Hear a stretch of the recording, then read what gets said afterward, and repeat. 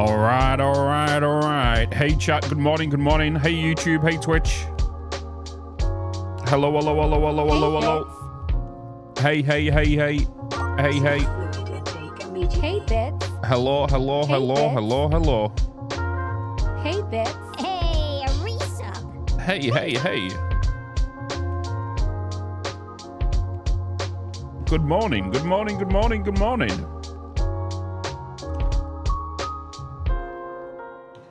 Hey, Bitz. It's a new dawn. It's a new day. Good evening. Good morning.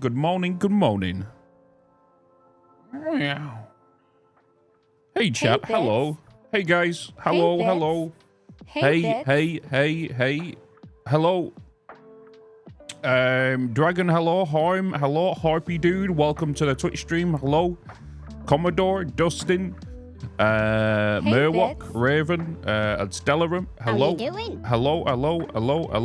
Hey, Eric, on YouTube. Hello. Tyler, Shane, Lucas, Hunter. Hello.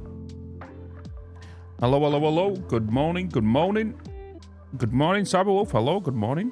4:37 a.m. in Texas. Ooh. Hey, Bitz. Hey. Hey there. Good morning. 3 sub. Jeez. Damn, you bloody legend. A tier 3 Hey, sub. Bitz. Ronan, thank you so much for that tier 3 for 18 months. Jesus. For 43 months. I don't know why I keep reading it that way. For 43 months, dude. Thank you so much. Spud, thank you so much for the 41 months at tier 1. Raven, thank you so much for the Prime for 11 months. 1 more month to your year, by the way. Darth, thank you so much for your tier 3 for 40 months. All beyond, thank you so much. Gifted a tier 1 sub to Madalaskan for your 1 year. They have given You literally hit your 1 191 gift year. subs in the channel. Phil, thank you so much for your tier 1 for 31 months. And thanking Evil for your gifted sub. Almost 4 years. Yeah.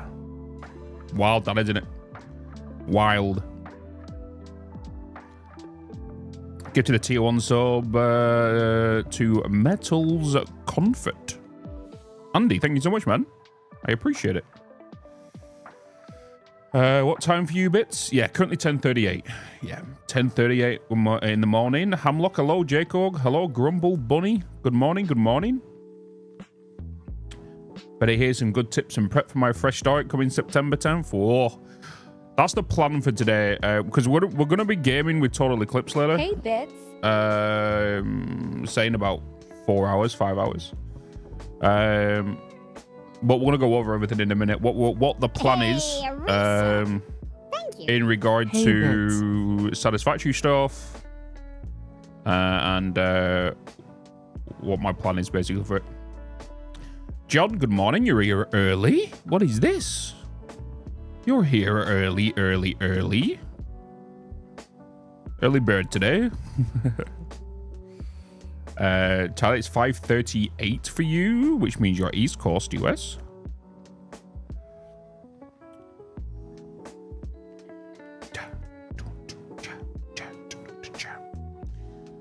Oh, collaboration. Yeah, we're doing some, we're gaming.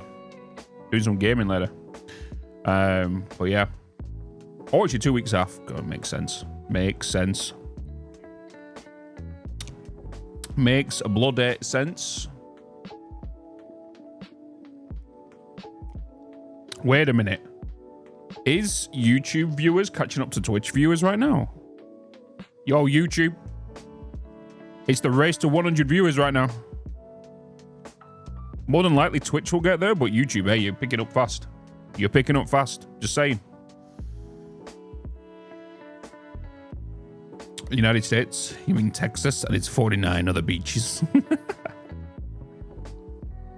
Hey, Bitz. Love you, Bitz. Appreciate it. Disconnect. Appreciate it, man. East. Yeah.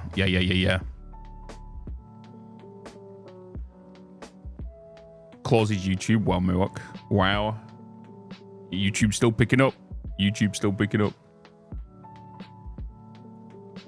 a crazy world. But we already know, like, Twitch will kind of probably hit like 300. Just kind of wait for some more people to get in and stuff. We'll just kind of sit and chill. What's everybody been doing since Thursday, by the way? Because obviously I've not live streamed since Thursday last week, so yeah. Hi from South Africa. What's up, Jacko? Hello, if that's how you pronounce your name. Jacko. One-eyed nugget. Oh my god, I love a chicken nugget. What up, Bitz? How you doing, man? I have coffee. You went to Paris for the games, Dorth? God, how was it? How was your experience? How was your experience?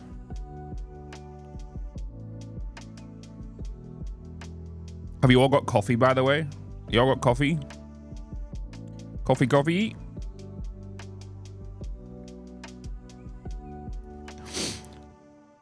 All got that good old coffee? On my third of the day? Jeez. Unfortunately, no. Damn. Sips your water. Hey, Baggins. I'm not playing TFD on the weekdays, only on the weekends now. Oh. Did you get a good little spanking off your drill sergeant? Stop playing that game. You're underperforming at work. Had lousy sleep, played No Man's Sky, coloured, went for walks, gardening. You know, the same. Same thing, different day. Coffee secured indeed. Hell yeah, Lud. Most of Americans are still asleep. Goblins are still up. That is true. Most of my viewers are goblins anyway. Weird assholes.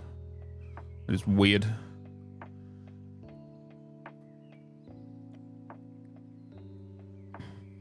I didn't even realize it was a hype train. What is this? Whoa, what's going on here? Why is my activity feed? Oh, I didn't scroll back up, probably why. Harper dude, appreciate that follow on Twitch. Ronan kind of went over you. Andy went over you. Gas Monkey as well with the 18 months. Thank you so much. M Cold, appreciate that follow as well. Gas Monkey with a 15 stream streak. You have yet to sleep. Damn. It's 12:42 for you.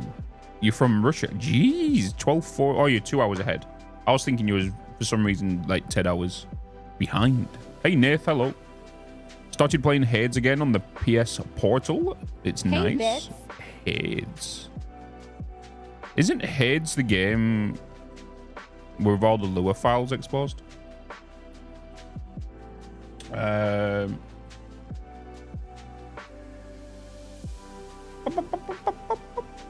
Hey, Nith. Adam Baisley, hello. 9:43 p.m. here in New Zealand. Woo. Hopefully you've had a good day. It's coming to the end of yours. Well, it is the end of yours, technically.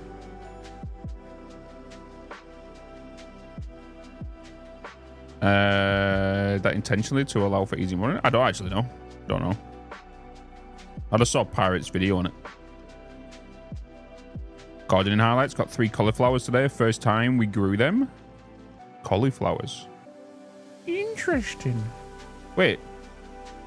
Baggins, is that you, Baggins, over there? You'll have to respond on Twitch, by the way. The Vegemite reaction videos are fun. Most do it wrong. The Vegemite? Do you mean Vegemite reactions? Oh, we have more, mate. It is you? Okay. I just need to mod you over here. There you go. I'm on the bus, so I'm going to have to head off. No worries, Nev. Go do what you got to do, man. Go and do what you got to do. Oh, yeah, but hopefully everyone's had a good few days away. I've been working my butt off. I've been working on YouTube videos. I've been working on some secret stuff. I've been working on more YouTube videos. And then, something important, more YouTube videos. I have literally got one video left to do to cover all my time slots in the month of August. Wrapping up a 3-year project at work, and we got the green light for our go live today. Now just chilling with Rust. Hell yeah, Adam. You okay telling us what that project was? Why is it top secret? A spoonful of Vegemite, like ice cream, but... when is Fractal releasing the chair? There is no set date yet. And I noticed I was recording yesterday. I was literally mid-recording of Horizon Forbidden West. And I looked over, because my chat comes up when my OBS is up, and I was like, he spelt Fractal wrong. He put Fractual, not Fractal. Without revealing too much, will 1.0 be dramatically different than the game we know? I don't know. I don't know.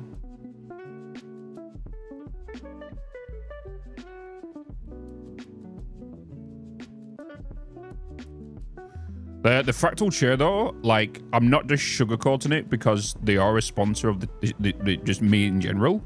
It is a good chair. And I've, like, I always use this chair. And the reason I've used this chair, I've used this, what, now for 4 years, maybe? This is the second one Razer have sent me. The second one? Fourth one? No, fifth? No, second one, but in 5 years, maybe? Yeah. Because it allows anybody who's over 6'2" for comfort. And obviously it holds a larger weight size because I am quite a skinny guy. So yeah, that's the only reason like I use this chair, but it's comfy at the same time. I've tried many like ergonomic chairs over this past few years, and the only chair I've actually found that is comfy, good for my size, my height, adjustable in ways, clean and thingy, is the new Fractal chair that's coming out. I think most people tried it at TwitchCon. Did you consider starting a new world now, just unlocking tier 1 and 2 and build beautiful factories and produce nothing yet until 1.0? So my plan right now is what we're going to do today is we are going to brainstorm your guys' ideas. I did do a poll on YouTube yesterday in the community section in regards to like what you guys want to see, because think about it as we are a fresh content curator, a fresh content creator coming into Satisfactory, right? We already know I've done guides, I've done let's plays, done all that stuff. What I want to do and brainstorm with you guys right now is what you guys want to see as a priority over anything else in regards to videos. And it's a landslide with one of them. So far, there's been 335 votes. Let me refresh it, actually. 345 votes.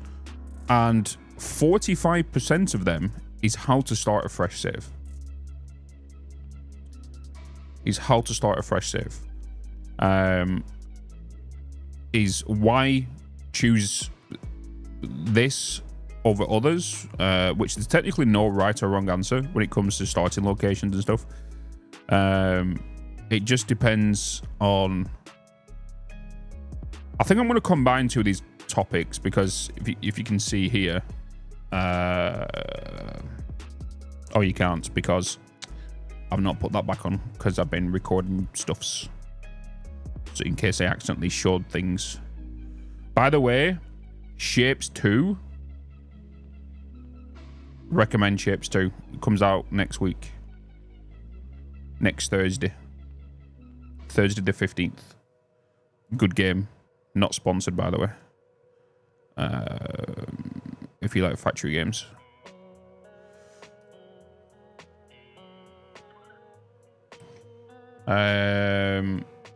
Building a service that can predict on how much milk a dairy cow will produce over its life based off its genetic history. Wait, what? That's crazy.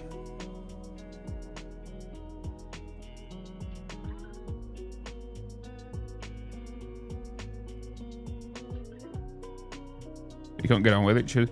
It's gonna be like that for most people, Dragon. It's like, what do you do here, like stuff? 6 perfect iron nodes, 3 concrete, and 1 perfect copper. Right, let me pull this up. So I did a community post. You should be able to see it now. Here. So I put this up 8 hours ago. So I'm starting to plan the Satisfactory content for 1.0. What would you like first as a priority? Also remember that all my previous guides will be getting overhauled. If there is nothing below, please choose one and comment or with other ideas, and please like community members' ideas also so they can get pushed to my attention. So the first one was how I think in regards to gameplay. How do I make a video? Tips and tricks, lore, and how to start a fresh save. Obviously, this is a landslide. This is a landslide. So we're kind of going to go over this in a video for sure, and I more than likely might combine it with how I think, because I feel like it's going to be more of a less that, because there's no right or wrong way of playing, but I can only do it from the way I think, right? Is basically the way I see it, right?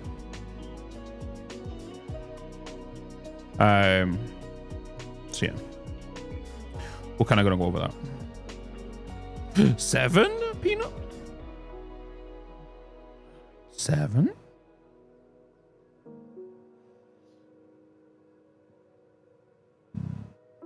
Wow, Milwaukee, that was quite harsh.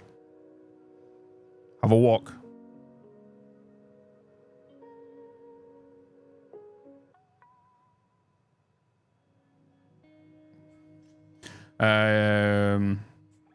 I need what's it called? Combination of bloodline and refining the predictions to get more data. That's crazy.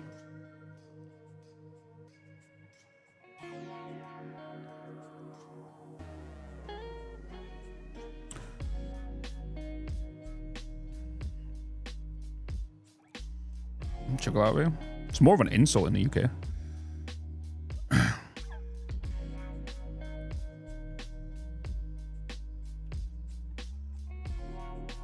Because it's aimed at people in the UK who don't have jobs and can't afford things. Oh my god, a new subscription.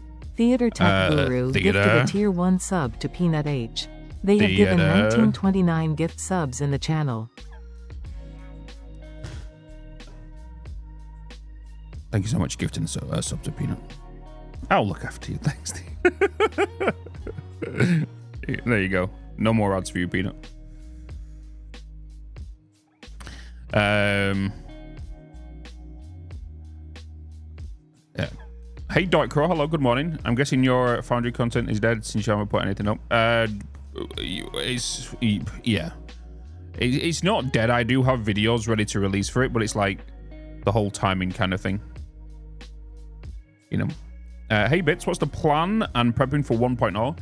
We're about to go over it and start brainstorming what we want to do in regards to videos, in regards to what you guys want to see, just kind of prioritize things over some others, and whatnot. I've just been showing the thing that I put up on the community post. So if you are on YouTube right now, which you are, head over to the community tab on my YouTube page and you'll see a little poll we have going.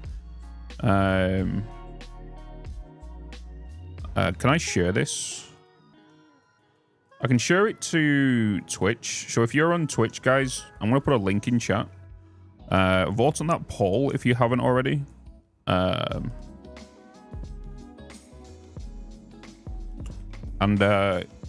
just vote. There's like 345 votes on it right now. 347.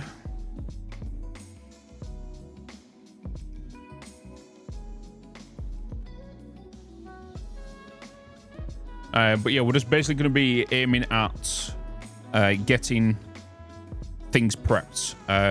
So I can go into Satisfactory right now, can go into creative mode and just do a little bit of prepping, and it'll save me time off stream in regards to why do I start in the Northern Forest? What's the pros and cons? Like, there's many videos of that, but I've never covered a video on it myself. In the reason I do it, you know. Hey, Coraline. Tier 2 for 23 months. By the way, I don't know if you guys have been watching the recent YouTube videos, but I went to my YouTube memberships. A lot of you guys have still got your subscription. I didn't realize how long you guys have been subscribed over there on the, well, I say been a member. It's been crazy. Theaters recently just joined us. So, for example, like Coraline, you're still over there. 8 months you've been a member. Joined 8 months ago. McMave, 32 months. Rejoined 9 months ago. What a bum. I see Manus over there, 32 months. You know, Azim, 32 months, joined 32 months ago. Dragon, 32 months, joined 32 months ago. There's just so many of these over there. Blaine, 7 months ago, rejoined 3 months ago. Hello from the Tube side. Hey, Stewie. That is you, Stewie, right? You're Stewie on Twitch, right? I probably spent more time playing than watching, so I'll probably catch up 2 weeks or later on what you did for launch. There's going to be a lot to go over, John, because obviously we'll be doing the marathon stream. The marathon stream starts on the 10th. I have also just been notified as of this morning. Thank you. T34 days. I have just been notified this morning. We will be on the front page of Twitch on the 11th of September.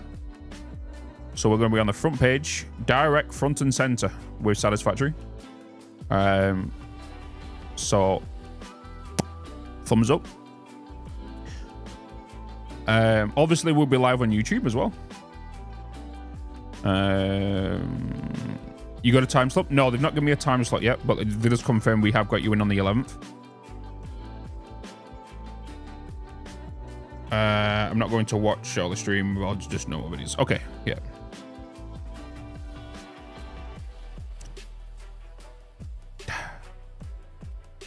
It is you, Stuart? Hell yeah. Yeah, 5 weeks until 1.0 launch. There's no dev stream. There was no dev stream yesterday. They are back on the 13th. If anybody's wondering when Coffee Stain dev streams are back, they are back next Tuesday. Next Tuesday.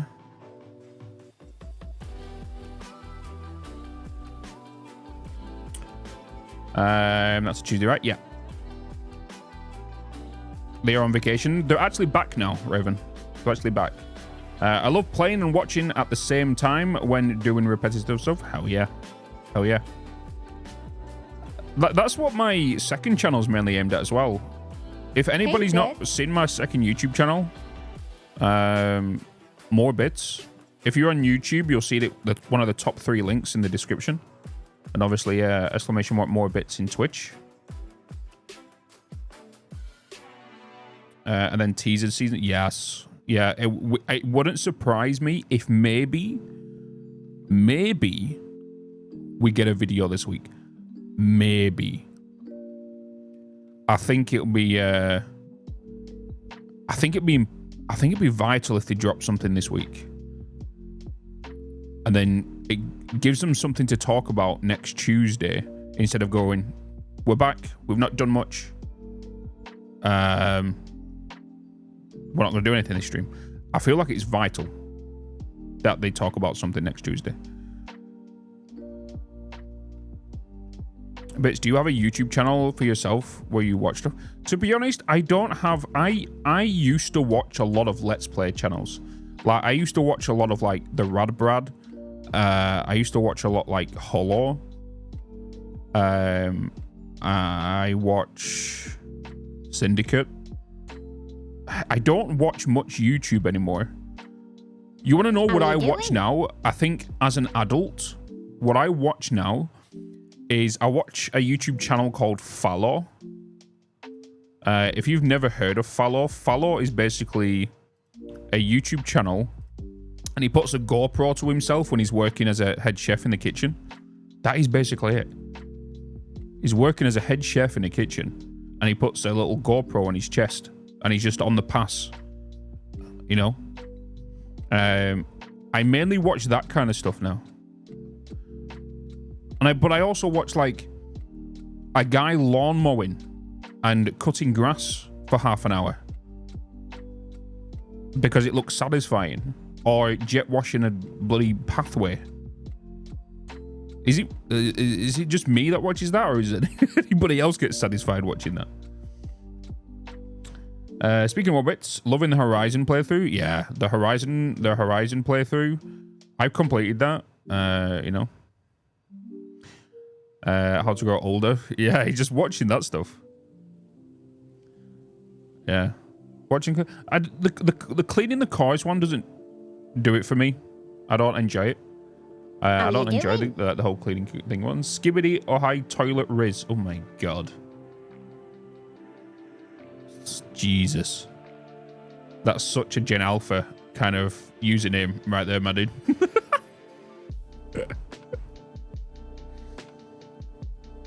Carpet cleaning does it sometimes. Oh yeah, the whole carpet cleaning one. Yeah, there's a guy that does like the rugs and the things, right? He's kind of look filthy. I don't enjoy watching the restoration videos because a lot of them are fake. You know what I mean? But like, I don't watch them sort of stuff. Hey, Mike Carter. Hello. Good morning. Hey, Elon. How you doing? You ready? Restoration building houses. Do you know something? I did enjoy that. I watched. If you've ever watched Demolition Ranch. You know the guy from the US who does a lot of gun stuff. He had a series where he was building his house and stuff. I enjoyed watching that. That was like a 2-year experience of that of my time. Hey Elon, hello, over on YouTube and Twitch as well. Wasp and Hornet removal is crazy. Never seen that. That'd be weird. When is 1.0 out? It's out on September 10th. Planning on having another crack at Frostpunk.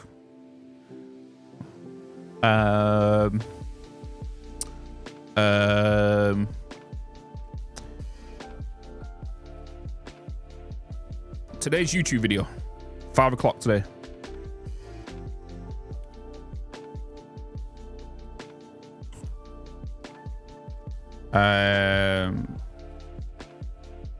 Does that answer your question? Does that answer your question, Stewie? Today's YouTube video at 5 o'clock.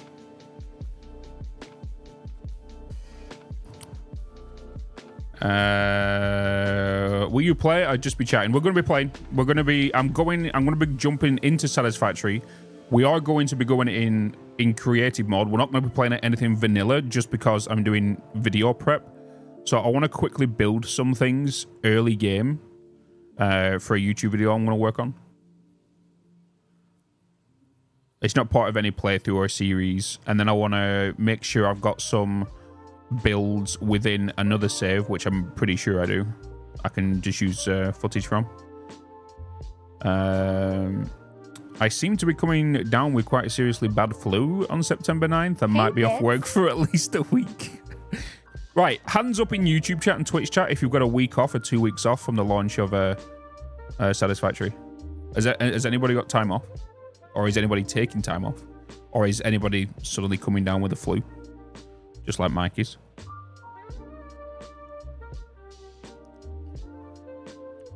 Their own silly laws and rules and stuff compared to the Europeans. Yeah. You retired, Raven. I have time off. Took sheer. Yep, definitely. Definitely flu. I got laid off a month ago, so I got some. There you go, Peanut. There you go. 36 and retired. Yep. Elias, you're taking time off as well? I just turned 18, so I'm free the whole year. See, my boss is a gamer, so we're both taking September time off. Pix, is your boss in chat as well? Have you got him to come into chat? No? Have you got your boss to work? To check out the content yet? You have COVID that week? You're just going to go out and lick poles? Like, just lick handrails? How you doing? I've got time off, but I was a fluke booked it off at the start of the year. Oh, okay. So you booked it off at the start of the year. Didn't know it was going to be 1.0 release as well. I'm a teacher, and 1.0 release is the week before school holidays start here. Sheesh. You retired as well, Grumble? Don't forget the doorknobs too. True. When is 1.0 release? September 10th. September 10th. I'm retired, so it'll be a full blast on the day. Yeah. So for those that don't know, I've not seen the recent videos. We are doing a marathon stream. And how that works, I did put a big post in Discord. The stream will be starting at 10 a.m. on September 10th. There'll be a default timer for 6 hours. And then, with every Twitch sub and YouTube sub, it adds 4 minutes to the timer. With every tier 2 sub on Twitch, it adds 8 minutes. Every tier 3 sub, it adds 20 minutes. For every 100 biddies, $1 donations, $1 super chats, all adds a minute. Then we also have any merch gets sold, adds to the time. Any stream stickers gets added to the time, only when a stream party happens, because I have to add it manually. What else are we adding? Tangier, we're going to add Tangier into it as well, and that will only happen when an event happens as well. And then, as you know, last year we went for 67 days. We streamed for 67 days in a row.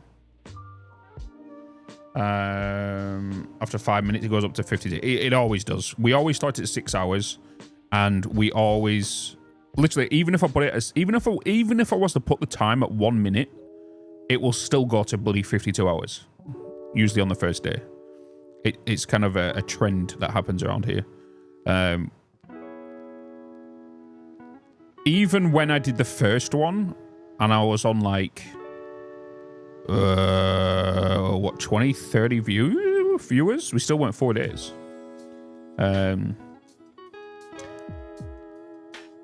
You know, can't go below 52 hours. True. So yeah, that kind of happens. And basically I start the first day at 10 a.m. and then we finish it at 11 p.m. And then I go to sleep, and then it truly starts on the 11th, really, for like gameplay aspects side of things.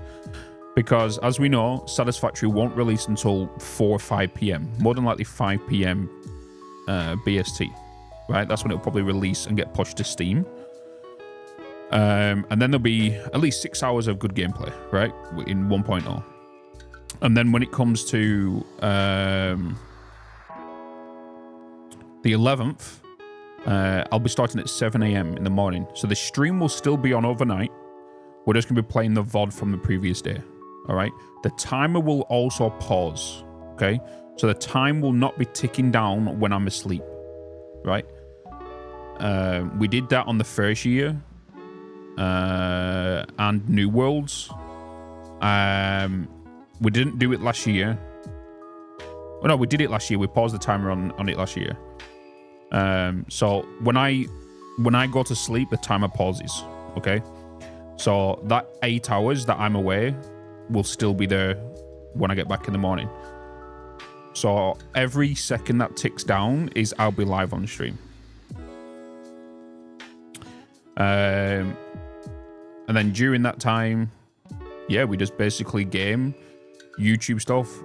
This one's going to be different, and it's going to be a bit more chaotic. The reason I say that is because,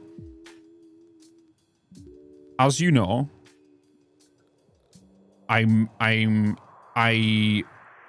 YouTube videos and the Twitch streams are basically one, right?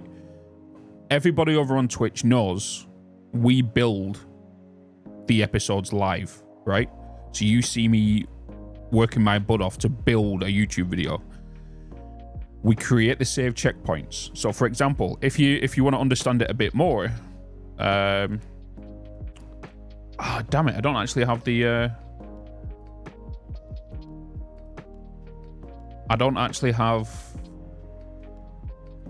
the documents anymore. Actually, no, I'll still have Google Docs.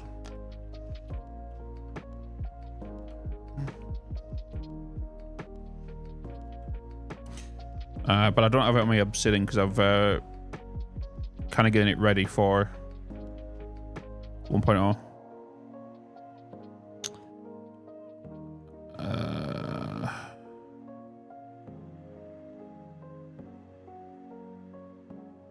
Wait, do I actually have it? No, I don't have it here either. Oh yeah, I do. I've got another one. I have one here very similar what I had for Dyson Sphere, right? So this is how expects bright mode here, by the way. So this is a kind of how I make the YouTube videos. So I'll be live on stream, right? And we start the save at 0.1, right? That'll be the save checkpoint. And then I build this stuff, right? This is for Dyson Sphere, by the way. And then I create a new save called 002, right? And that is episode 1, checkpoint 2. Then the next one, I had 4 smelters for plates and then double stack storages. And then I create a new save. And then I do this, I create a new save. Do this, create a new save, and so on, right? So when I come down to recording this, I load up this save up here. And then I talk to you about, okay, I'm going to do this, this, and this. And then I show you how to do some of this and then pop it in. And then I'll load up this save. The reason I load up this save and not just continue from here is because if I load it up, this will resemble exactly the same save, you know. And then I would basically do this, then load up 003. Do this, load up 004. Sometimes I might even skip things, you know, all that stuff. Because the video might just be going for too long. It might just not be maybe informational or whatever, or we might have done it in the past and it just needs skipping. Why is the document called Kisika's kneecaps? Ignore that. There's a reason. There's a meme behind it. Hey, Bitz. Kisika's kneecaps. Yeah, so that's how I basically do that. So we live stream. So this marathon, we'll be live streaming it, right? And we'll be creating our YouTube videos live. So this also includes you guys over here on YouTube, because you YouTube viewers will now be able to watch the marathon live. In regards to YouTube does have a 12-hour video limit, okay? So we need to science that. What I believe happens, I did some research this last couple of days. When a live stream has been happening for 12 hours straight, it turns into a 12-hour video instantly. And then we just continue. We don't have to refresh the stream or restart the stream. You can just leave the stream up and it automatically saves a 12-hour video. So that's what's going to happen. We also are going to be, like I said, making the videos live. You'll see me editing them live, doing the thumbnails for them live. Yeah, that is basically what we're doing, you know. So everything is going to be visible. The 4th dimension, if you've never seen it before, will be broken, will be shattered. Hey, Pinkman voice, yeah, science bits, it's bits science. Thanks, Chindaloon. For 9 months, man. 9 months. All right, let me just catch up with chat here. Hey, Louise Santos, hello. Sleepless September. It's going to be, it's like kind of like that every year. Nort7 as well. Appreciate the follow. Hi, I'm new here. I found you through Let's Gaming Out Reactions. Hello, Vortex. Love you, vids. Appreciate it, man. Will there be a toilet flush speedrun? Probably do it instantly. Boom. Straight from spawn to the toilet. I played many factory games, but none of them hit quite the mark like Satisfactory does. What's your opinion? My opinion is that there's many... Every factory game is different in its own way.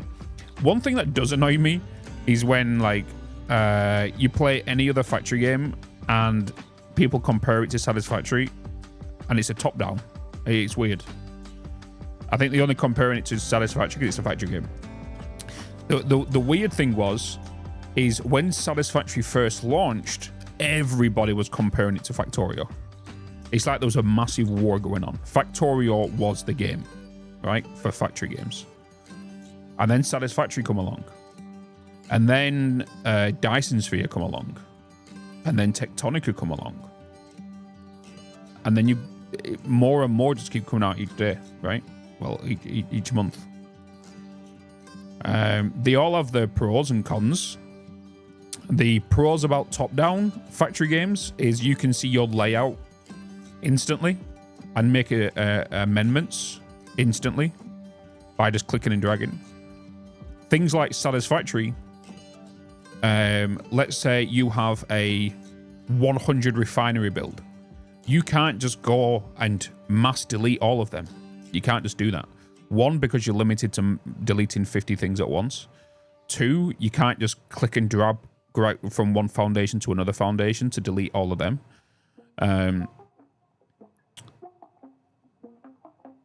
It wouldn't surprise me if something similar gets added to 1.0 with a cool little feature.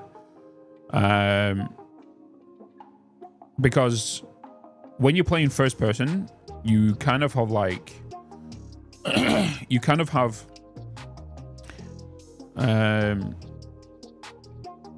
buildings in your way, structures in your way, you know, all that kind of stuff. Benefits to each, but Satisfactory is yeah. Some people like the whole aspect of running around your factory. You built this. I'm that kind of person, right? I love top downs. Shapes 2, I'm addicted to right now. I've been playing Shapes 2 and I've recorded about 6 videos on Shapes 2 right now. If you don't know what Shapes 2 is, or Shapes, if you've never heard of it before, I'll show you a little trailer for it.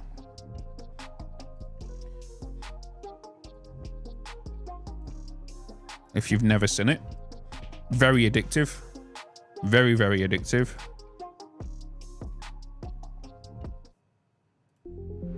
Hey guys, this is Tobias, creator of Shapes 2.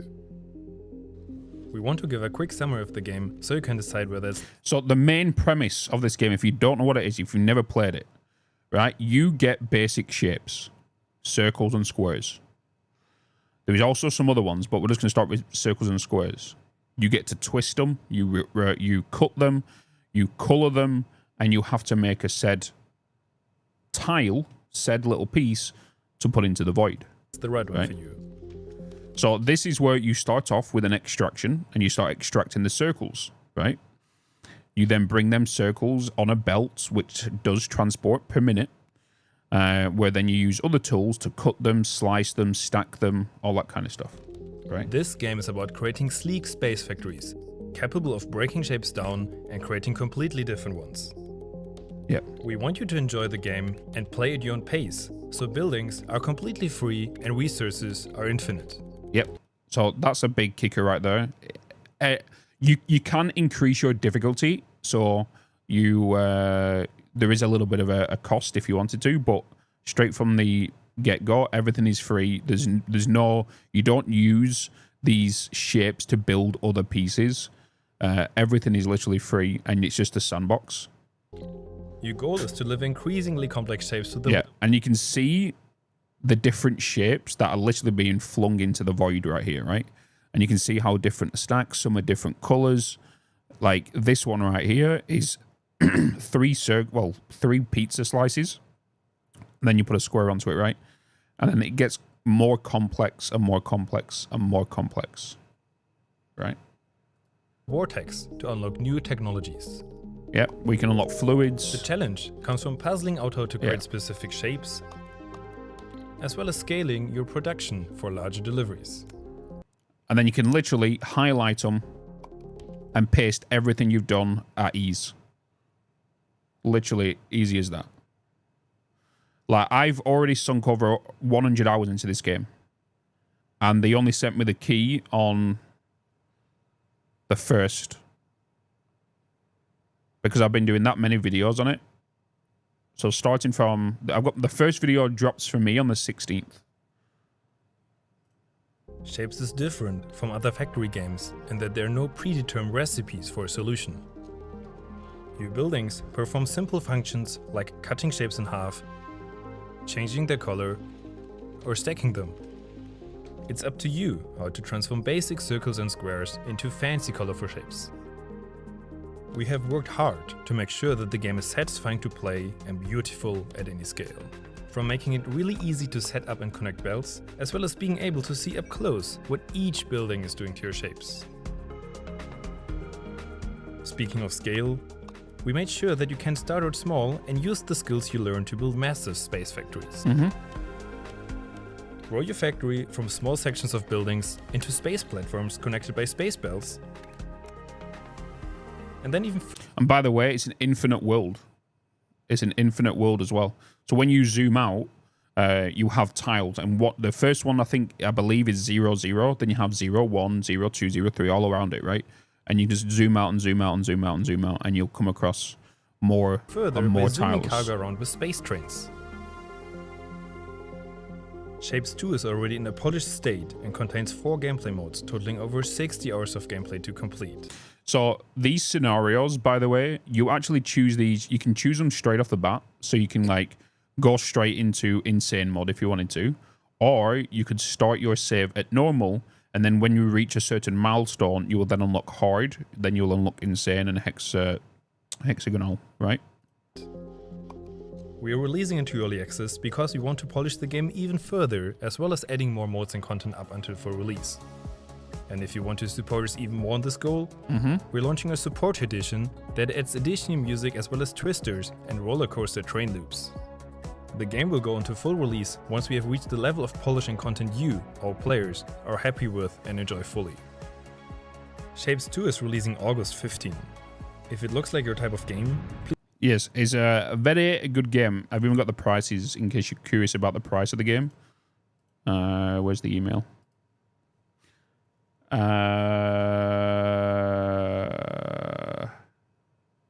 How you doing? Sweet. Halvorsen, hello. How you doing, man? How you doing? Please wishlist and follow on Steam. But yeah, it's out in 8 more days. I've been playing the crap out of it. What is annoying is with me having this YouTube schedule now in regards to YouTube videos, like Monday, Wednesday, and Friday. I'm one of these people that, okay, I'm just going to release a video then because I want you to experience it day one. As much as I want to release that video on the 15th, it's killing me because it's a Thursday, right? It drops on a Thursday, which means it'll be out of my schedule, right? If I was to drop it on a Thursday, there'd be no video on the Friday. But the reason I want to stick to this schedule is so then YouTube understands I'll be releasing a video then. And then also people will be like, oh, there's a Bitz video tonight. So then over time, people get used to I'll be dropping a video every Monday, Wednesday, and Friday, right? So you could be at work, you could come home and you're like, oh shit, what do I do? Oh, Bitz has dropped a video at 5 o'clock, right? Like there's 2 videos dropping today, one for the More Bitz channel, one for the main channel, you know? Yeah, I know launch prices. Yeah, I'm going to pull it up for you now.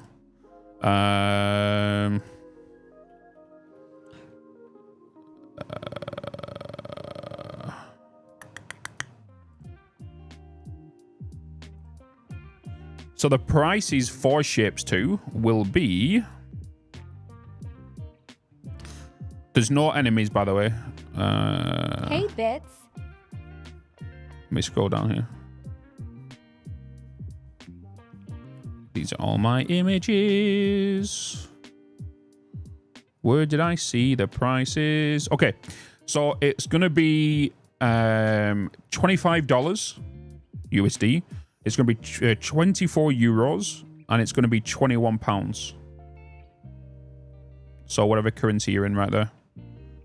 So it'll be $24.99 US dollars, $23.99 euros, or $20.99 Great British pounds. That's how much the Shapes 2 will be.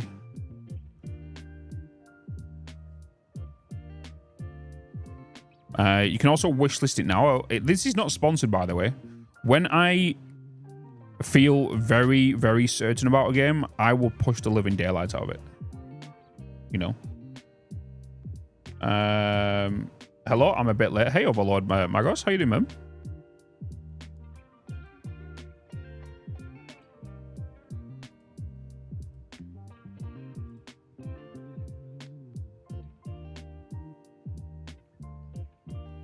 How is things, Bitz? Hello, Maeve.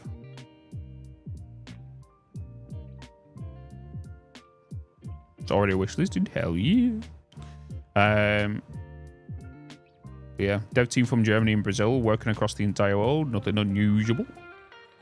Yeah, it's a German development team. But Shapes 1 is already out now. And that is Shapes. That was Shapes 2, right?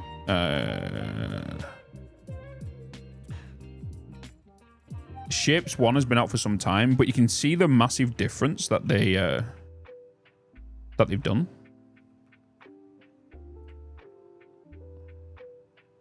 So they released this in 2020, and this is the first one, by the way. So you can see how simple it is, and just top down. This is all it was. It wasn't 3D. It wasn't anything, right? So they've done a big step up from the first game. So this is how it originally looked. Shapes 1.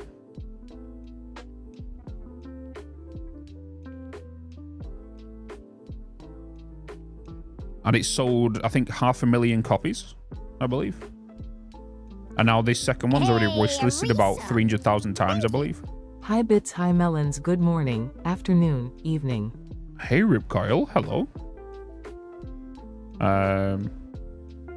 Yeah. Now they've made it 3D and stuff. How you doing, Rip Coil? 16 months, man. 16 month streak, 38 months in total. I keep reading these resubs wrong. Being spawn. Are the producers from Germany? It sounds like it in the video. Yeah, the developer is from Germany. Yeah.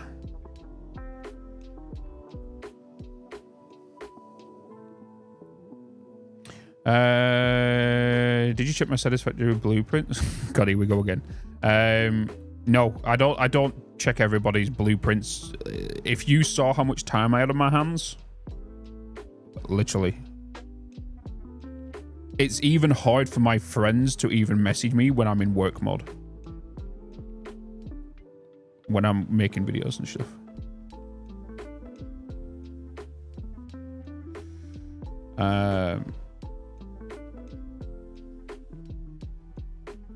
But yeah, in regards to the More Bitch channel, we've been working on obviously the Horizon Forbidden West. Horizon Zero Dawn videos are releasing every day at 5. Completed that game, by the way. I know only I think episode 4 went out last night, right? Was it episode 4 that went out last night? Episode 5 today, I think. I can't remember. I've done that many videos. I don't know where I'm at. But yeah, I've already started recording Forbidden West. How did you like the DLC? I like the DLC. I like the new machines that are in it as well.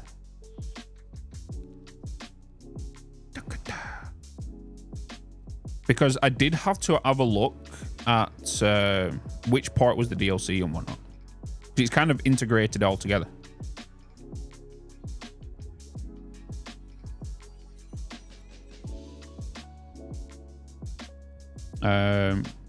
But yeah,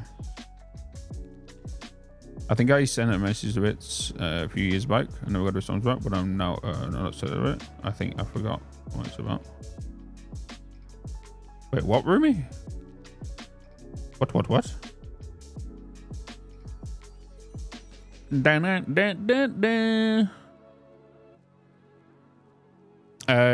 But yeah, so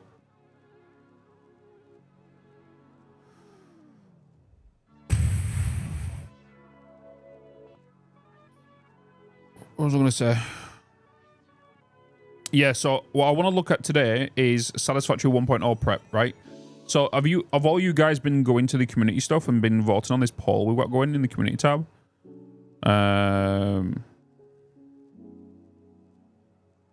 You been doing it?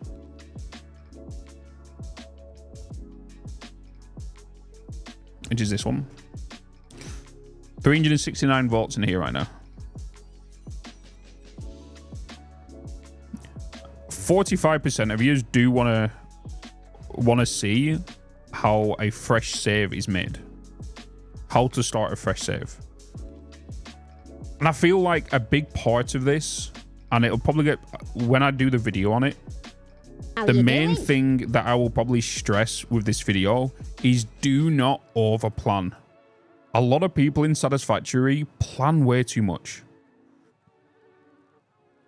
Like they think, oh, I'm going to put an exact foundation here because this is where I exactly want this building. Or I want my building to exactly look like this. Like, that is the main problem that everyone goes through and gets burnt out on that. Right? That's the plan.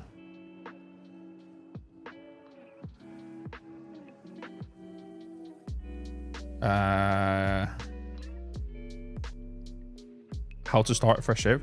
Like, most people are curious on how to start a fresh save in Satisfactory. So, like, why do I want to choose this biome? How much ore do I want to start with? What do I want to aim for first? When do you end a starter factory?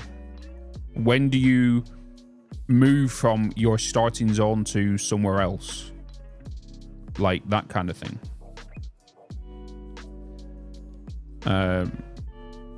You know, that's what most people think about. A lot of people get burnt out because they just look at it and just go plan. And then when that plan gets interrupted because they've done something incorrect, you know.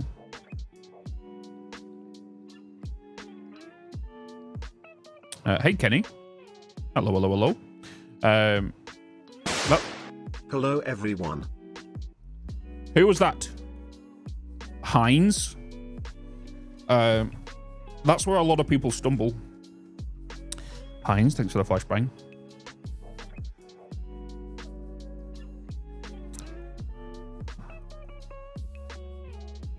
And that's kind of what we're going to go over today. And I want to basically go over my document and start writing some ideas down for what you guys want to see within the first 2 months. Starting from August, really. Well, start of September. You know? So, I've made a empty document right here. That's Telegram with the stickers, thank you.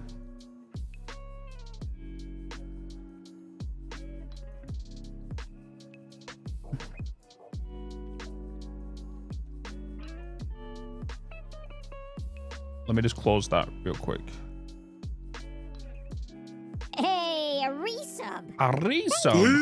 Hi, everybody. McMave86 asked me, how do you start with a fresh new save in Satisfactory? All right, McMave86, let's kickstart that fresh new save in Satisfactory 1. Launch the game. Fire up Satisfactory like you're busting a move to some hardcore trance 2. New game, select new game from the main menu. Think of it like grabbing a brand new spoon. 3. Select a start location.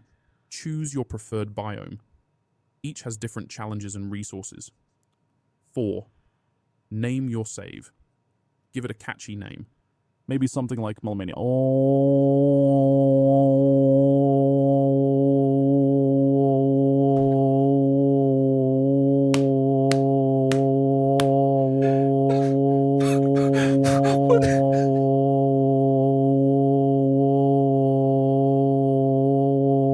the comforts are all. I've always looked at a Hanukkah. What did you do? What did you do? What did you do, Maeve? Seek fluid intake immediately. Oh. Spiral alert, shapes 2 is amazing. Yep. I've already sunk 100 hours into it. Oh my God, dude. What did you do?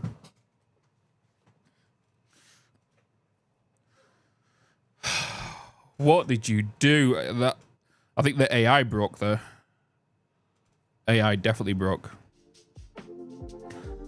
Oh, it sounded like Patrick from SpongeBob. Oh, my name's Patrick.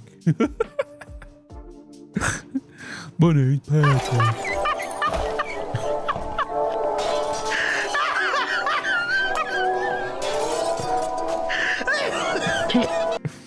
Okay, everyone needs to save their name. That needs to be everybody's save name now when they start a brand new save in 1.0.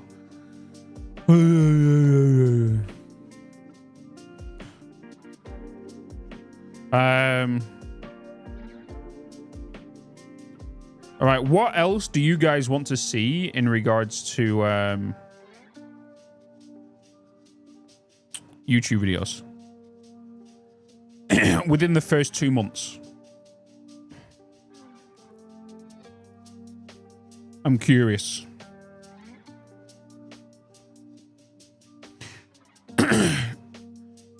Excuse me. Hydrate, chat. Coffee.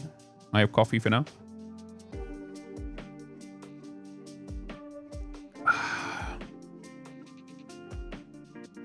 No, just Satisfactory.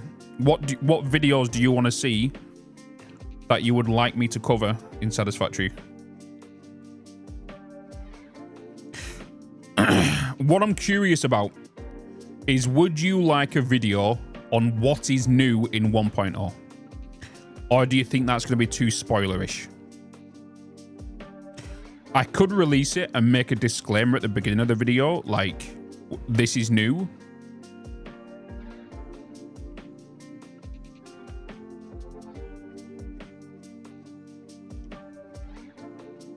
Like, new things in 1.0. Without the story, I'm not gonna in regards to the story, I'm not gonna do a story thing. The thought process and design that you may plan before building a certain factory. Okay, so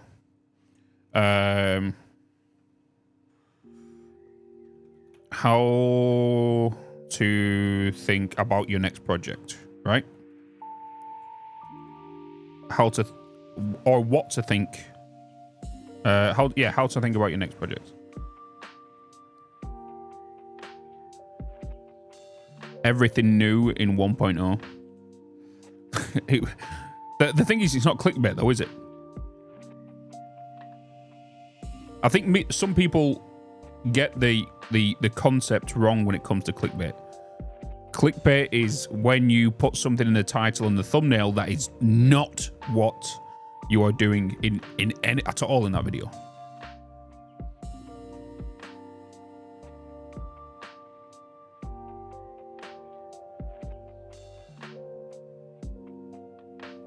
There's a very thin line, and like, for example, a very thin line was, and it kind of, I kind of did it as well, was with this one. Originally, this thumbnail just said goodbye, right? This video just said goodbye. And the title was still the same. All good things must come to an end in Satisfactory. A lot of people thought I was leaving Satisfactory with this video. For this one. Like, done for it for forever. You know?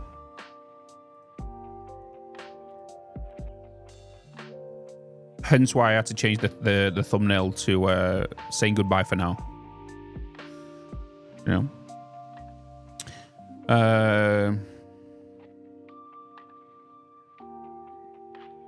hand mine the rock on a mining node, just for an example. I'm kind of curious about different types of floor plans, like vertical building versus horizontal building. And how do you make architecture around that? And struggle making buildings. Okay. Building planning, right? Building planning. This could be for underflooring. This could be for cable management. And more, right? I'll just be happy to see long-time plays restart. I tend to compare the current finished builds to my beginner attempts, and I'm both inspired. But I'll tell you what needs to be done is to cover that is don't get discouraged. That this needs to be a video. I don't think I've ever seen a video on this. Don't get discouraged on by other creators and other players.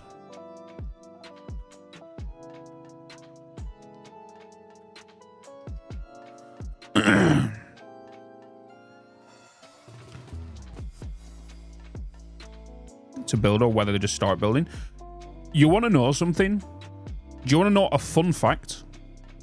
A fun fact when I go into a new project, and this will probably get talked about in majority of these, is I do not plan what I'm doing. The only thing I plan, I'm just kind of contradicting myself there. The only goal I give myself is I want to make heavy modular frames. That is literally it. That is my plan. Is I need to make heavy modular frames. So in majority of the video, I'll talk about like how I use 80% of my current building materials for said project. Why 80%? Is because I want to leave myself 20% overhead to go into storage for me to hand build stuff, to build buildings or build belts and stuff. I used to be a planner when I used to plan stuff, but I don't anymore. You know, because the reason, and this will get talked about in this video, because like how to start a fresh save in this, right? This will be like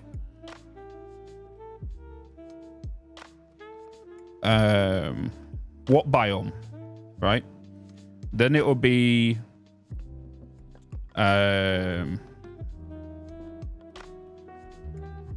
pros and cons of the biome, when to expand and how to, right?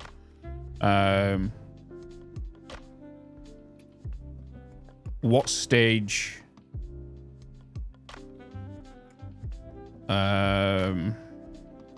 maybe not.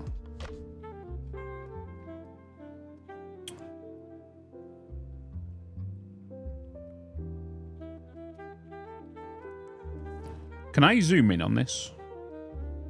So I feel like zooming in might be better for you guys. I don't know how to zoom in on this. Unless somebody knows. Where I planned out a bunch of factories and then never built them because I was too overwhelmed. Exactly, yeah. When I say plan, I mean like aesthetics. What's this factory going to look like? Does this have a theme, etc.? Not actual parts. Same with that. Like I do. I don't even plan that. I never plan what my factories will look like. The only time you kind of do need to do that is if you're going for a circle build or a square build. Because you need more planning when it comes to a circle build than a square rectangle build.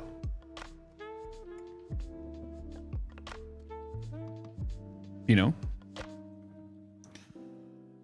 And the only reason that is because the size of the circle is more complicated than extending horizontal, right? I feel like after making certain factories over and over, you get a good idea of the space you need for less planning and more for your show. Yeah. Honestly, you never really need to finish your design of a factory until you get to tier 7 at least. When you unlock tier 5 belts, because if you are using, I can put this in here, right? Benefits of pure nodes, right? Why pure nodes are your end game always, right? Because just due to expansion, right? When you have pure nodes, you can expand to the end game with that node. So if you bring in 5 pure iron nodes, you can then build a said structure that you can finalize, but not 100% complete, because you'll need to expand on it and make sure that you don't have to rip it down every time. Hence the reason we build the engines, right? You know the engine builds you might have seen me build? The reason I build the engine builds is because they're expandable. You can extend an additional 16 constructors on it. You can put like another bunch of smelters on there, right? You can just keep upping it and upping it and upping it, right? And whatnot. So with normal nodes, you can kind of plan ahead with that. You can't really with impure nodes, unless you was to bring 4 in.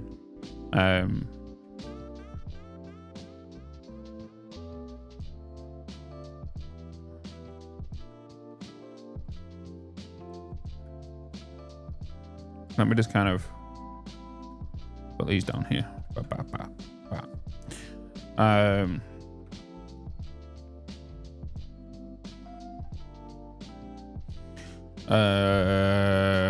Fresh save wise. Oop. Yeah. I still want to build my racetrack themed turbo motor factory, but buggies running around and track more items. What software is this? This is Obsidian. Obsidian. I think we have a command for it, right? Did it get named something else? I think Dragon did it. Exclamation point notes? Maybe?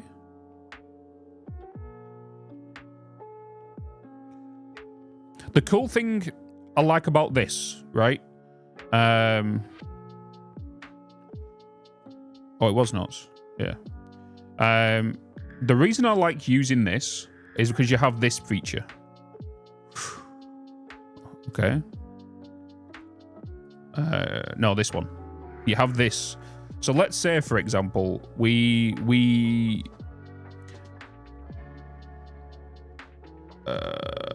close that. The reason I like this is because I can create a box here, right?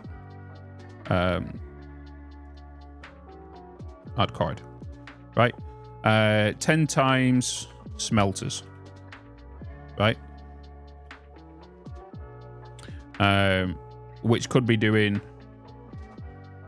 600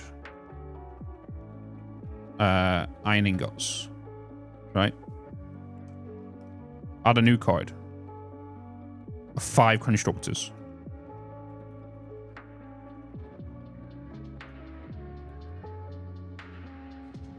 Five-time constructors. Making, well, it won't be 5, it'll be 20. 20 constructors. Iron plates. Right? I can zoom out of this. I can connect this to this. So I can create charts on this. Right? So iron plates are going into here, into 20 constructors. Right? This will give me an outcome of 300 plates per minute, right?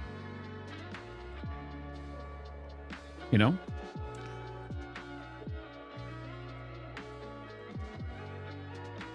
And you can just basically just play around with this and do whatever.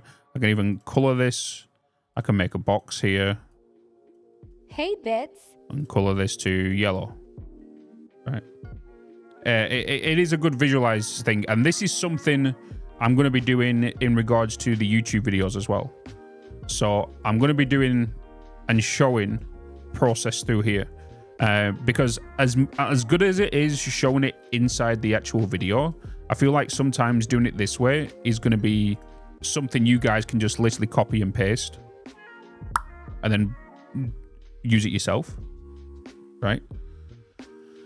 So you can see I've got 10 smelters here. Instead of looking at it in first person and seeing 10 smelters, where some people might prefer top down or look at that stuff, right?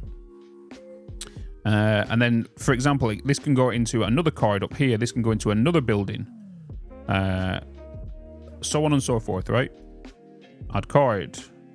And the annoying thing about this is because we're all factory builders and stuff, I got to make sure these are all lined up. If I don't line these up, I go nuts.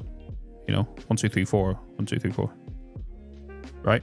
And then I can go, okay, this, I need to send some items to this said building. I need to send items to this said building. I need to send items to this said building. Right? So on and so forth. If this building needs to send whatever it's making into this one, I can figure that out, where then this building has an output of something else which goes to here, right? And this, you don't want to overcomplicate this because, like, you know what I mean? OCD kicks in. Yep. I just downloaded it. Seems nice. Cool. Yeah, it's good. Like, you can. The thing is, the good thing about this app is you can add images in here. Like, you can see my images, right? Here's all some of my Satisfactory stuff. I was working on Satisfactory Plus, right? So all these images are in regards to Satisfactory Plus. So do you know when, like, in a Satisfactory Plus video, you might see me talking about, oh, I need to put this machine here, this machine here. Because I've already built it on the live stream, I've already got an image of what it's going to look like before I even start it, because I built it on the live stream. The live stream is where we build, and you can see me work everything out raw. Where in the YouTube, I have I have an understanding of what I'm going to build. It's just that mishaps might happen, right? So when I was building this BIOS stuff here, right, I knew I was going to place it in this exact positions and all this stuff. So, and then these images was linked to the document, right? So, I should have left it. I should have left what I was doing. Hey, Bitz. In there. It might be in a past live stream though. Your Horizon Zero Dawn playlist on YouTube is reversed, by the way. Is it? Is it?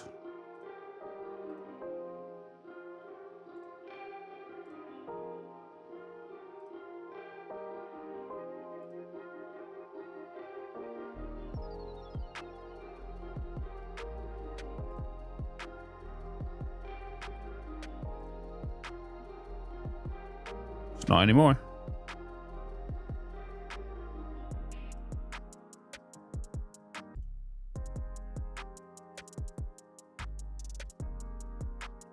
It's not anymore. There you go. Done. Fixed. That's the thing I don't like with Obsidian, the copy and paste image management. I will love an option to hide the images. Oh yeah, I see what you mean. Yeah. You could just share the Satisfactory calculator build URL in the video description. I don't like using Satisfactory calculator. The only reason I don't like using it is because it works it out for me. It feels like I'm working with another player. I like to play solo, right? I don't like to use the Satisfactory calculator because it does the work for me, and all I need to do is copy and paste what it's showing me to do. Muffin 81 Pella and Skrikow Dada de Presente. Louise, thank you so much for thanking Evil for your you gave it sub. Thank you so much, man. Hello, good morning, sir. Yeah, I don't like using Satisfactory calculator because for those that don't know what Satisfactory calculator is,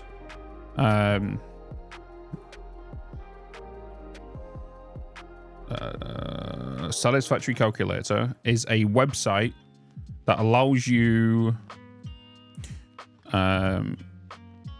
which is basically this, right? This is Satisfactory Calculator. You can actually go into this and go into Production Planner.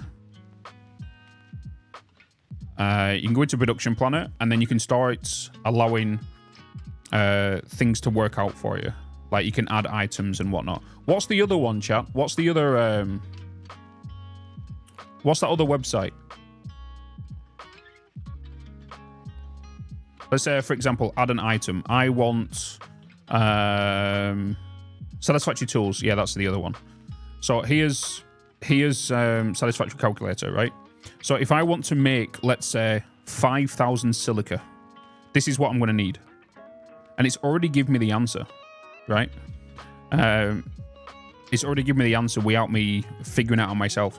I like to work things out. It's more of a self-satisfaction that I've gone, okay, this is what I need. Yeah. Oh yeah, tools is 100% compared easier to this, 100%. Satisfactory tools.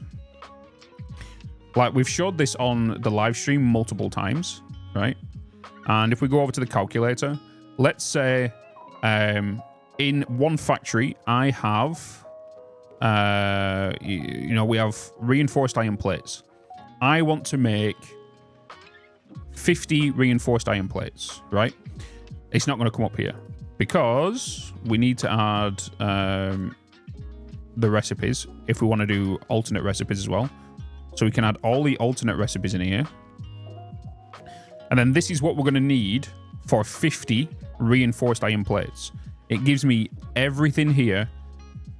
And this is the best result I can get, right? Because it's using all of the alternate recipes. Hence the reason why it's giving you crude oil right now, right? This is why it's giving you crude oil. Because this is telling you the best way to actually make it. If I want to make 50 reinforced plates.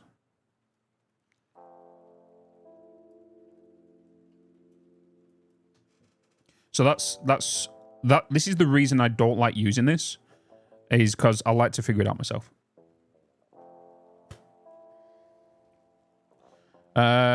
Suitor Players, hey Bitz, I've seen you on X but never caught one of your streams before. I think it's the first time I've seen someone come from Twitter to a live stream.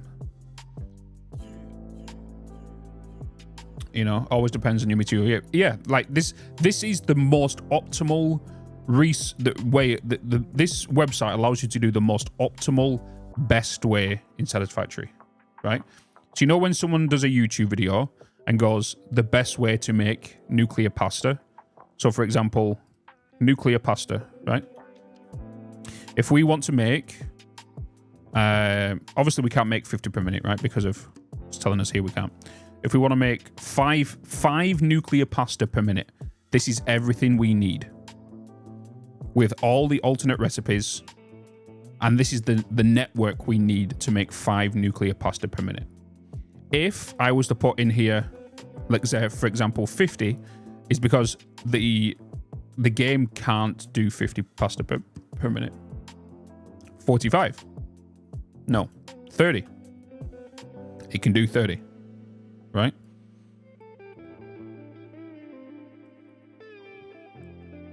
And this is everything you need to make that pasta per minute.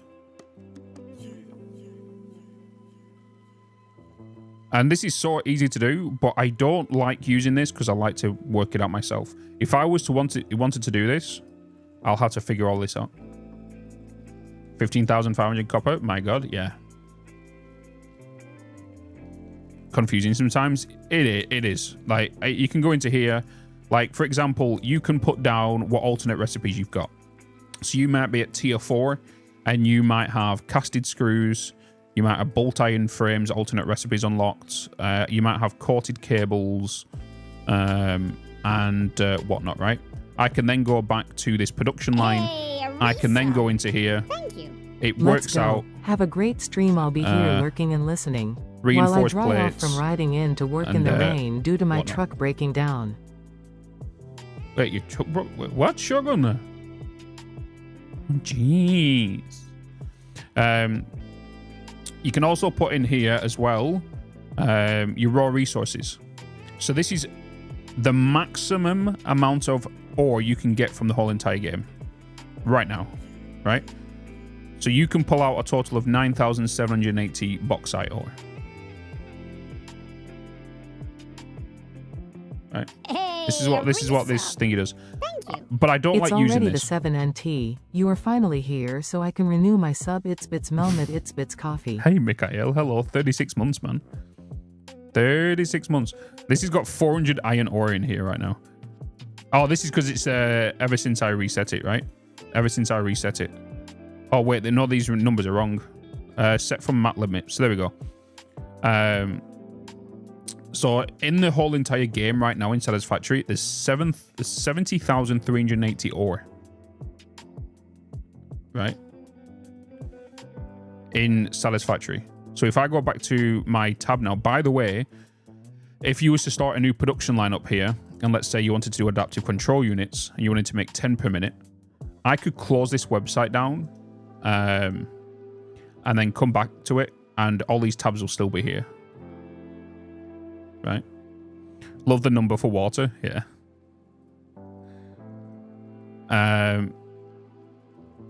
So yeah, this is how you make this stuff. Like I said, I don't like using this website because I like to work it out myself. It's more of a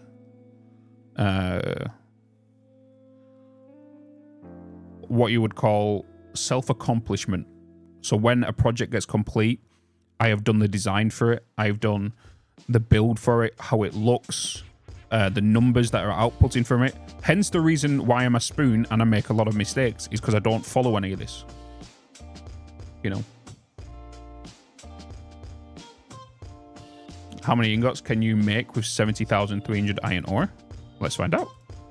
I'm pretty sure, because the most we've ever made, I believe, was it 27,000 we made in a Titan iron ingot factory?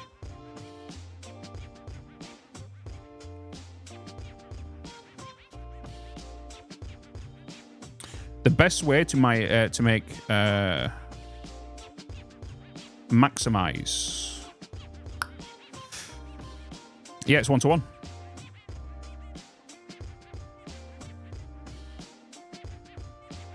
Yeah, it's a 1-to-1. It's a base recipe. So here's the base, right? So you can make 70,380 iron ingots if you wanted to. How you doing? If we change the recipes, change it to all, we go back to it,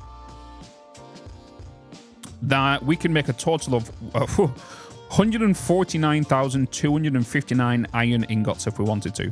We need to consume 28,860 copper ore, 70,380 iron ore, 23,725.7 water. Oh, Jesus. Which means we're going to need 1,443 foundries, 1,187 refineries.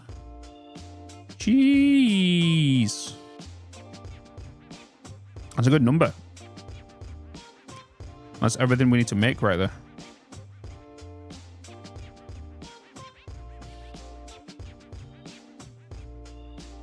Hey, Tobias. Hello.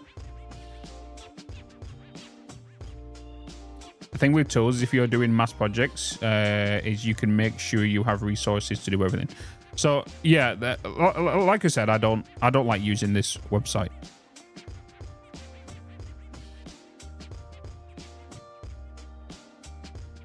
How much power? This will need. Only 58,673 megawatts. That's not bad.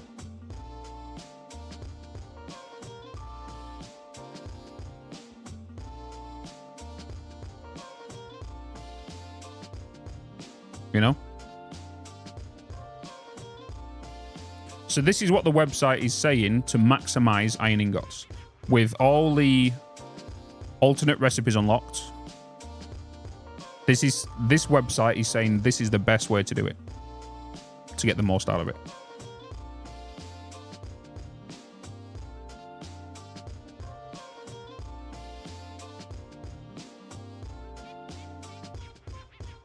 Seems not to work correctly. Yeah, because this can actually go more. This can actually be more.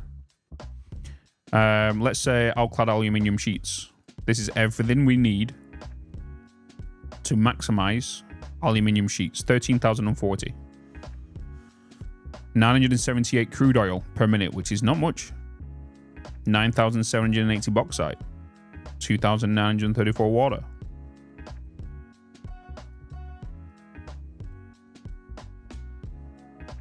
I'm curious actually for batteries, because I want to see if they use the recycled stuff. No, sorry, plastic. Because it should just go on for a while. Recycled rubber. Yeah, so they are using the recycled alts.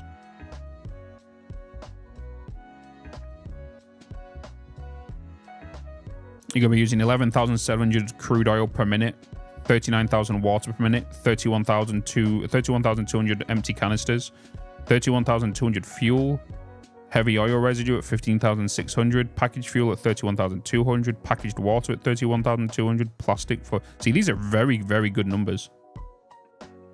Very, very good numbers. Pasta. Have you ever uploaded one of your saves, Satisfactory calculator, and looked at the world map? Looks so cool. Yes. Nummy, fun fact, is one of my saves actually brought the website once. How you doing? The site actually went down. It just wouldn't load. Does it take into account overclocking? No.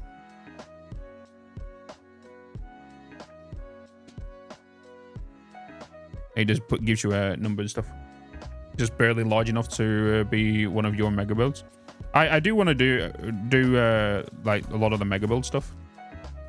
We do have a lot of plans in regards to that. So back to our document here. So how to start a fresh save. All right. Oh my god, is that a Twitch Prime? Jinjai. 2 years? Really? Am I getting that old? Oh, I am. Turning 40 next week. Thanks for the many years of fun and content.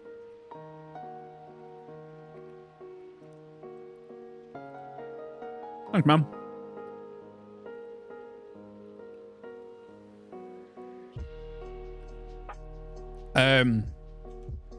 Was it our previous save chat, season 2 for YouTube? Was it like when we got to tier 5 and 6 is when we hit the object limit?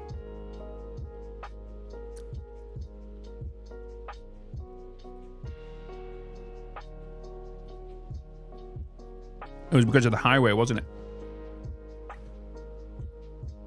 Right, what other topics do you want me to cover in the first 2 months of Satisfactory? Just spit them out. Spit them out. It might have already been said, but who gives a shit?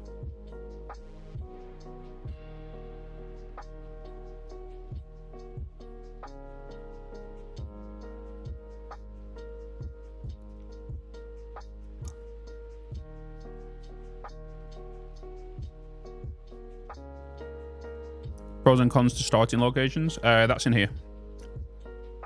That'll be in fresh save. Pros and cons. Right there.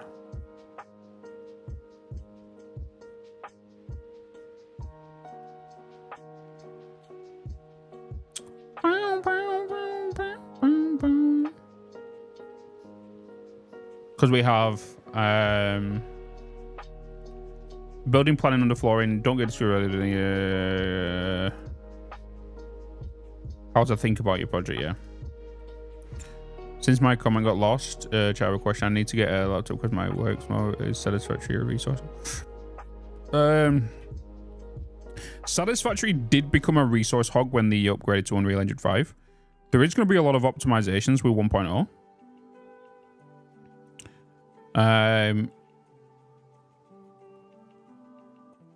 I guess this could be a good thing to talk about in this video would be Hey, 5 bloody gifted subs. Thank you so much. Sapphire's brother. with the 5 gifted subs. Thank you so much. Holy crap.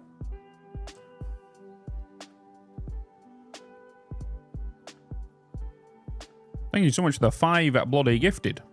In this video, what was it I was going to put there?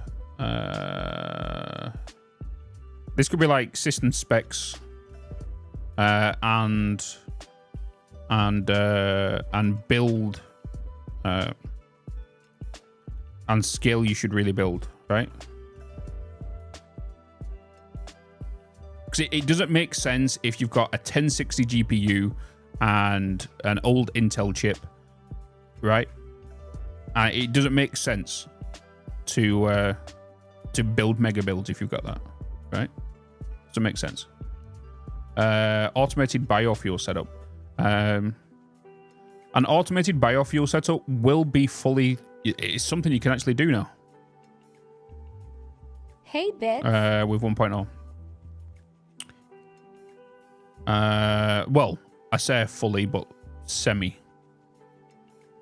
So, I guess this will be part of episode 1, but like I can do, that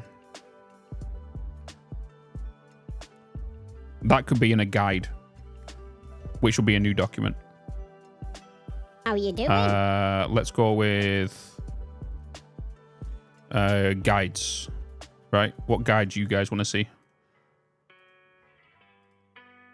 Let's do a split left and right, satisfactory prep and guides. Let's bring that over here.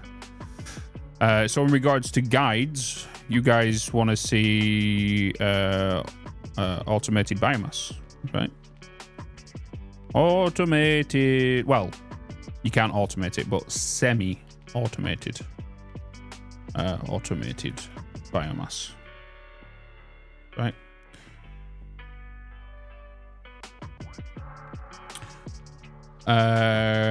Rods. Okay, we can do that. Hypertubes.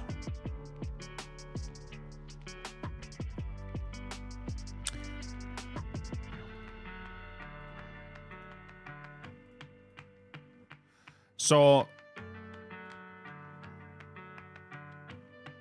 let me do this. Oh my god, is that a Twitch Prime? Is that 24 months, let's go. Let me turn these into tick boxes.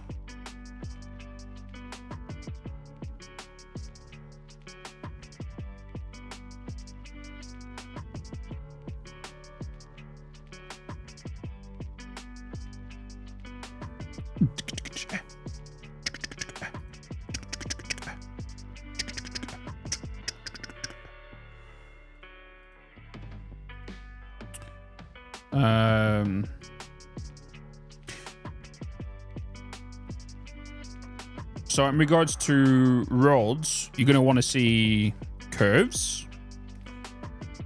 I guess bridges can go into here. The transport part for me will be nice. Like, do you use hypertubes, drive a truck? So I like to use everything.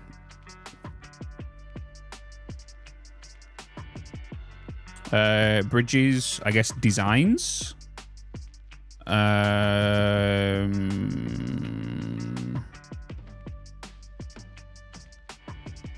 But these can also be broken down into other videos.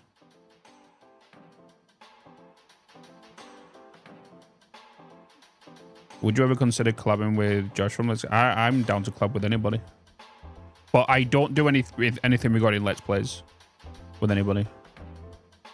I know me, Total, and Kibitz have all been. We've had like a brief talk about if we want to do fun little collabs in regards to some stuff like months down the line. Like we've talked about, should we do like a pass it on kind of save, where one person has the save this week, some person has the save the week after, and then another has a week after that. Or if we do like a little fun off one-off build, we've talked about that.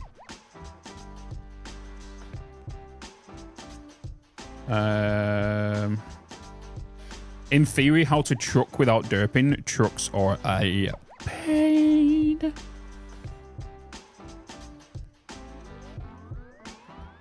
Seek fluid intake immediately.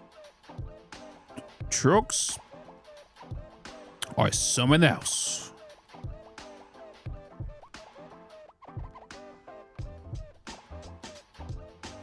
Hypertubes. This can cover cannons. This can cover turns. This can cover switching. This can cover designs.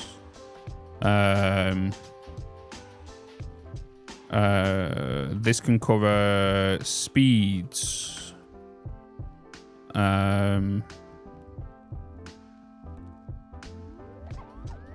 Automated biomass burners.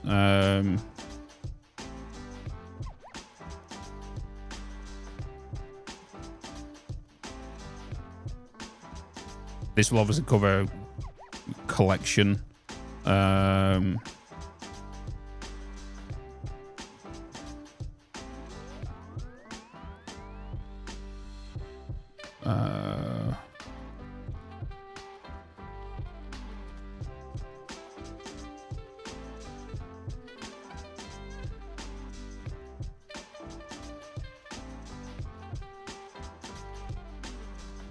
Solid biofuel. This could even lead into liquid biofuel.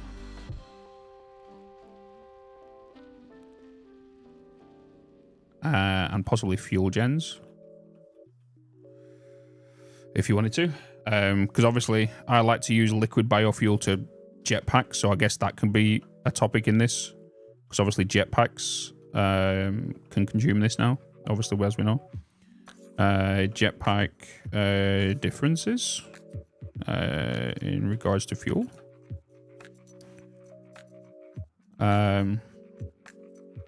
What was the other ideas?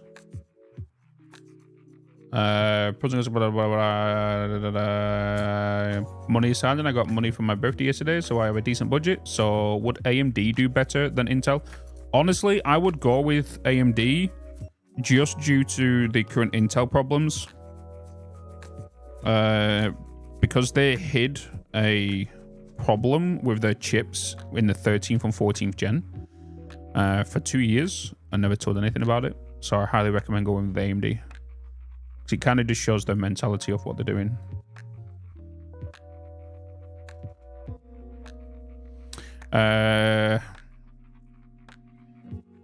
Next would be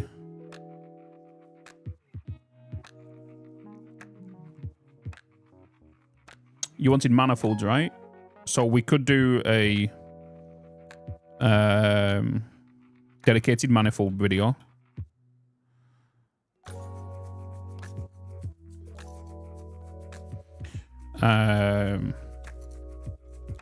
Why? Pros and cons.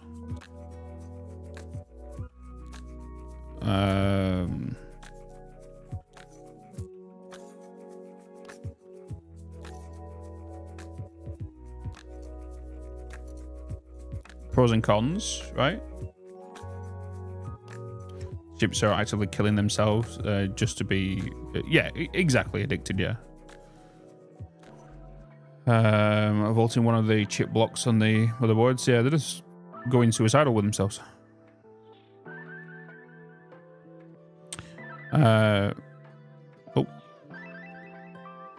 Pros and cons.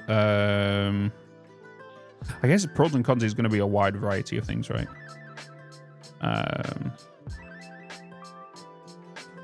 When and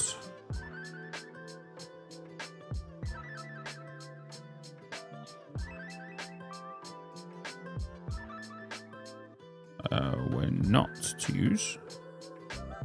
I guess sushi can be involved in this, sushi belts. But then that could be a whole video by itself.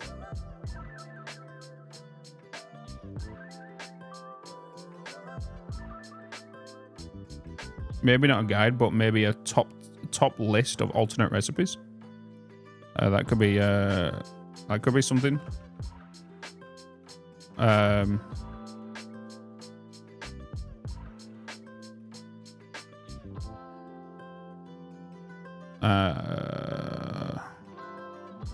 All recipes.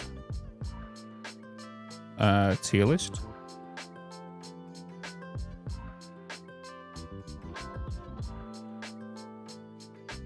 Because this would the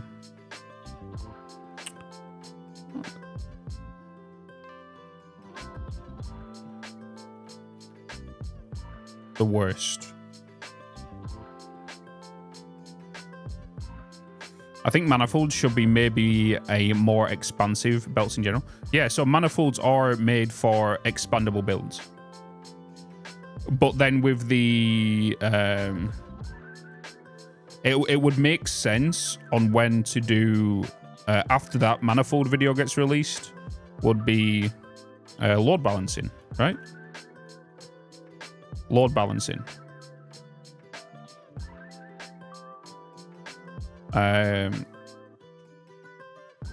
You know, so 100% efficiency.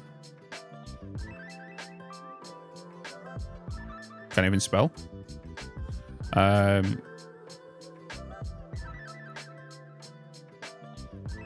Balancer builds, I guess you're going to be looking at mergers,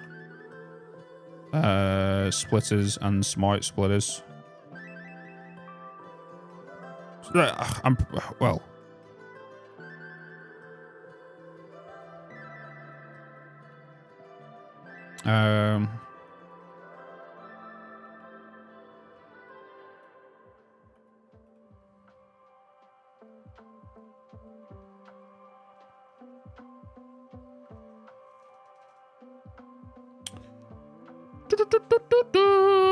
Electrical and cable, etc. with switches. Okay.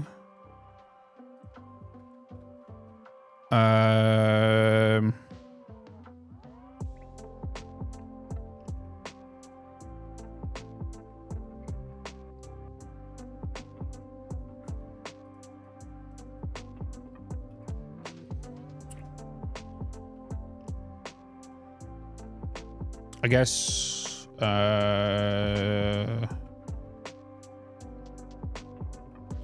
I guess that could go into cable management. Yeah. So just cables, switches.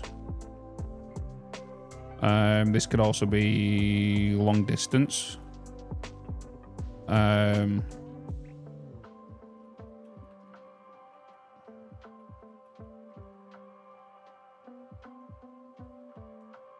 Okay.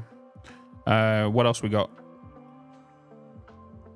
Long distance item transport, best solutions, belt truck. Okay.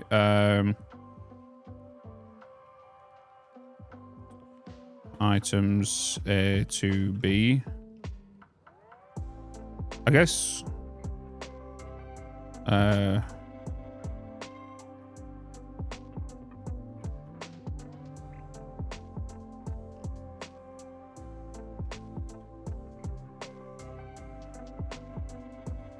Tractors,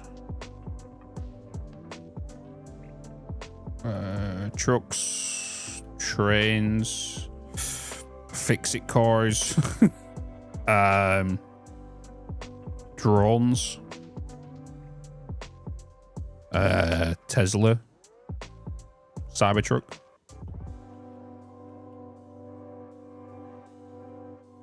Of course, Cybertruck.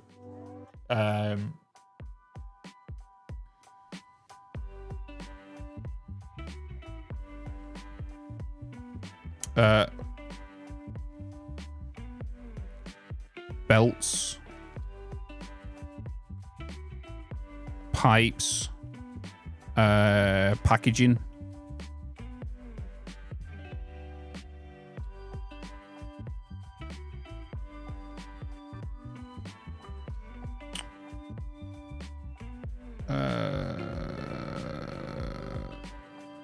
MAM guide. Could you elaborate, Wady? Have you considered about doing a speedrun? I have thought about doing a speedrun of how quick I can unlock the first milestone. but it's just kind of something to do for funsies. Right, what else we got in here? In theory, how to truck without derping. How to truck without derping trains. The issue is trucks keep the object limit down compared to trains. Yeah and no. I guess that can be covered in here, right? I guess if we're talking about vehicles here, this could also be because it's best to keep everything together, right? So we know here's roads.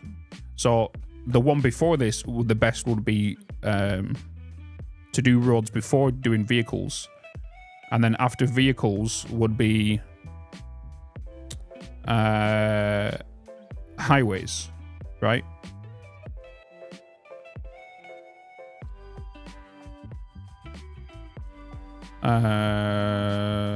Would be when and when not to use highways, right? I think you all agree I do have some form of speciality when it comes to highways. How to build.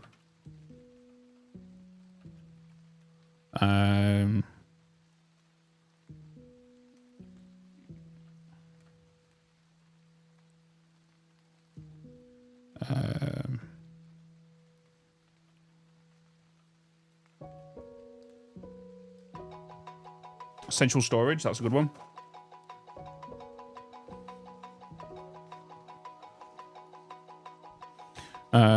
Looping.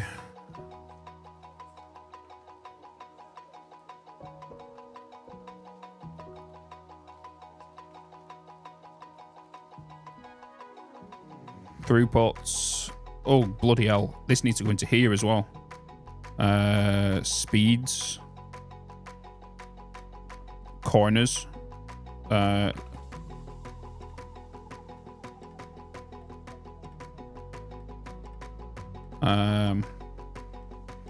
How to optimize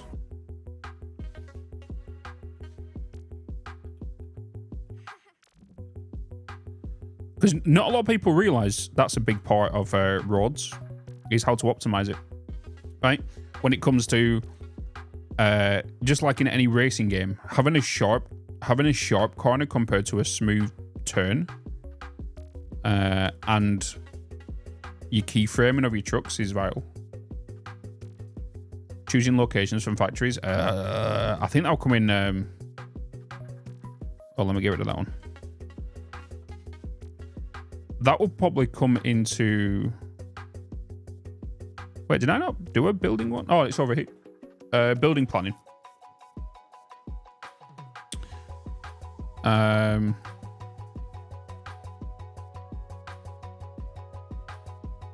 Yeah, I guess that could come into here. Right.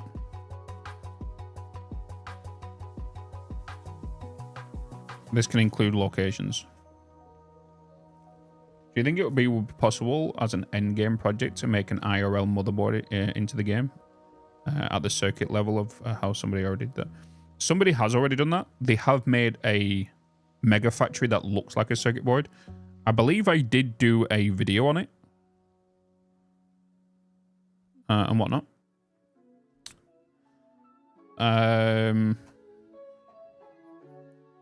So as you know, we've done over like 100+ guides in regards to Satisfactory, right? In regards to Satisfactory, all my guides I've done in the past, we are going to redo them, right? So we are going to do one of my most popular videos when it comes to guides. Signals. One thing a lot of people do get wrong is signals. They don't understand what a block signal is.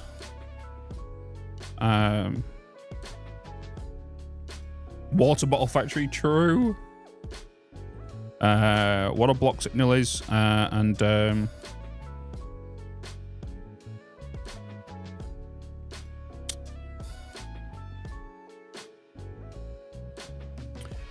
Because I think it is one of my most popular guides, right? If you can dumb it down to a beginner level, I think it'd be much better for people to understand.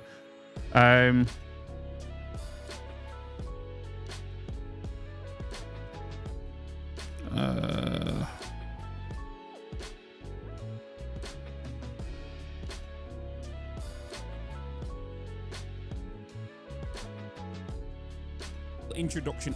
Bitz, what and how do I use path signals? I'm gonna leave this up for you here, and I'll just leave it running because I need to quickly go for like a quick bio break. So I'll leave this YouTube video running, and I'll BRB, okay?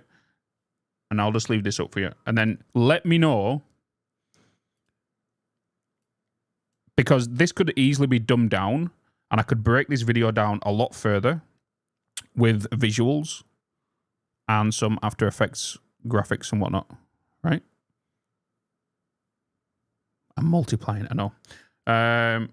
All right, enjoy this video. I'll BRB, okay? Bitz, what and how do I use path signals?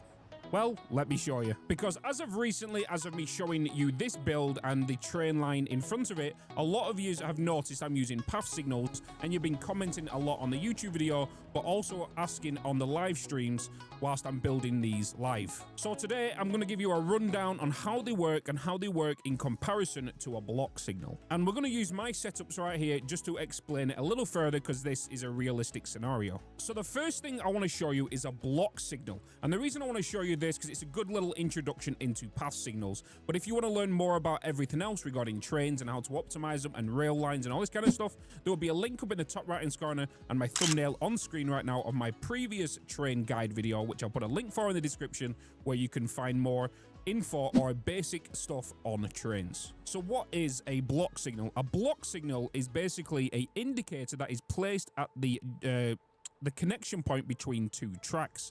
And if there's a train ahead of it, what it will do, it will turn off just like that. And that's saying if there is a train in this section before this block signal, that it will not advance or let it go until the train has cleared ahead of it. So the best way for me to describe this is if I grab one myself, you're going to notice the train tracks have gone two different colors. We have purple and we have blue. So if there is a train coming down at the purple section, this signal is looking for any obstacles in this blue section, i.e. a train. So if there's a train in this blue section, or in this blue block, as what Satisfactory refers it to, is a block section, that is a block. So if there's a train coming down here, this signal is always observing this blue one. And the only reason it's observing this blue one is because there's another signal down here which is observing the block after, which is that pinkish purple one over there. So let's move back to this one. As you can tell, there is no trains in this blue section. So if I quickly go into here and put down an electric motive, you're going to notice that now has gone to a red symbol, meaning the train that comes along here will stop at this section until this blue one has left. So if we remove this one now, it's now gone back to green, and any trains that are coming along here will now advance. And that's the simplest thing about block signals. So the next question I get asked is, how far apart do you put your block signals?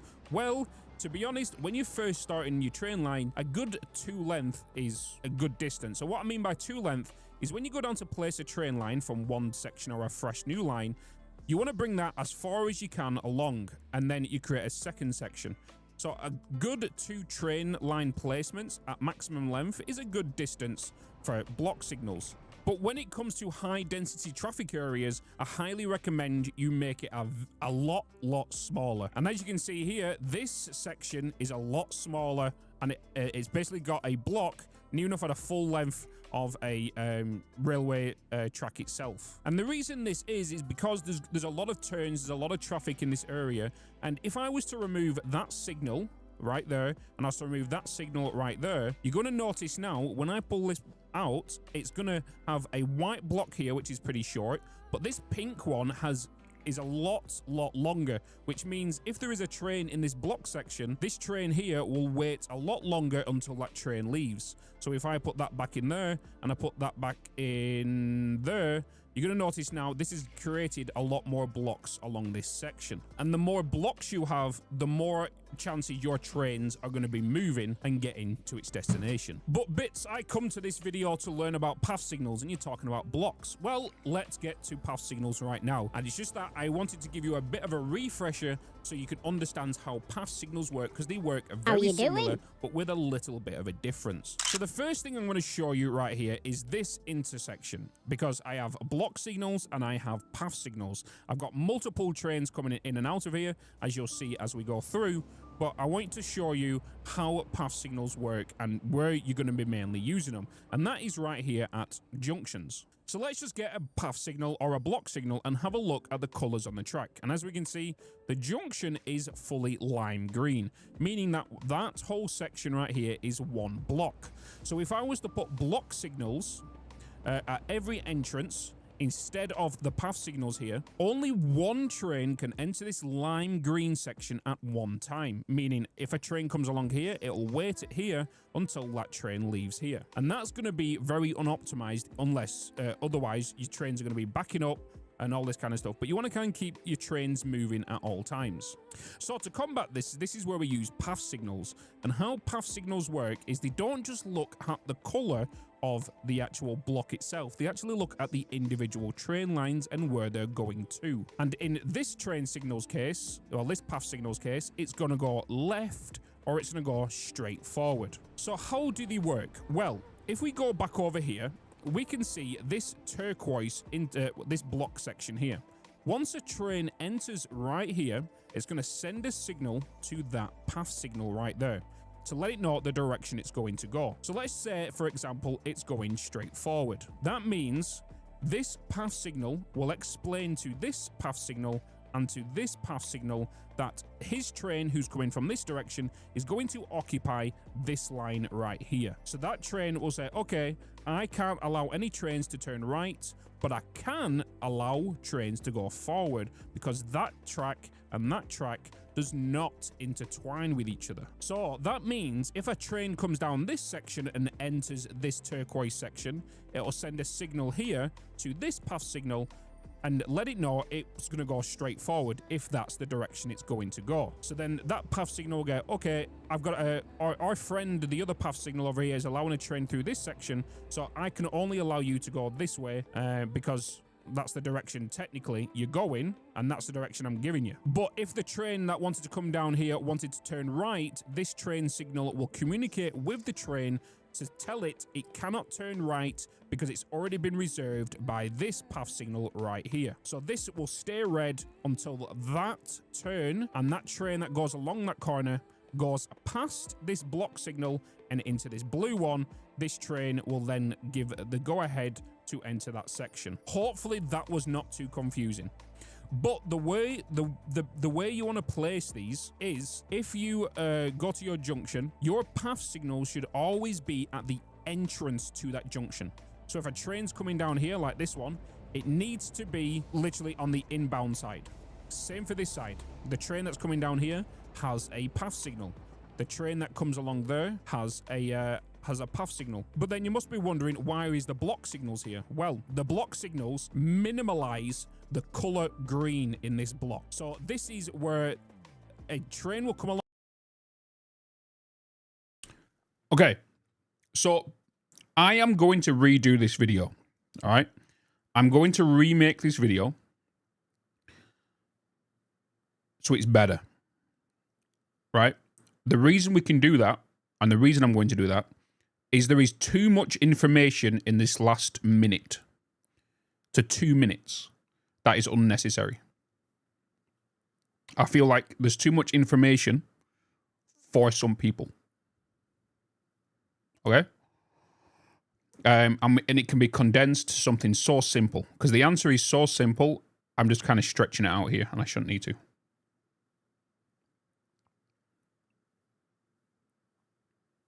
Along here, this white section, and once it leaves this green section here and enters this dark green section, that allows and communicates to all the other path signals that train has left there, and all the other routes can commence until another signal is received from another train. So to put it in simple terms, with block signals, you want to place them on the exit of the junction on every line. So this train line here that's coming in here, it hits this path signal, but on the outbound side, you want to put your block signal.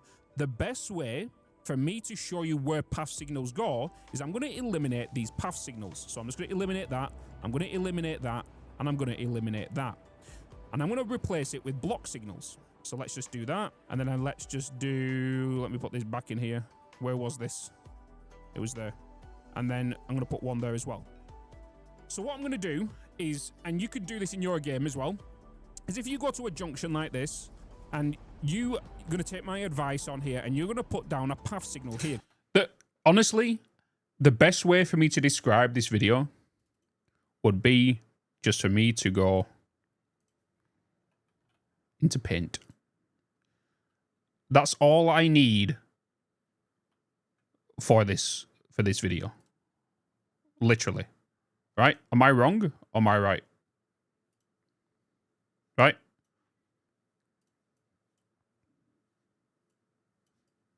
Why can I not build? Why can I not? Huh? I'm going to do it that way. Right? It'll be so simpler. It'll be so simple. As in, like, red. I can't even paint. Allow me to paint. Why am I in black?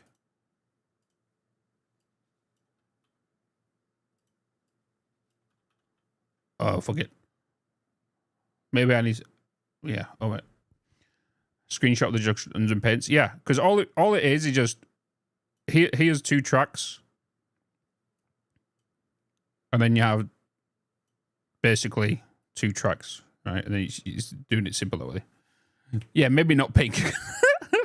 Maybe not pink. But yeah, I could definitely make it easier, and I can just put it into After Effects, and I can do an animation for it. I think that would be the easiest thing to do. So basically, TLDR, block signals on the exit of each line, right? So a block signal, so if a train is coming along this line here and it's turning left, you want a block signal here. If it's going straight forward, a block signal there. Path signal on the entry points. Because why? Because this is an inbound to the junction. Okay, so let's replace this with a path signal. That's all you need to know. Notice the other ones are now doing exclamation marks. Pass in, block out. Exactly, JJ. Yeah. But what that's indicating to you is that one needs to be a path signal, and so does that one. So let's do that. So let's change that to a path signal. Let's change that to a path signal. Look what... Here we go. Right. This is where I get curious now, chat. This is where we get curious. Every time I do one of these kind of videos or live streams where I'm talking about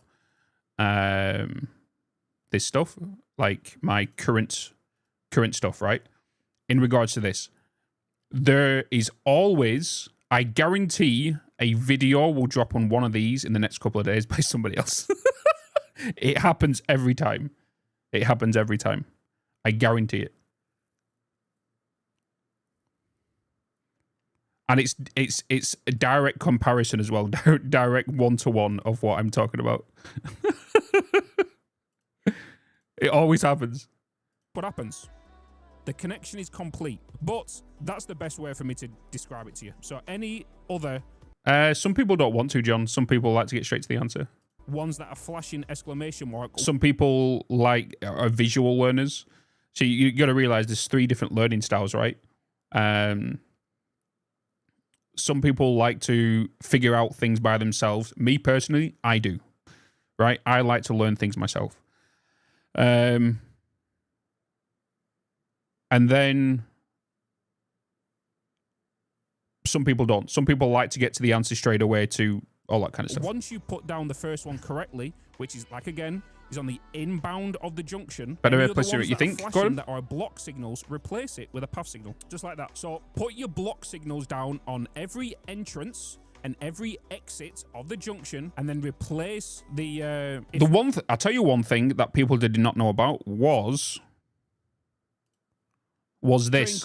This is a big part of path signals right here. Coming down here at full. Right. That exclamation mark, just replace it with a path signal.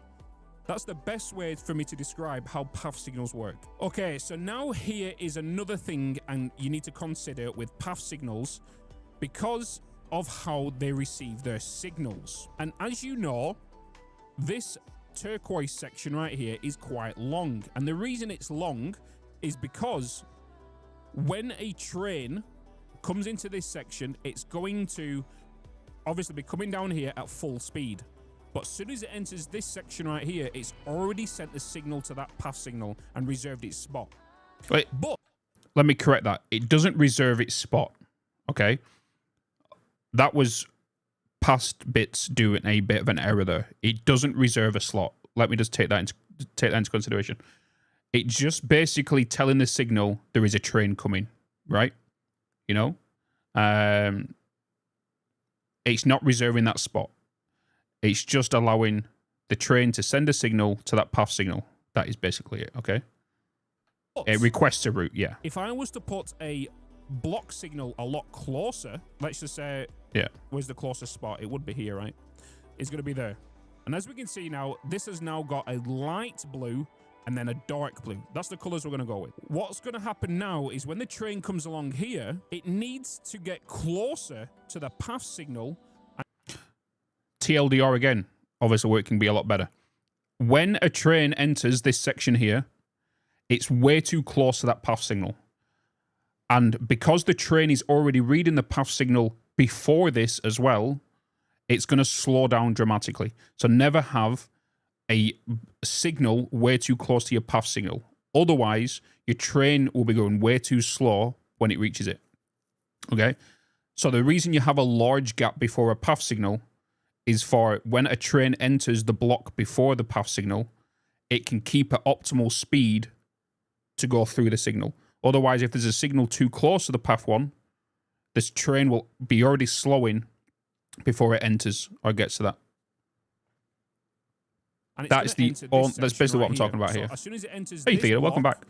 It's now going to send the signal to the path signal. But what's going to happen is because this is coming down here at, you know, train speeds of 100 kilometers per hour, it's going to slow down. And that path signal might not have registered where it's going to turn yet. So what you need to do is you need to create a good distance space before the path signal to actually for the train to register where it needs to turn. Otherwise, insufficient space is if I was to put this here, just like that, and then I was to put a block signal down here. Wait for it. All right, YouTube viewers, it's been 3 hours. Hey, Bitz. Ish. You guys are definitely behind now because I've just seen the Twitch viewers compared to YouTube viewers. And I need to turn that view count off because I don't like looking at view counts. But I've just seen it. Now I can't unsee it. Right, just there. This path signal won't receive the signal from the train until it enters this green section. Look how small that is. That means the train is going to fully stop here and that path signal will just be... So if you have a signal way too close to a path signal, there's no point in that path signal being there because it's going to fully stop anyway, right? You always want a good distance before a path signal to keep optimal speeds. Inoperable. So the train will Don't you be mean in this just a green bit? section, and then it will give the signal to where it's going to go. But by the time that happens, the train's going to stop. So the longer the distance before the path signal is when it will register, but you don't want it too far because the train will register way... Imagine if you set it... Ignore this again. This is something past Bitz has got wrong. Way over there. The train was to send the signal way over there to that. It will allow that train to go, okay, I'm turning right. I have priority. I set my... No, totally ignore that. This is wrong. So all the other trains coming in the other direction... The whole train and buffer fits between them. So what I recommend is about a 3-length track in distance. Does that make sense? So one train length... sorry, not one train length. One track length... When did I do this video? I think it's going on 2 years ago, isn't it? Is it going on 2 years ago? How are you doing? Oh, no, a year and a half. Year and a half ago. Okay, yeah, this is outdated. Length, 2 track length, 3 track length. That's what I found to be the most optimal, but you can make custom breaks in your track if it helps. How are you so doing? You see now, the blue... Chapters wasn't even a thing back then. you know. This one is still Captain Buckle, Fantasia, thank you so much for the follow. Enter this block right here, this blue section, and it will still have. See, I'm still talking about this. Here we go. Get straight to the point. Right, here we go. And I'm gonna have to wait for a train to come down. All right, here we go. We've got a train coming down this line right now, and as I stated before, what it's going to do, it's not going to send the signal until it enters this yellow section, which is way too close to that path signal. So the train is already slowing down here, right? It's already slowing down. As you can see, it's going to come down to... I'm going to mute this. So he's already slowing down right here. The only reason he's slowing down, he's still reading this path signal, right? But he can't say it's green light yet until he enters the yellow one, right? He's now entered the yellow one. It's now gone green. He's now going to pick up speed again. Right? He's now going to go where he needs to go. Right? Then there is another train that I do here in a second. But this time I've increased the distance. So you can see, here's the start of this signal much, much earlier than the path signal. So it's still currently red, that path signal. You can just see it. So as soon as this train enters this blue section, boom. It's now gone green right there, as you can tell. The train is currently braking, but it's going to keep a more optimal speed than what it did last time. It's going a lot quicker than what it was last time, right? So having that distance before a path signal is vital. Is very, very vital. Especially for throughput, because it can affect your throughput by a lot, like dramatically, you know.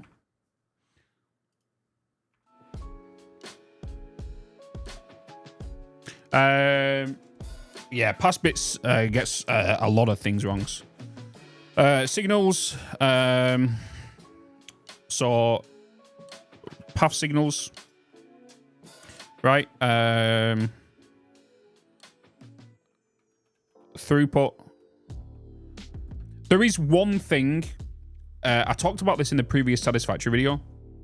There is one thing I want in Satisfactory, and that is a waypoint signal, right? We've talked about this many times on stream. I want a waypoint signal. And what I mean by that is I want a... let me go into Photoshop. I want it to act like a fake station, right? The train has to hit that waypoint station so it can go on a dedicated line, right? Is basically what I want it as. Right? So let me go into here, into Photoshop. Let me go into Photoshop.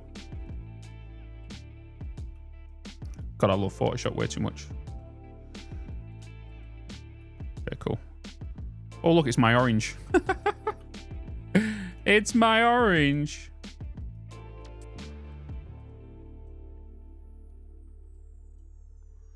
So let's say we've got a train station here, right?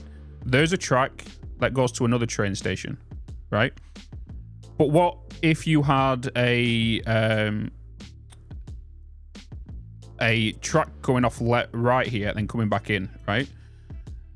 You want the train to actually go onto this track. So if there was a waypoint signal, you could put that down here. This is a waypoint signal, right? So when a train comes along here, normally it's going to go straight there and then straight back again, right? But if you was to go, okay, this is station A, this was station B, you assign the train to do A and then to B, that be the route. But if there was a waypoint signal, which is this one, it'll do A and then waypoint, we'll do that, and then B, right? So the train will go to A. It will then send the train onto this track, right? Using Photoshop as paint, basically, right? And the only reason for this is because, as we know, sending trains onto specific lines can help with throughput so much, for it to be consistent, and also you can make dedicated train lines. So as you know, within my Satisfactory save, I had trains on top and I had trains underneath. The trains underneath was my dedicated A to B, right? because they didn't have any turns. They didn't have any... They was going from one side of the map to the other side of the map without any other trains stopping them via congestion, right? The trains on top was a short A to B that was only going anywhere between 500 meters to 2,000 meters or 1,500 meters. It didn't matter because of the amount of trains they had up there, right? So having a waypoint signal to go, train, I want you to go from station A to waypoint 1 to waypoint 2 to then to station B. Still stop at the station if there is no unloading platforms, because if you the waypoint, yeah, it will still stop.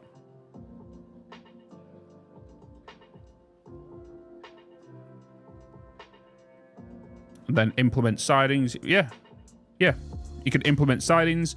You could even with them waypoint signals, you can even have it where a train has to stop. Like the UI interface could be train has to stop for 1 minute. Train has to bypass this signal. You know, someone should make them. I'll tell you something. If that was a mod, I would 100% use that. Like you could allow the train to wait there and all that kind of stuff. Like, yeah, you could even do that with block signals and path signals, but like, since about one, I still don't know if it is a good idea. Train roundabouts. How you doing? Train roundabouts are crazy. iRush, appreciate the follow on Twitch. Lucky Phil as well. Where would you say the distance from switching to trains Bitz. comes? When would you go from trucks, tractors, and trains? Okay, so in regards to trucks, tractors, and trains, I usually go with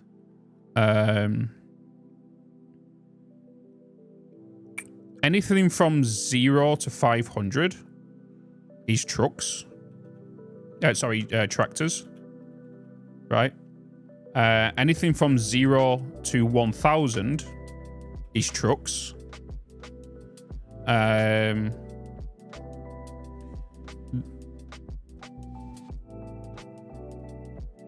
then anything over 1,000 plus can be trains. Now, actually, it could be less than that. It could be 700 because you could be sending large amounts of quantities. Like 700 plus meters can be trains. And then anything over 1,500, I would do drones.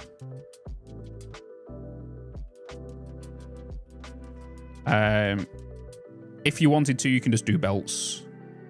0 plus. 0 plus. You can just do belts from anywhere. Or pipes. Right? Pipes, 0 plus. Unlimited. Obviously, with belts and pipes, you don't have to worry about throughput. With trucks, tractors, drones, trains, you do. I can't even spell trains right.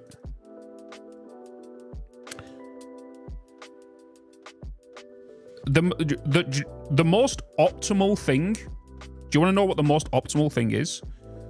The most optimal way, believe it or not, to actually send items from A to B is with storages. Did you know that? The actual way of doing it is because, let's say you've got a belt, right? Here's your belt. Let's just use yellow. With storages, yeah. So here's your belt, right? This is sending items at 60 per minute, right? 60 per minute. I can't even spell per minute. And then you have a belt, and then you have storage. Then you have more storages. More storages.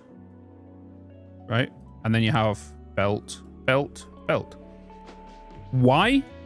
Is because, let's say these items are coming down here at 60 per minute. As soon as it enters this input, it jumps to this output. There is no travel between here and here. So if you want to get something from A to B quicker, it'll go along this little belt at 60 per minute, but when it enters this input of the storage, it will then teleport to the output of the storage. So it skips this part of the actual belt.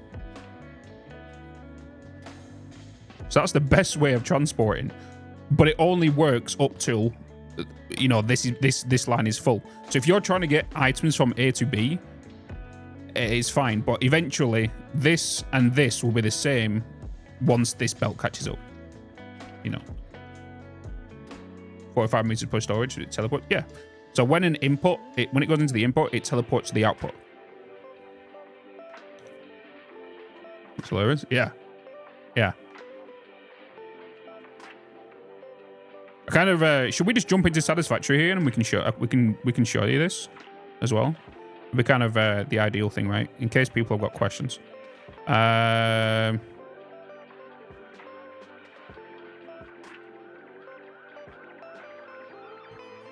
Satisfactory.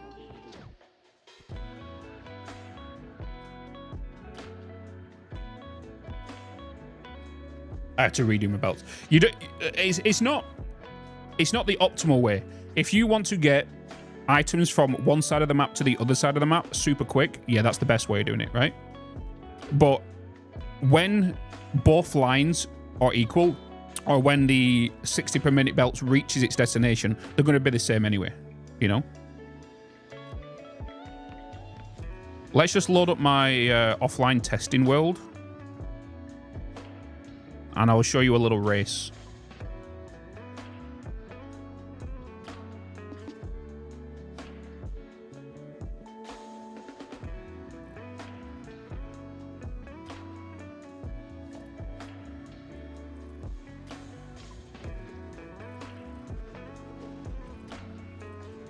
This is my testing world. This is where I do like thumbnails and things. So I have unlocked everything in this, by the way. And I'm just going to show you this.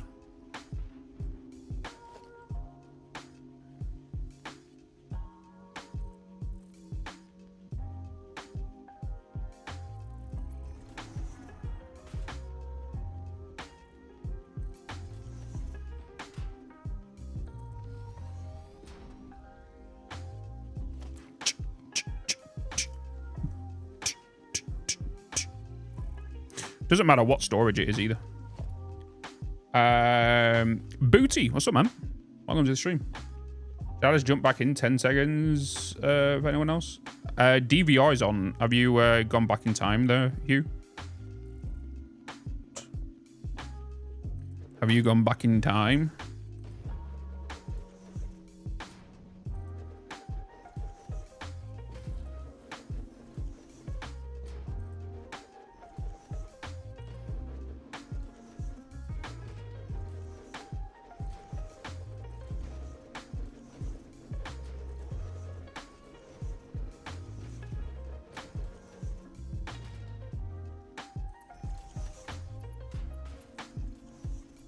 Oh, damn, they're wrong.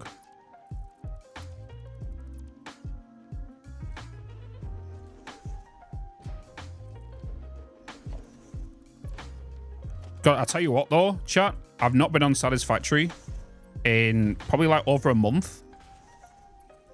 My hands are so rusty right now. I feel like I'm building like I'm a 0-hour player, you know?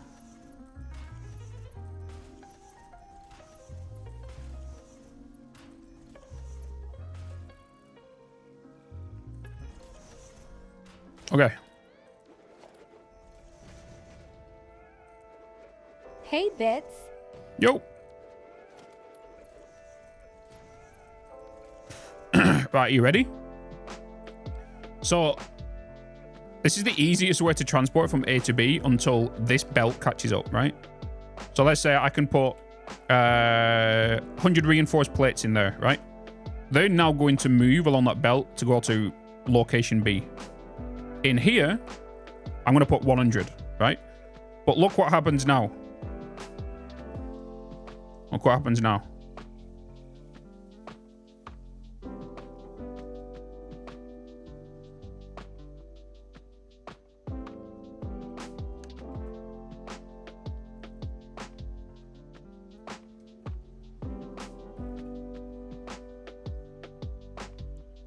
Just wait.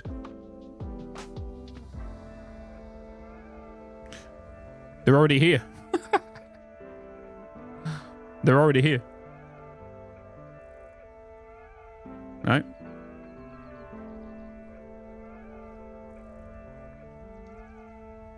But obviously, like I said, once this gets to here, it doesn't make a difference.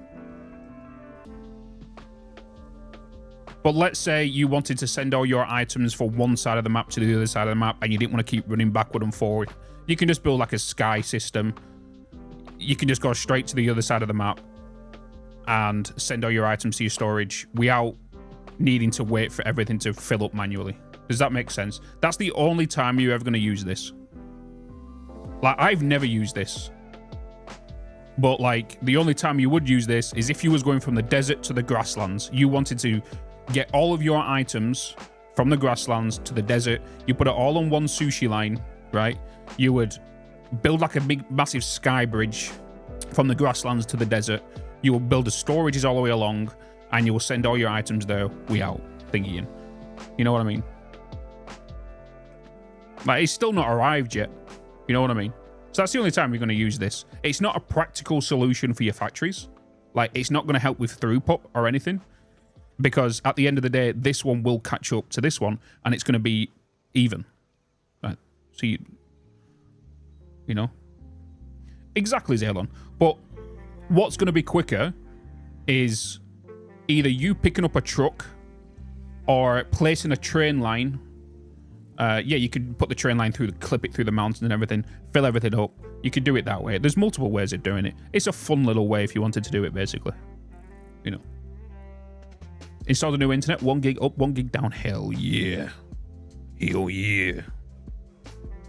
Megatube to move stuff to main hub. Yeah, exactly. But like I said, is at the end of the day, this one, when your items on this belt reaches this point, this is useless anyway. Back. You know what I mean? He's useless. Hey Azazel, hello. How you doing, Cry Azazel? How you doing, man? With our Prime for 16 months. Well, yeah, obviously building it's going to be a thing, but it's a fun little thing. Yeah. So, let me go back to my offline testing here and refresh that. Doing good? Hell yeah. Does the contender still beat a tier 4 belt? Yes.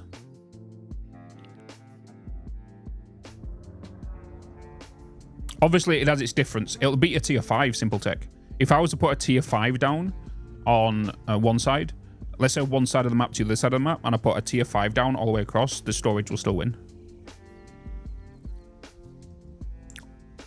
In shorter distances, it won't do, though.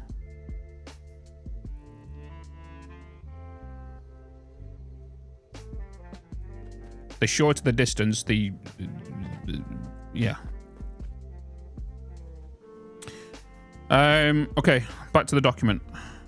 Let me just go back over here on the YouTube comments. I know Eamon has been putting some ideas. I've done my research, and I think my choice will be to set on Legion Pro. I've always been a fan of Lenovo. Okay, we're getting something in. Blueprint 101 with essential blueprints. This is something I do want to do in regards to the Let's Play. In regards to the series.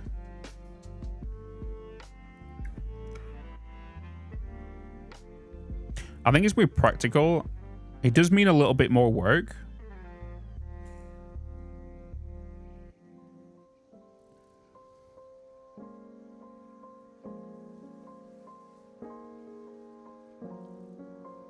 So for keeping the throughput, it doesn't matter, but for transporting something quickly line to your friend at the other side of the map, it's a nice thing to... Exactly, Nanobug. Yeah, it won't make a difference for anything regarding your factories. I'm doing all right. Geology rocks. Appreciate it, man. Welcome in.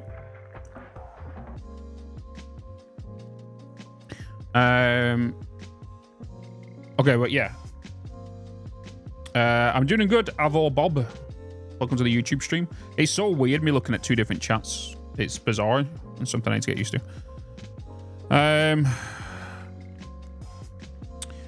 Okay, so these are some of the guides that you guys have requested. This is a video you guys want as well on how to start a fresh save. So what biome, right? In my opinion, it doesn't matter. It doesn't matter. How to think about your project. These videos are going to be so simple because how to think about your project, all you need to think about is your outcome. To keep it simple. You know? Oh shit, my bad. Thanks, Guda. Could there be, yeah, I'm going to be doing that, Theta. I'm going to be doing shorts and TikTok videos explaining all of these and all of these and all of these. Like, it will be on the YouTube channel as well, mainly as YouTube shorts. I don't think I'm going to do TikTok. I'll probably, maybe, I don't know.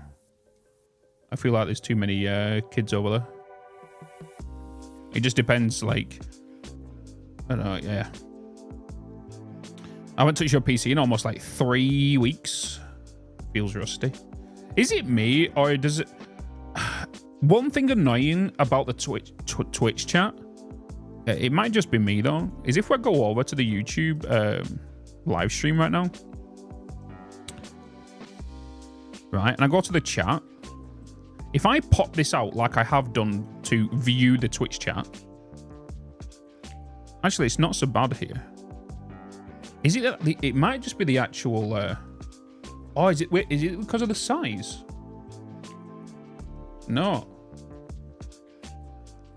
So this little love heart here for me, because I popped it out on this for my dashboard, this heart is like here. So whenever somebody types a message, this heart kind of covers up half your message. You know? By the way, guys, I don't know if you've seen this. We are about to hit 50,000. So if you're not subscribed on YouTube, head over to YouTube right now. Go and subscribe. Go and enjoy the content. We're nearly at 50k. And by the way, also, I didn't realize this until late last night. Today's video is the 500th video on YouTube. 500.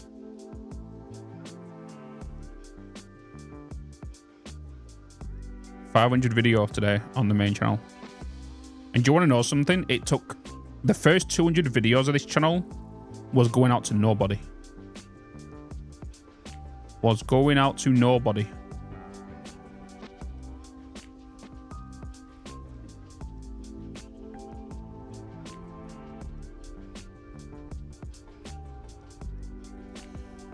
Could be used as a mega tube to move stuff from main. Yeah, true.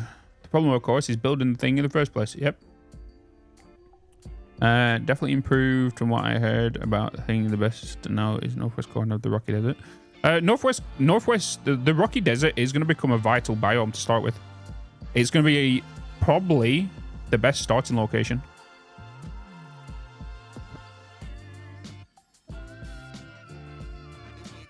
I think Total did a video on it, right?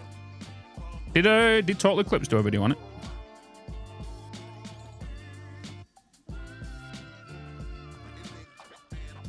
The best start location for Satisfactory 1.0. He did. Today, after reviewing the world changes that we know are coming so far to 1.0, I'm going to show you where I think the best starting position for 1.0 will be. Unfortunately, it's not going to be located. Hey, Bob, thank you so much for the YouTube membership. I appreciate you. Thank you so much. Above the estuary cliffs bordering the Spire Coast Canyon anymore. After the removal of the pure coal, the quartz, and some of the caterium and sulfur, it can no longer be classified as the perfect start location that many know it by. Though it's... Yeah, so many people use this location. It's the richest spot on the map, right? But obviously, like you just said, like these quartz nodes now are moving. The coal nodes are moving. It's still going to be a rich spot, don't get me wrong, right? And a lot of people like to build platforms out here and build their factory in this location, or even build it down into the little quarry down here, right? It depends on your style, yeah. exactly. And I'll cover that in the video I do. Still not bad, despite the many removals of nodes in this particular Still awaiting liquid location. updates. However, How you across the doing? map, we have seen the world inundated Jabsaw, appreciate the follow, with man. extra nodes, most of which are impure or normal nodes. Though, with the net increase of resources across the board, we can hardly complain. I also do want to touch on the vast increase in normal and impure I'm not seeing this nodes. video. This is in part due to the devs wanting us to have... Guys, before we continue, make sure you go to this video, give it a like, and subscribe to Total if you haven't already. There's the link on Twitch. And then for you YouTube peoples, here's the link to Total's YouTube as well. Oh, I'm on the wrong account, but okay. A reason to explore the world, and following this, we have seen changes to trains and trucks, which will make them available earlier in the game to allow us to collect the vast number of lower tier nodes. And oh god, he has DLSS on. Total. Remove your... You're making all your auras go all blurry down here. with these fuel, or I should say power hungry, referring to the train, vehicles... You want to say that? Yeah, blur speed. All going to be available earlier. This does mean that we'll have to bear them in mind when picking the perfect start position. And having had a fair few players jumping into my stream asking me what my opinion is on the perfect start location for 1.0, and as well as my thoughts on Kylo Builds' video on the subject Kylo, are you here? I know. I'm pretty sure you're here, right? matter, I thought it was high time that we talk about it. And by the way, if you haven't checked out that video yet by Kylo, you definitely should. They're a great content creator and bring up some really good points about the grassy fields as the best spot. And to summarize the video, there's a lot more quartz, sulfur and coal easily available to the grassy fields thanks to the substantial addition of nodes. And this is particularly useful for boosting early game power using compacted Doctor, how you doing, coal, man? which can then be repurposed. And us to and Michael turbo fuel at have a much later more to date. reveal. Prior to that, there's also There's a lot. plentiful foliage for There's a lot in 1.0. biogenerators, and the other big point was the plentiful Caterium nodes, which are great for several. 1.0 is going to change the game, and this is why I think, this is just my opinion, everybody should start a brand new save. I feel like your factories are going to be in too much disarray if you continue. When are these changes going to be implemented in the game? 1.0, 10th of September. I feel like if people continue their saves, go ahead, but it's going to be, depending on the scale of your factory and the size of your factories and where you've got your factories, is going to determine if a lot of your factories are going to break or not, you know. Hey, Bitz.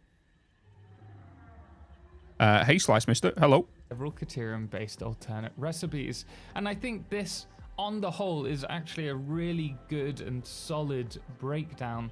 Now, originally I thought the grassy fields, due to the lack of their later tier resources and pure nodes, made it the perfect start for new players, as it really forced players to go and exactly, explore Jacob. and leave their base location. Now, I do So I don't feel see any that reason not the to start fresh. recent changes have actually had I feel like 1.0 is a good time to hit the refresh button if you haven't before.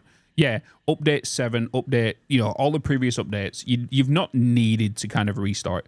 But I feel like with 1.0, it's kind of like a ritual, right? The game is fully out.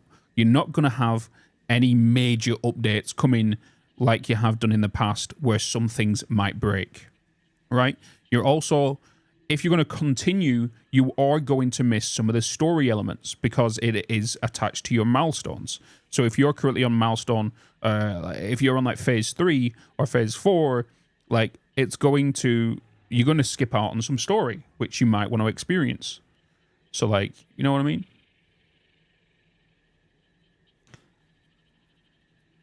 Jarvex and just on Real Negro. Yeah, like we talked about this before, and like opposite effect on the biome. waypoint stations. Now with the abundance Signals. of sulfur, quartz, and caterium nearby, it makes players more likely to stay in one location. It's why I stopped at fuel power for 1.0. Continue because I have not else to do. How about start to this? Slightly improved the area for experienced players who already know how to expand out of the biome when needed.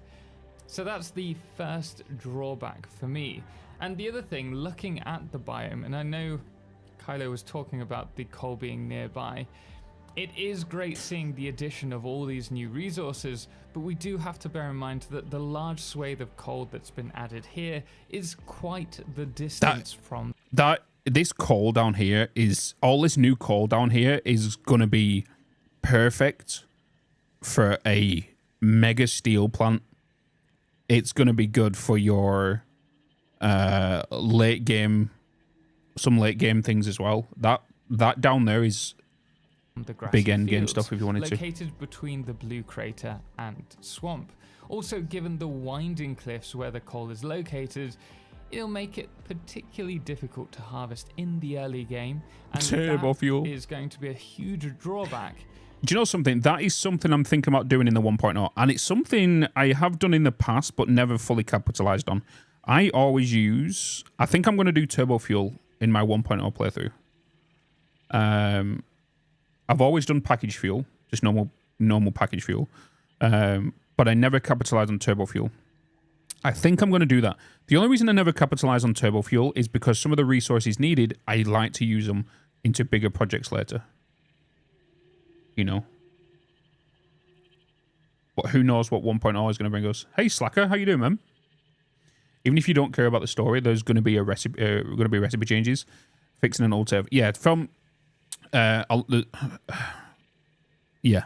As knowing trains and trucks will be available earlier thanks to the removal of heavy modular frames and computers as requirements, means we'll have a larger dependency on steel production and no doubt power, making coal even more necessary for logistics.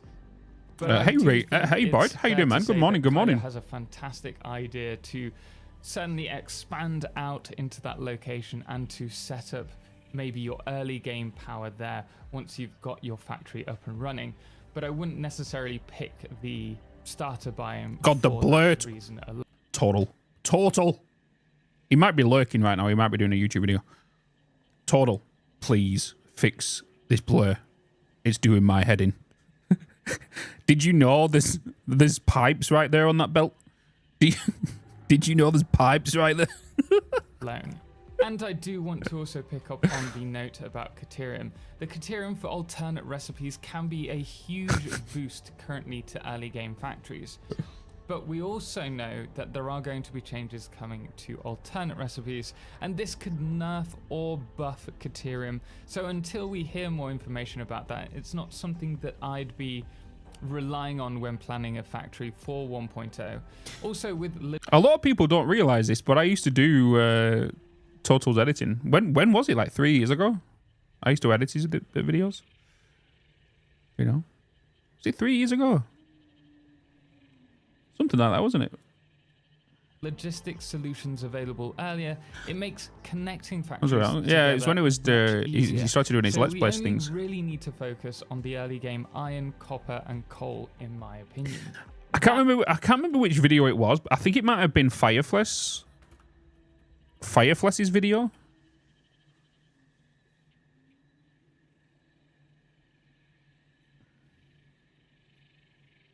I can't remember which one it is. You can kind of tell which ones I edited of Total's videos.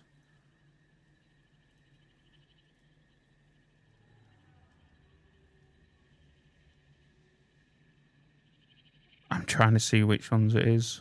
I'm pretty sure it was one of Fireflesh's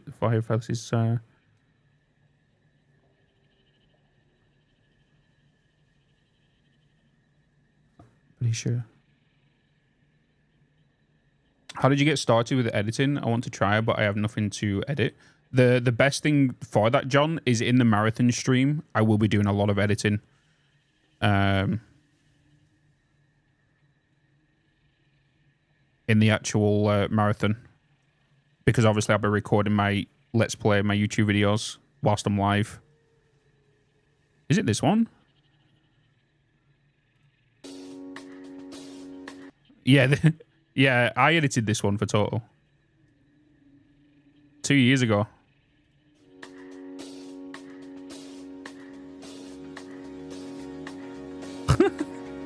Two years ago now.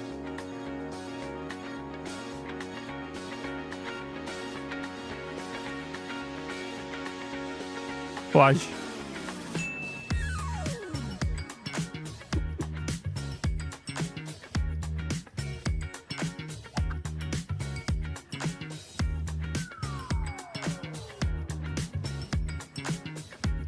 It's a fireplace. That's mine. It is your fireplace. I was saying, like. Hello, guys, and welcome back to. Yeah, I remember doing this. Factory Friday, where we showcase your builds, and I've got to say, this has to be one of my favorite fan factories to date. And from the sheer architecture. Yeah. Like you appeared and it arrived. Hey, you rotten eggplant. How you doing, man? Welcome in. Editing isn't that tough. Doing it well is tough. Correct. Yeah.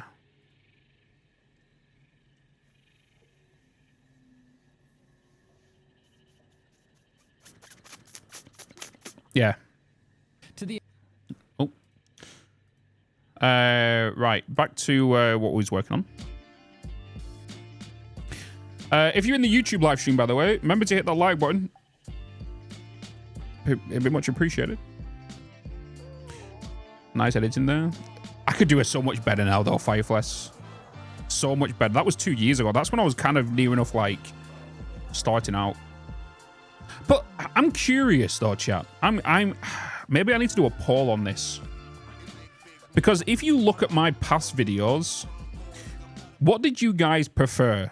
The, like, extremely fast-paced videos? Or did you prefer, like we did in the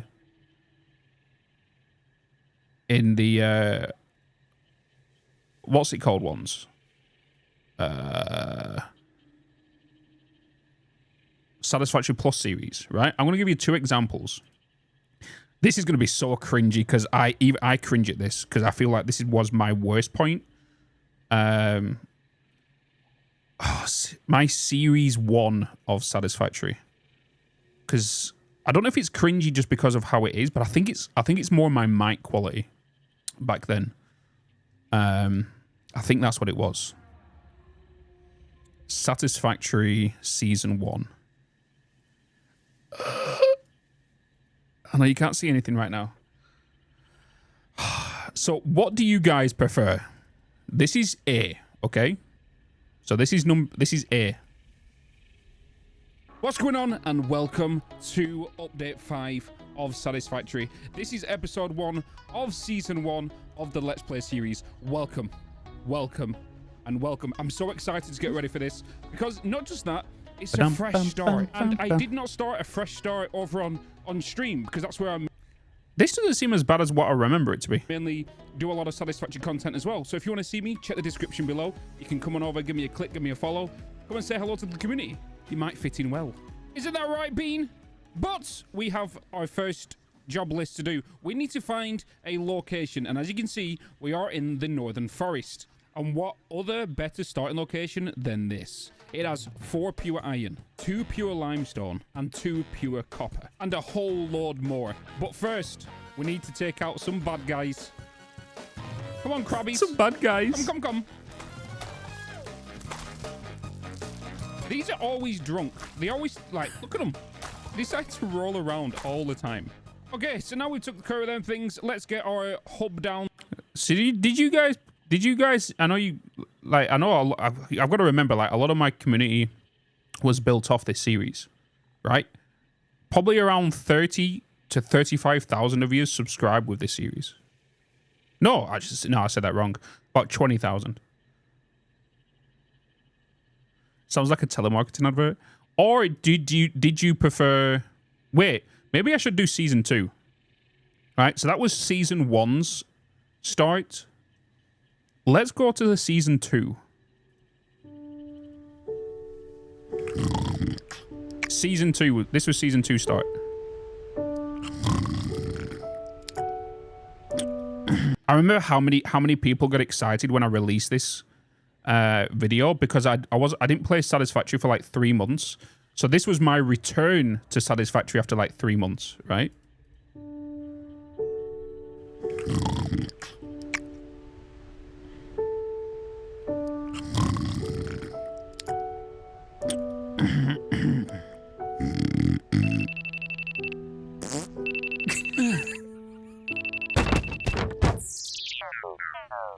Oh. Is it Tuesday yet? Hostile force detected. Arming raid defenses. Construction, my man. My man. My man. Thank you so much for the raid. Welcome in, dude. Welcome in. Hopefully you had a good stream. Guys, go and check out Construction on Twitch. He also does YouTube stuff as well. Go and show him some love.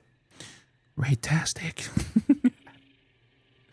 But yeah, we're just kind of going over my thingy right now. So this video released after like 3 months of me not playing Satisfactory, because a lot of people were like, are you going to do another Satisfactory stuff and whatnot? And then I believe this was... When... Was this 2 years ago? When did this release? October 4th, 2022.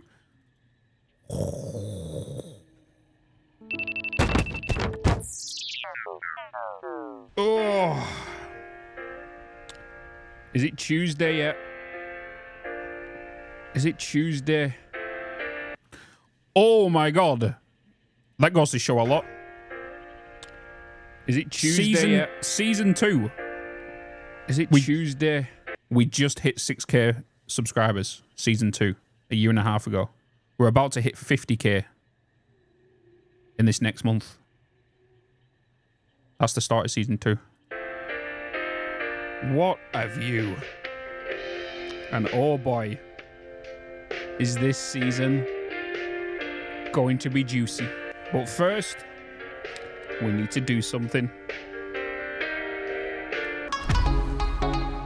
That's better. What's going on, guys, and welcome back to the new season of Satisfactory. I'm super looking forward to getting started, and we've already been playing and got multiple hours in the live stream where you can come and watch me. As soon as people hear this intro music, they're like, that's Bitz.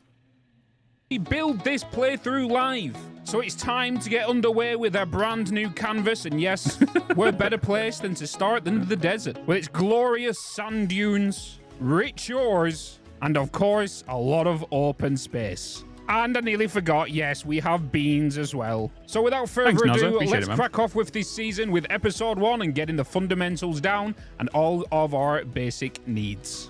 God damn it, give me a minute, Hog. Let me get everything set up first, all right? Jesus. Ooh, oh yeah, this was the first season where we integrated the Twitch streams. Where the Twitch streams, we was building it live and then we was recording it. The first season, oh, holy mackerel. The first season, oh my god, look at the hog. The hog.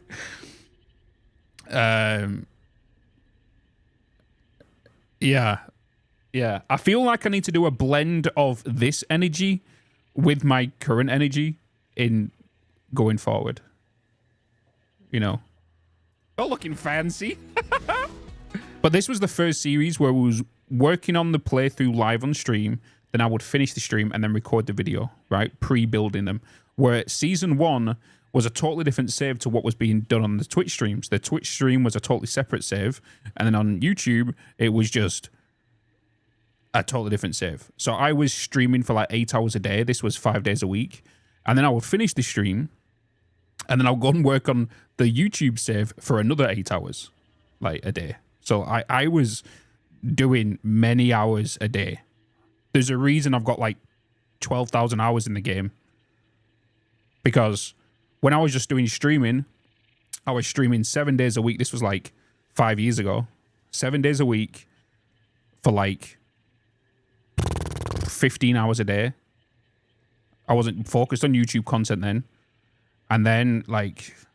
All right. Let's do this. Ridiculous. And remember, guys, if you're enjoying the video, please remember to like, subscribe, and also leave a comment, even if it's just to leave an emoji, just to help me. That was the first video we said that, by the way. The first video we ever said that. Leave a bloody emoji. was the first time we ever did that. And then we experimented with this style of intro, which looking back at them two was totally different. Even the intro music was different. So at the start of 2023, I released a video about a specific mod pack. I feel like this is too slow. This is too slow for me. Which is a massive overhaul for Satisfactory. And today, and going forward, I want to explore that mod pack. Because this was when we was going through the sciencing stage, right?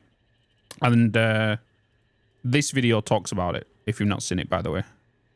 These changes were needed. If you've not seen this video, check that video out. Because there is a reason we scienced a lot of things. Right? Slower than the snow on the fort. it was very different. But yeah, having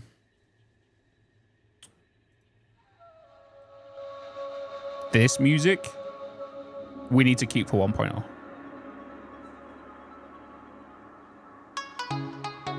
What's going on, guys, and welcome back to another Satisfactory video, where today we're gonna pick my nose and lick my ass.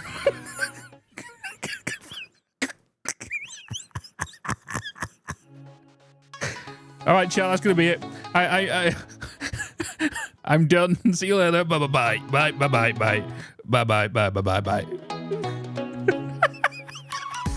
Why the fuck did I just say that?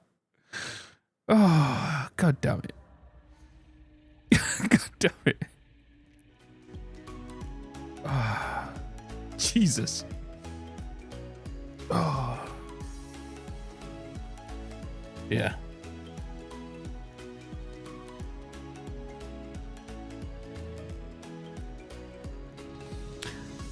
Prefer season 2 over over 1 or Satisfactory Plus? Yeah, I go with season 2, season 1 Satisfactory Plus. The problem is the one thing people did enjoy. The one thing people did enjoy about this Satisfactory Plus series was the length of the videos. People preferred the 30 to 1 hour length videos. And it shows within my analytics. It 100% shows. I know some people might not like that, but majority, about 80 to 90% of people, prefer 30 minutes to an hour for the videos. Or be Bob, appreciate the follow. And Ronin 20. Is that another Ronin? You know?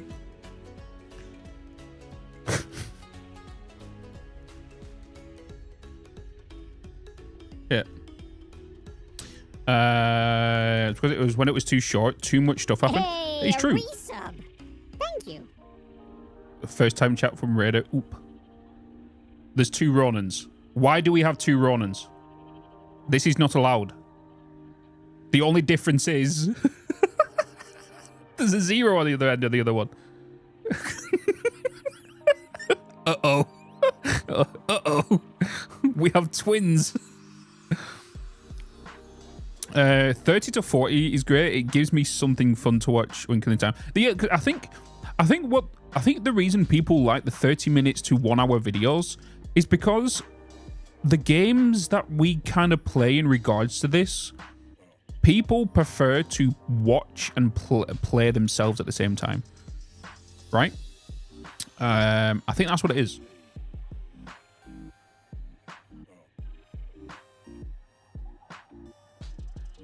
The problem with 20-minute videos, like 20-minute videos is the ideal watch time, right? But on my watch time, on what people were seeing, 30 minutes to 1 hour allows more information.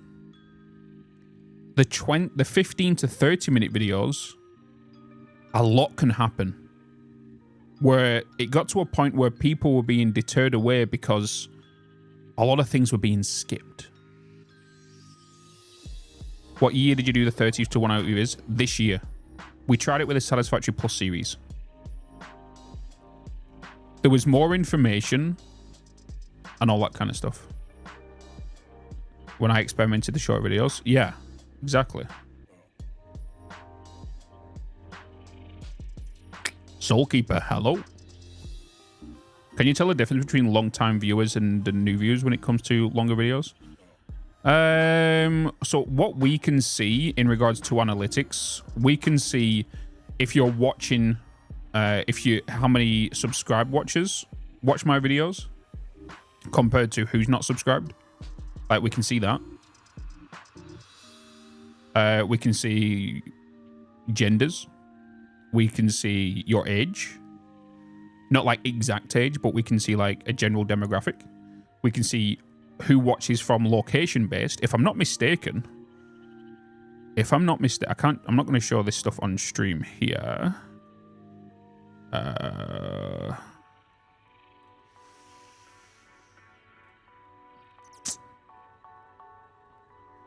Let me... Hey, a resub. Thank you. It's Bitz Dancy. A resub? Hey, Norby. Thank you so much for the 15 months. 15 months. Yeah, I can't show this because I have videos in my content library right now on YouTube, which I am under strict NDA for. So I cannot show you any of this. Because me being a spoon, I would show you by accident.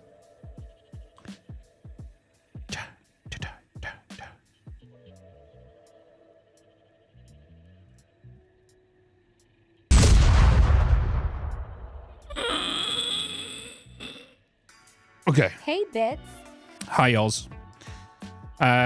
So we can see how many viewers are coming in that are new viewers in the last 28 days. We can see more, obviously, more time it's going to scale. But in the last 28 days, I've had 62,070 people that are new to my YouTube videos. I've had 357 new people who are new to the channel during the live stream. And I've had 409 people during the shorts.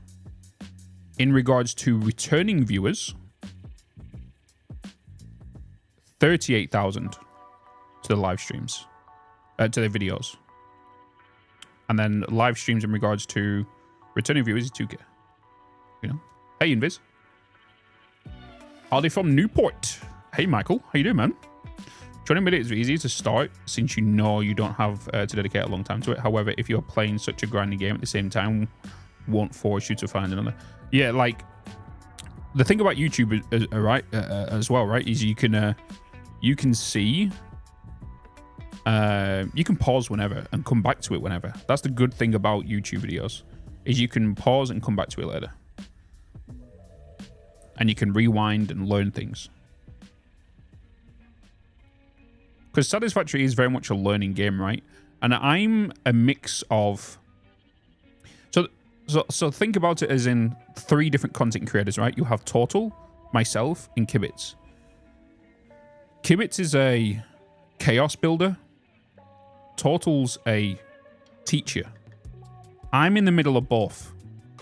I teach people how to play the game, but I also make things on the epic scale.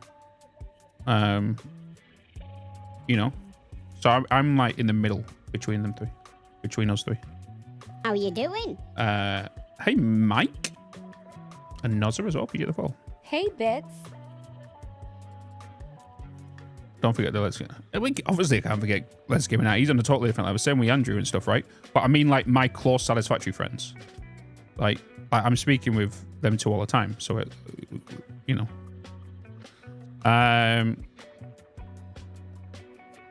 But yeah, we can see a majority of things.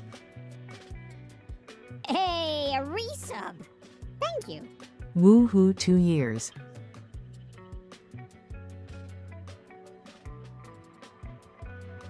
Yeah.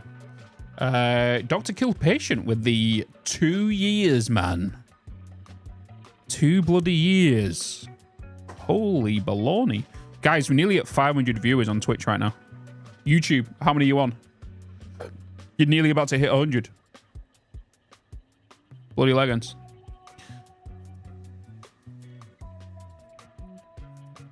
What about what Darren plays? I know what Darren plays. He's only just come onto my radar this past 6 months, though. I don't like to... What Darren plays, he does things really well. He has a very unique style. Do you want to know what Darren does better than anybody else in regards to YouTube? Does anybody know the answer to this? I'm not going to say it until some people come in and thingy. Do you guys know what he does well over anything else? And you probably won't even realize it. You might do, but it's something he does very, very well. Appreciate it, Mike. Thanks so much, man. Noza, thank you so much for the tier 1.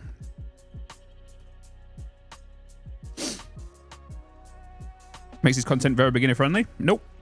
Architecture. Nope. These aren't wrong, by the way, when I'm saying nope. It's just that's not what he's thinking. I'm going to show you. Sharing all his blueprint. Not just that. Nope. Not just that. I'm going to show you, and then you'll realize what makes his video so appealing. I'm going to go to his channel right now.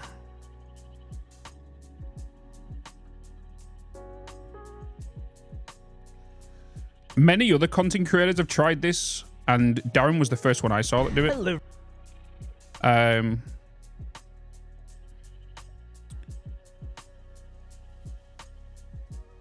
Here you go. It's what's called Invis is kind of new enough. Got it right there. Brand identity, right? Darren does brand identity so well on his channel, right? So here's Darren's channel. Every Satisfactory video, he adds the hazard strip on his thumbnails, right? On his thumbnails. Well, actually, not this one. He missed it on this one. But every one, he has this hazard strip. This, from a home page, recommended. As soon as you see that, you'll instantly click on it. You'll know it's his video. Right? You'll know it's his video. If I was to scroll down here and I was to see that hazard strip, it is... I'll know it's his video and I instantly click on it. How you doing? All right. His videos are really well done. He does his videos extremely well. But in regards to his brand identity, he does it that extremely well also, right? And it's what's made him blow up a lot quicker than what he would have done if he didn't do it. But his thumbnails, that hazard strip that he puts, like some people try it now as well, like other creators doing that little strip. Like obviously you can get inspiration from somewhere, but trying to find your own brand identity in a place is different, right? If you go to Kibitz's thumbnails, right? You'll notice Kibitz's thumbnails, right? Yoop. Right? Kibitz's thumbnails. How you doing? When you recognize this on the home screen, you'll know it's Kib's videos, right? What makes Total stand out? He uses the red arrow a lot, right? If you go to Total's videos, he likes to use the red arrows. Red arrows. He likes to use the red arrows. This is the first one he put his face in for a while, and I was surprised when I saw this. I was like, what the hell? Total's put his face in his video? But yeah.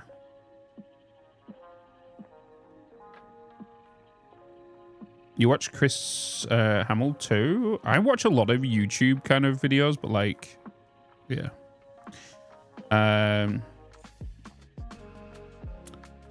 Graphic design 101. Yeah, pulls you in. You never noticed? Honestly, when I do any design work, I make it a personal style, not too hard. Yeah. A big new novelty for the robot would be test thumbnails and what sticks with problems and things. Do you know what thumbnails are working for me? And it's different because Total likes to use a lot of text in his videos. The thumbnails that are working for me right now is this. It's kind of starting to come into these videos. You might have seen it here. These videos, these thumbnails. So when you notice these kind of thumbnails, you know they're mine, right? I've tried many different thumbnails in the past, and these ones are working better than anything else. Like today's video. Today's thumbnail is today's YouTube video is this one, right?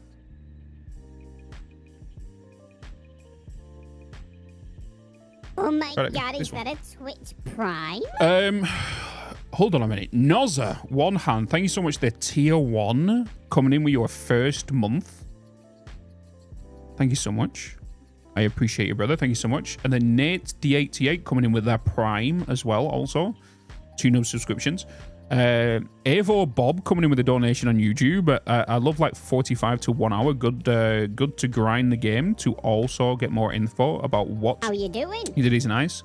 Also, supercuts are amazing to grind the game too. True. Supercuts are definitely worth it. You know. Appreciate it, Nozza. How you doing? Yeah, this is today's thumbnail. Because it is Wednesday. It does mean there's a YouTube video going out today. And hopefully, if you want a little teaser, it does go better than last time. Oh my god, is that a Twitch Prime? It does go better than last time.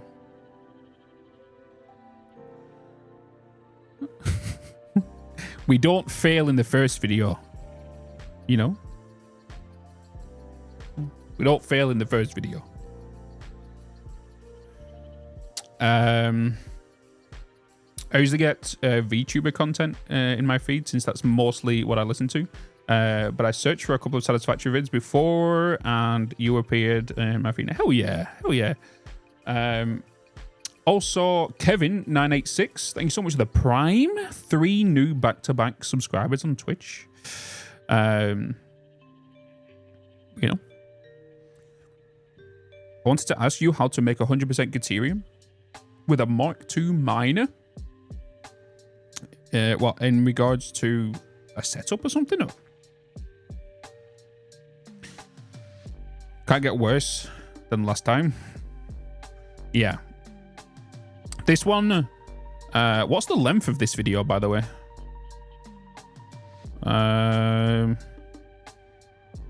What's the length of this video? 38 minutes.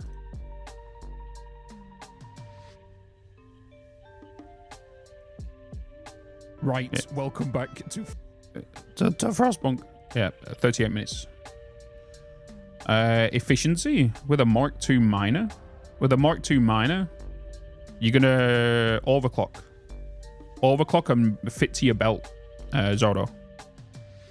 Hey, so if you've got Mark IV belts, right?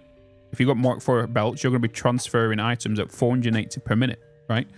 Make sure that you combine either multiple nodes of Caterium onto one belt to maximize a 480 belt. Maximize always to your belt output and not the miner's output.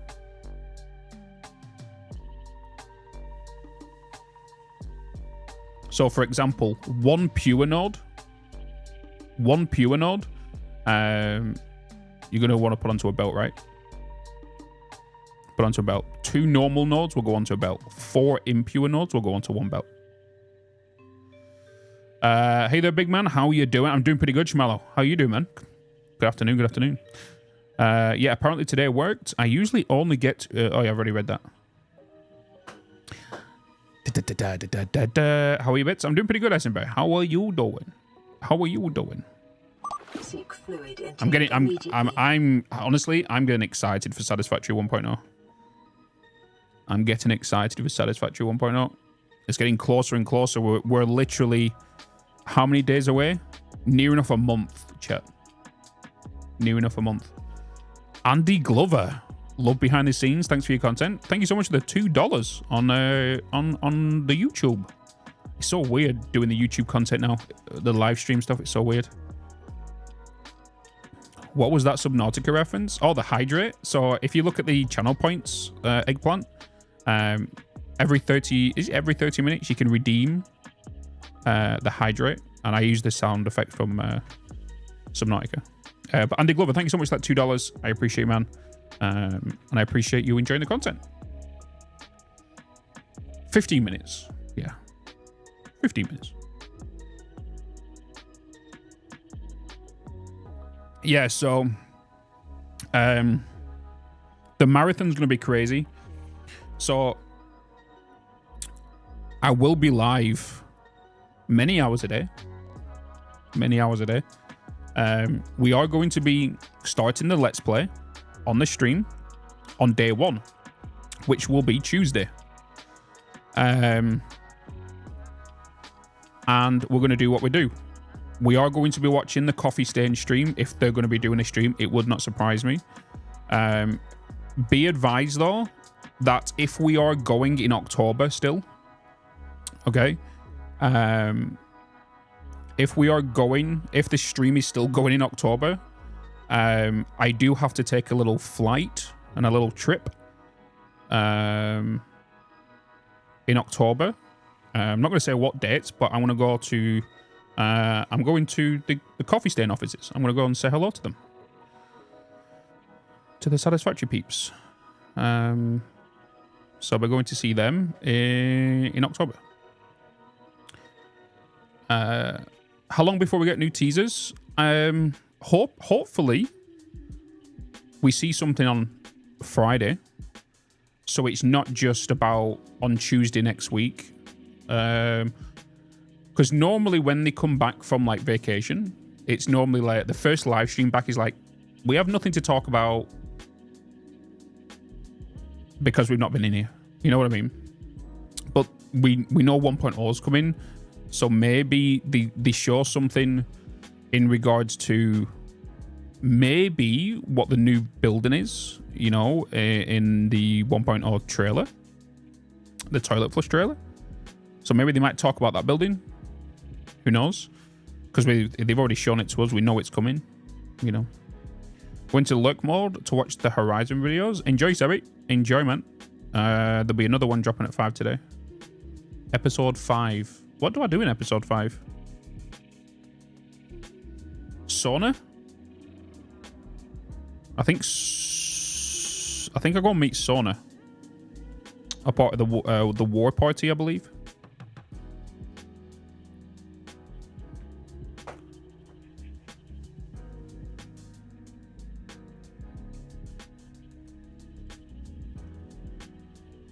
Down. They have some vids canned ready to go. Oh, 100%. 100%. Snut's probably lurking right now, just earwigging on what we're saying about 1.0. That's probably what he's doing. He normally does. But yeah, hopefully we get something this Friday. Because what? How many weeks? Exactly how many weeks? 1, 2, 3, 4... There's 4 weeks for teasers. No, sorry, 5 weeks for teasers. They might even go from the 16th onwards. Like 16th, 23rd, 30th, 6th. 4 weeks of teasers. Like they might do that as well. Which is basically now. Yeah, like Snut's already back. He's already back into the office this week.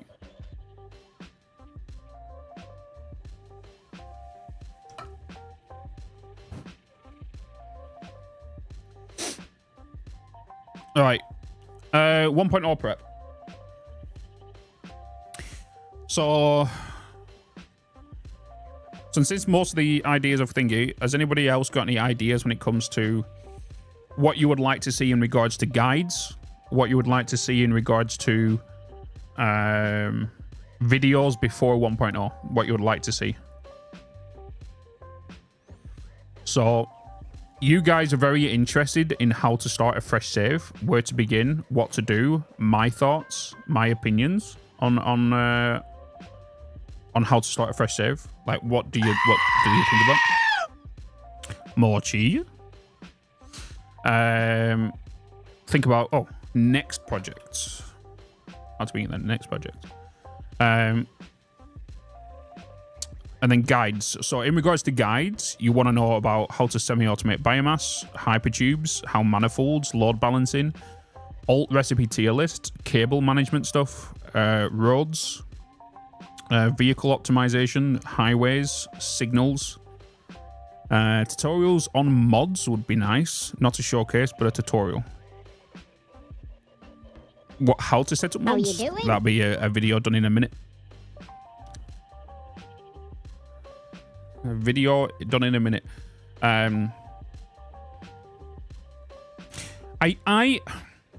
Would you guys prefer it if vehicle optimization was one whole video, or would you like a truck dedicated video, train dedicated video, drone dedicated video? Would you like all prefer? Would you prefer all of them? Would you prefer them their own dedicated? Okay. Except the Cybertruck, unless we could do some funny things with the Cybertruck. All separated. Okay. Obsidian, love that tool. Hell yeah, Bard. Hell yeah. Question for you: do you see my storage? Did you see my storage setup that I posted in the Discord a little while ago? I do see all the images. I don't. If anyone puts any saves in there, I don't normally see the saves straight away, unless I look at possibly going down like a video route. Did I just see JD as well? Hey, JD. Hello.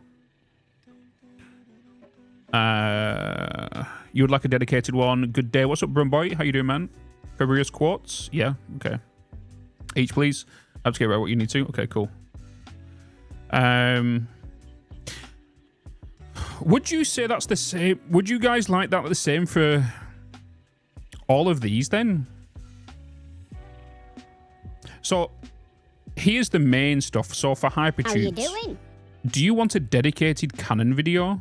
A dedicated how to do turns video then? Is that something you're interested in? Would you like these down to like micro videos instead of like a combined video? Separated except tractors and trucks. Yeah, tractors and trucks can go together. Yeah, 100%. Okay. Chaptered maybe. Trains and drones, certainly. Yes, trains is a wide spectrum.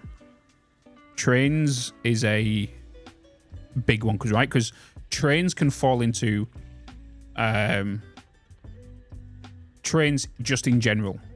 Speed optimization, locomotive to freight car ratio, weight distribution. Not weight distribution, sorry, the item distribution. What's the difference between a vehicle's throughput to a train's throughput, right? Then trains are going to be 80% of people's 80% of people's playthroughs over anything else, you know. Trains is a series, it literally is. I wouldn't say hypertubes because that's a kind of worms. Hypertubes are not nearly as independent as vehicles. Oh yeah, 100%. Hypertubes, there is multiple ways of doing hypertubes. You have cannons and you have the spiral launchers.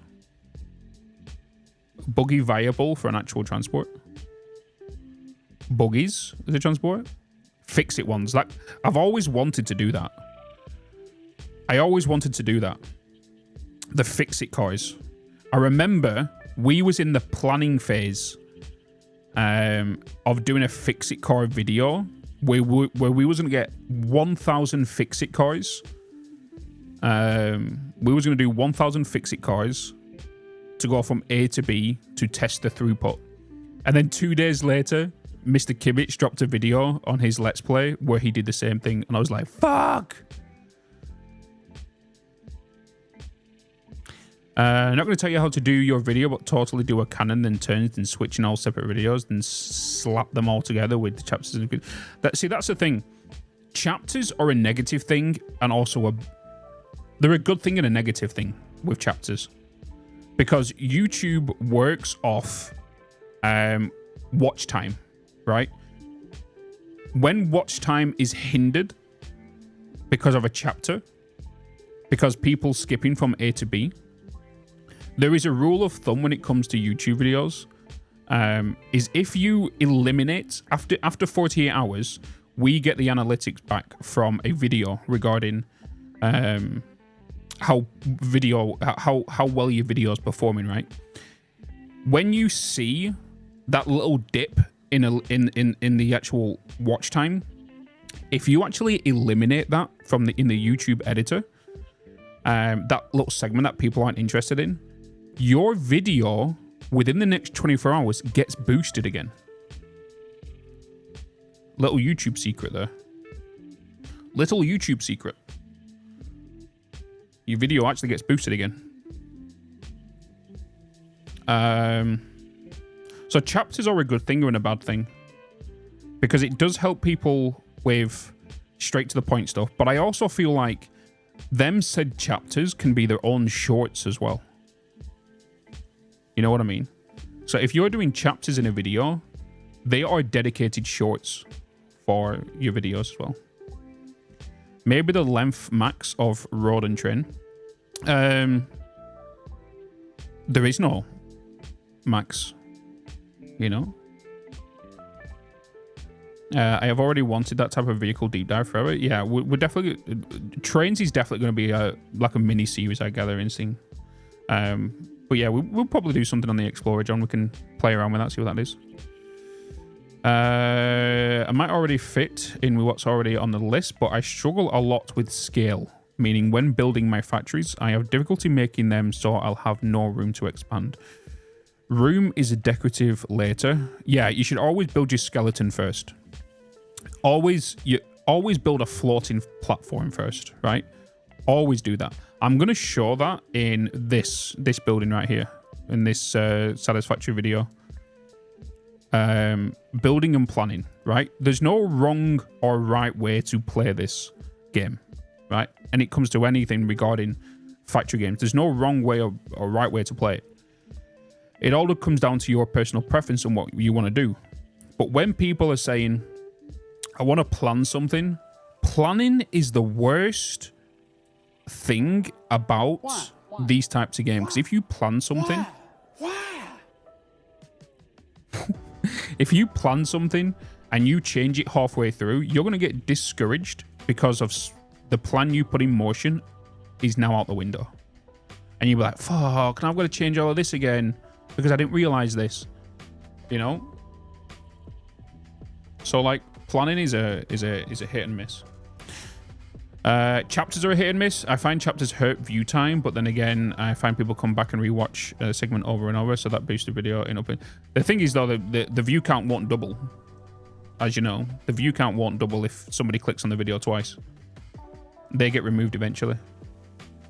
So that doesn't help. Then the same with the watch time, they don't get added twice.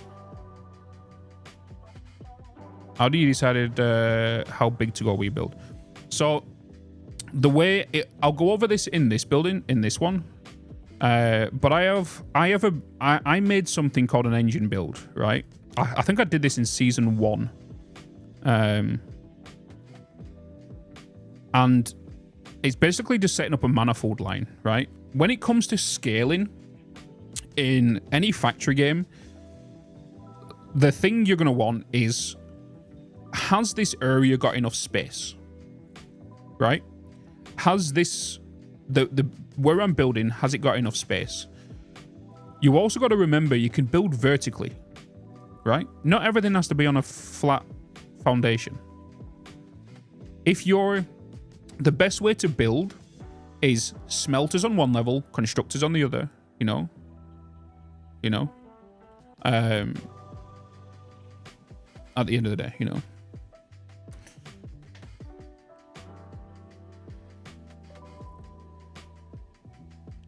So smelters on one floor, constructors on another floor. That's basically how my engine builds work.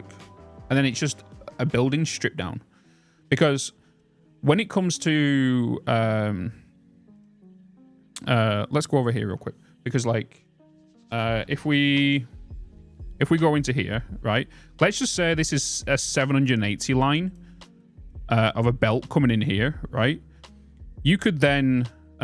let's say this is one floor. Then you've got all your smelters in here, right? This is your smelters. And you're going to be using a manifold line. This is then going to come in. Your belt's going to come in and split off into these, right? Where most people don't expand on is they normally go into... Let's say this is the same floor. They will then start putting the constructors here, right? And then they'll start sending or the assemblers or whatever it's going to, right? And then you can't expand on that. But if you left this here, and then if you... Actually, no, this is a bad example because you wouldn't be using a 780.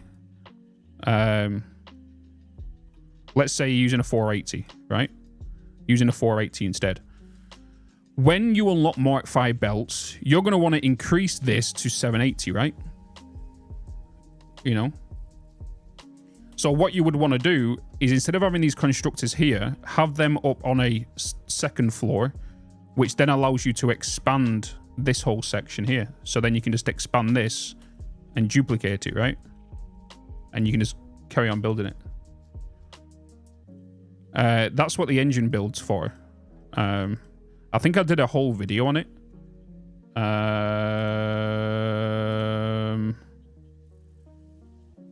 When was it? Was it like... I think it was in... Was it season 1 I did it? What's going on? Oh my god. Was it season 1?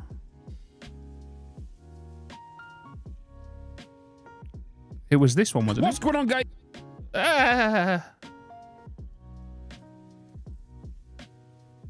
Yeah, here. Here. And I literally talk about it. So this here is expandable, right? High energy bits. It's just weird because it's back then my audio was just all over the place. Is there a good full image? Here, right? So this is expandable. Because all I need to do is change the amount of ore that's coming in. It then goes into this room on the bottom, which goes into the smelter. Then the smelters go on top to the constructors.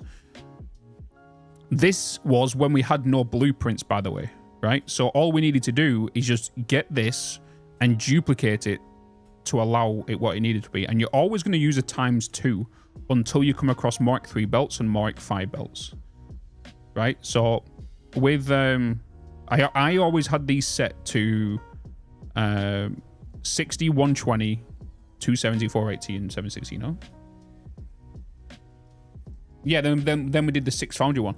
The one we did after that was the YouTube Let's Play, right? This was way back when. Way back when. But yeah. But yeah, when it comes to Satisfactory stuff, you need to look into these kind of like builds just for expansion, you know? Is you build one for 60 and then double it when it comes to Mark 2s. And then 2.5 times it when it comes to Mark 3s. Well, what's not 2.5, it's 2.2 times.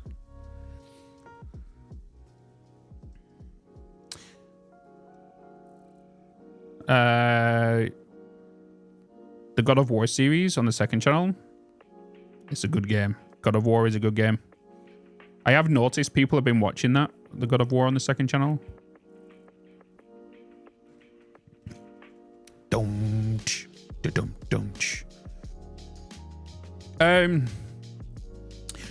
Also, with the guide videos, I'm going to put my face in them.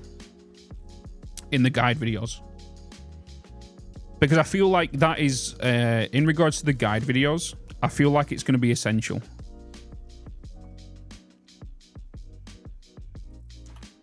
You know what I mean?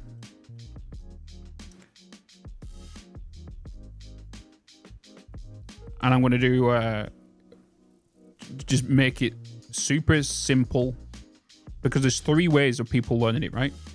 Visual, then just reading what I'm saying and all that kind of stuff. So I'm going to make sure it's all covered in there for me.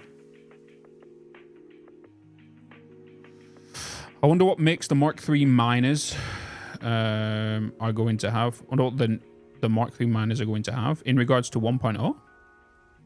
That fire is huge. It's massive, isn't it? It's huge. Big old fire. I can't get past 3 Mark belts, and you're talking about 5. You'll be fine, brum boy. I wish there was a way to make smoke not come through the floor because it annoys me. Oh, yeah. Do you remember when in Skyrim, how rain used to come through like the ceilings and all that stuff, and then somebody had to create a mod to not allow rain to come through the roofs and the ceiling? Remember that? You know?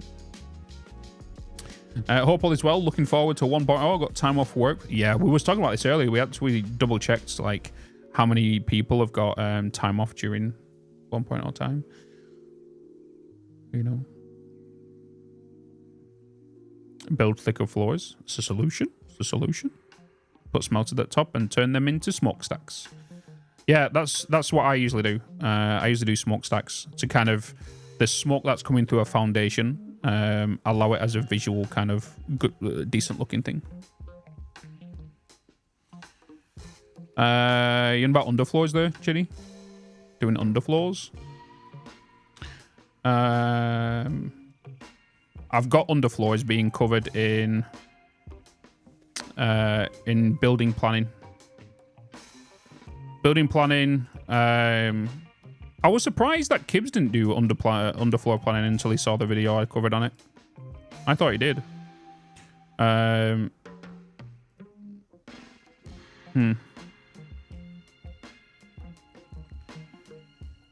Making sure I don't pick an overtime on that day. Yeah, just everyone take time off. Everyone just get sick, you know?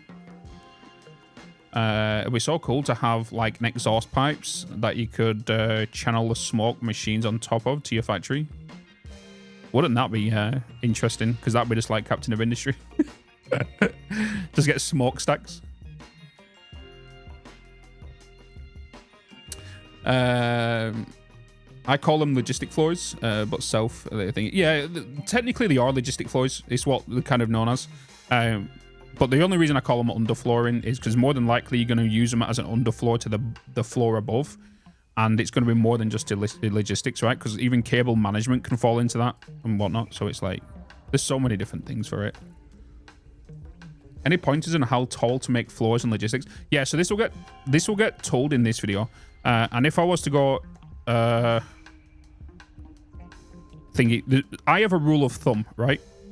As you know, one foundation, I may as well do it in Satisfactory, right? My rule of thumb when it comes to underflooring is you have different tiers, right? So if you're working with one input, one output, you can go with a floor spacing of 3, right? Floor spacing of 3, so 3 meters high. This allows you to put your lifts in here and whatnot. Like so, at perfect heights, right?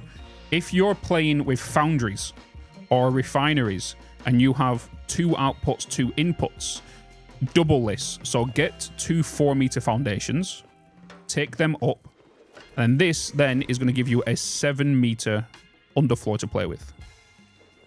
Okay? So this is what you want to play with. So you have your structure, and you'll have your building floor will be up here. This will be your underfloor. So this is where your cables and, of course, your belts and everything will go under, right? And you can start making clean things this way, right? And then when you start getting... The highest one you ever need is basically a 3-4 use. So now you've got 3 meter, you've got 7, and then you have an 11. Normally, you won't need to go higher than this, just because the amount of belts you can bring into here and how clean you can do stuff, and especially after with the recent updates of allowing, you know, your belts to go on the ceiling and whatnot. You know, and take them up there and attach them up there. You know. So they're the max sizes I would kind of go to in regards to underflooring if you want to make cleaner builds.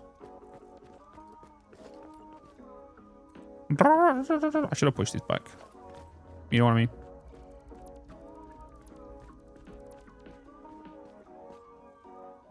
It'd be so cool to have ready with that. I'm just catching up with YouTube chat right now.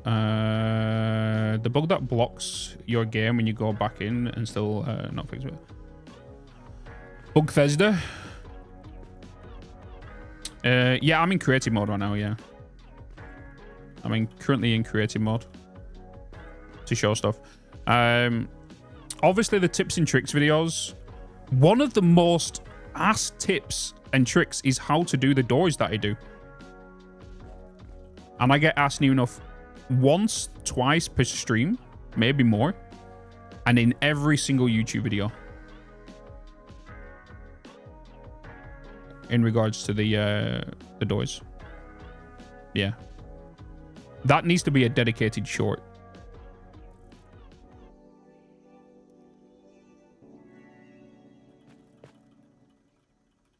Hey, Ozzy, mate. How you doing, man? How you doing? Hey, Bitz. Yo. Hey, Bitz. Hello.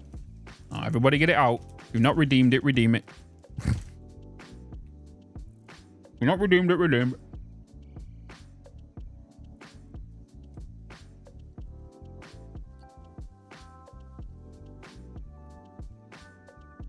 Good morning, mini chaps. Hey, Bitz. What's the recommended height for flooring above miners? Hey, Bitz. Anything above, really. Hey, DCD. Hey, Bitz. Angel. Oh, we definitely need to cover this as well. This needs to be a guide. World grid. Oh my god. World grid to off grid alignment. That needs to be a video.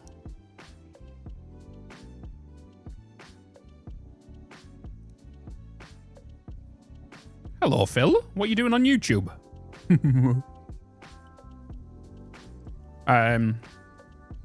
This could also entail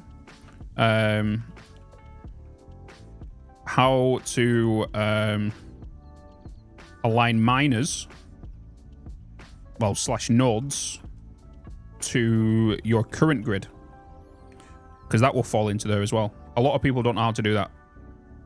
So how to get your miner, because as you know, miners usually are just off the grid, whatever your grid is, and how to align them onto a grid. Will you be posting this list? No, this is just for me on how to, what videos and guides you want to see in regards to Satisfactory within the first 2 months. That's all this is. That is all this. Where's my, oh yeah, just an empty thing right now, isn't it? Following clusters of nodes were at least aligned to the same grid, even if not on the world grid. Originally, they should be on the world grid, but obviously the world grid didn't come in until, was it update 6? Update 5? Update 6?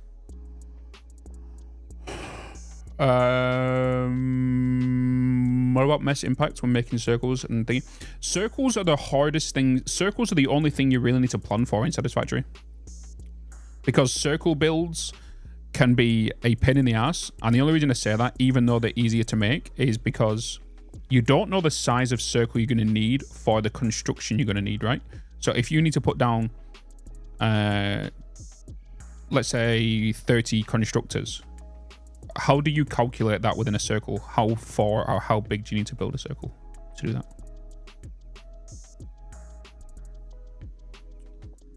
What about a video on the best mods by... See, that's the thing, right? Is I couldn't really answer that. There's only 3 mods I use. The 3 mods I use...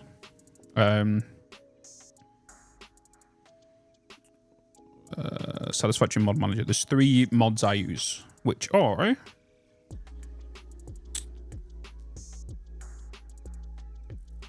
Sky UI. What this does, it allows me to go into game and change time. Why? The only reason I use this is 1, visibility on stream. The only reason. And also in YouTube videos, right? Let's say, for example, I do this. What's going on, guys, and welcome back to another YouTube video. Where today I'm going to be doing blah, blah, blah, blah, blah, blah, blah, blah. Right? I then fly over here. I then start doing a little B-roll of some footage over here, right? But then by the time I do and set up my camera and everything, right? Time's passed, right? The time has passed. So now that means you've got inconsistent daylight, which means you've all seen that meme, right? Of this one. How you doing? Daytime! Nighttime! Daytime! Nighttime! Daytime! What are you doing? Having a game in nighttime, daytime. You want to play? No, you're right. I got an Xbox. Nighttime, daytime. And if that inconsistent lighting was in a YouTube video, it's going to be so bloody painful for viewers. Daytime! Nighttime! Daytime! That's the only reason I use Sky UI. That is the only reason. You want to know what I want back in 1.0? I want it to be raining again. They took out the rain because it didn't work with Unreal Engine 5. The next mod I use a mod called Pack Utility, which is this mod. And what this mod allows me to do, it allows me to fly. It allows me to fly. Right? It allows me to run around. It also helps me with YouTube recordings. And not in a way that you think. So when it comes to YouTube recordings, as you know, I build everything live on stream. So I've already built it once. So when I come to, let's say for example, let's go towards season 2 of YouTube, right? Here is all my episodes regarding certain things in YouTube, right? So here's episode 31 of the YouTube series. Oh. But let's go to the start of that. Let's load this up. Yes. All right. It's going to take a bit of a while to load into this because it's a big boy save.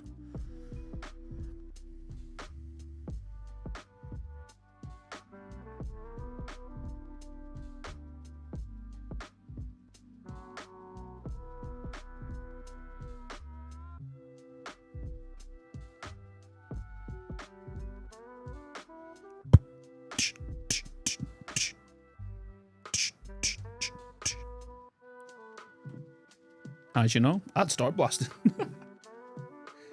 I'm sure rain. I'm hoping the rain will come back at some point. I'm hoping it.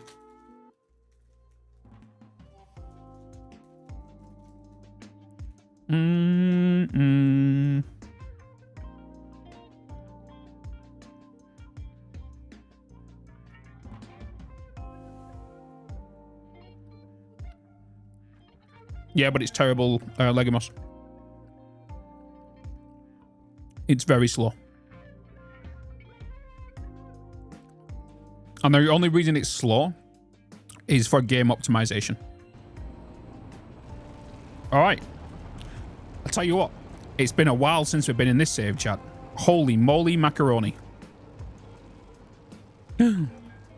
Should we go and have a look at our water bottles? Should we go and see the bottled water?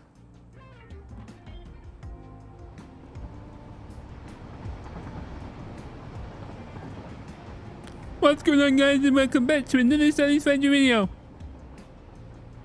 Well, last time we built this factory, which makes us quartz. Well, in today's video, we're going to complete this highway and then build trucks.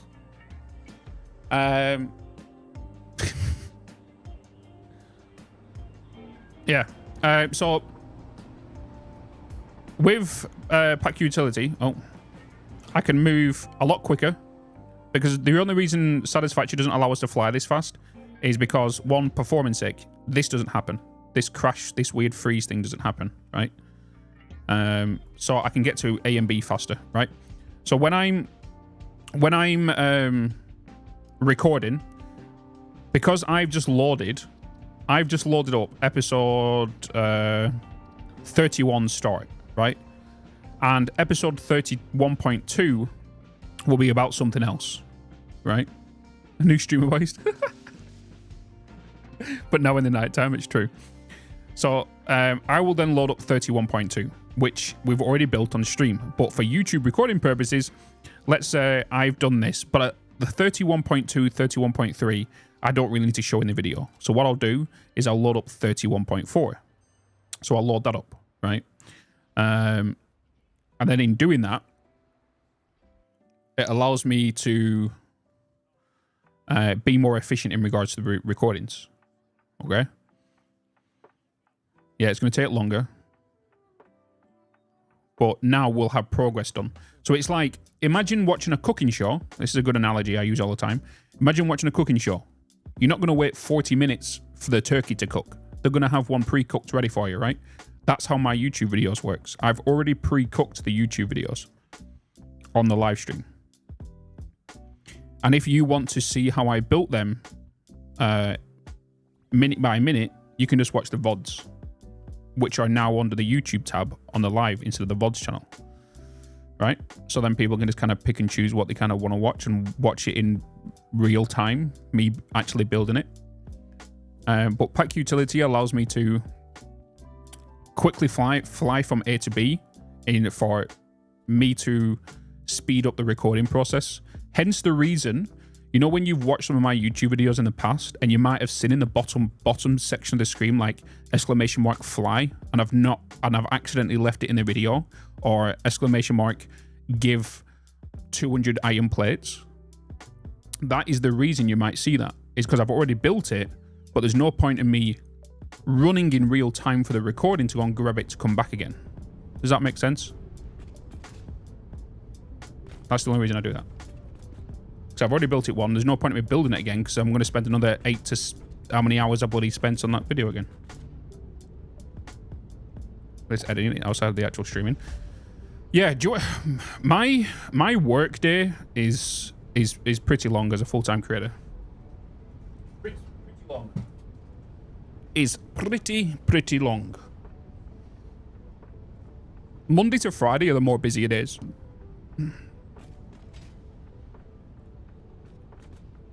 So we can already see, right? I've pre-cooked this. This whole section wasn't here a minute ago, right? This whole section wasn't here a minute ago, but I would have gone to 3102, built part of this, gone to 31.3. Loaded another bit of it, then loaded to 3104 to complete this section, right? And then I would go, and now Bob's your uncle, Fanny's your aunt. We've now got this built.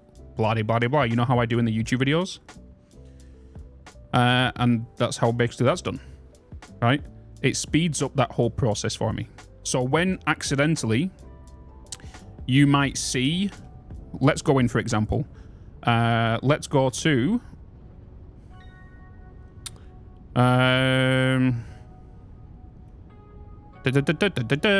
this playthrough. Was it episode 1? Like, some people will comment.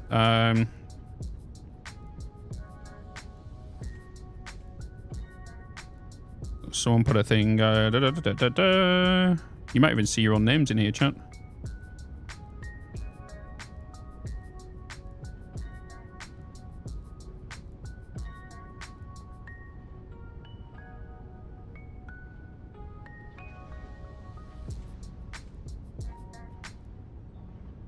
There you go. So this guy, Classify UK, bro is cheating, right? Obviously, he doesn't understand the full context, but what I've just told you, the reason being is right here. They just saw this. Give wire 741, you know, all this kind of stuff, right? So this is what he saw, but he doesn't know the context behind it of why I've had to do that. Because in recording side, I've already built everything. But for me to speed up the process of the recording, I bring it in. Does that make sense? Hence the reason I usually cut these out if it's there. So that sort of person doesn't happen, you know? Boring to read? Yeah. Yeah. But they don't understand it for performance sake. Because I think what he's thinking is that this 54-minute video was built and took me 54 minutes to build. You know what I mean? So this video actually took me, how long was it on stream? 20 hours? 30 hours? I think it actually took me, actually we can find out. We can actually find out. There's an autosave happening right now. God damn it. This is one thing I don't like about, I don't miss about this save, is the autosaves. Used to do the challenges and then do another shorter trip to all the buffer. Yeah, exactly. But since I've been explaining how I do this past year, a lot of people have even been commenting on people's comments because they now understand. Like, oh, he does all this live on stream, so why would he need to do it again? He's doing it for the recording purposes. It's like I've seen a lot of people commenting on YouTube. Other than me. You know. There is a reason to my madness. Is my camera like... There we go. My camera was like... way out of position. Autosave. Oh my god. How you doing? Okay. Cyrus, welcome in. Test subject YB81. I appreciate that follow as well. That was 11 minutes ago. Hello, Fluxor. How you doing, man? If only we had an extra 3 days a week to make these people happy, because giving 70 hours a week for free content is enough. So yeah, like this series, this season 2 series, going on to a year and a half, right? But you can look in here, right? If we go to Satisfactory Plus mini series, right? It took me 11 hours, 6 minutes. You were accused of cheating because of using command to give your resources in Satisfactory. In the recording, Just admit it. You're cheating, bro. Wow. You're cheating me.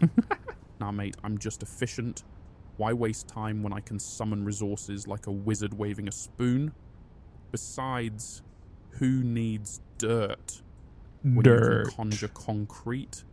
If it makes you feel better, I'll roll around to some hardcore trance as penance. Hardcore trance. So you can see episode 1, right? This is how it worked here.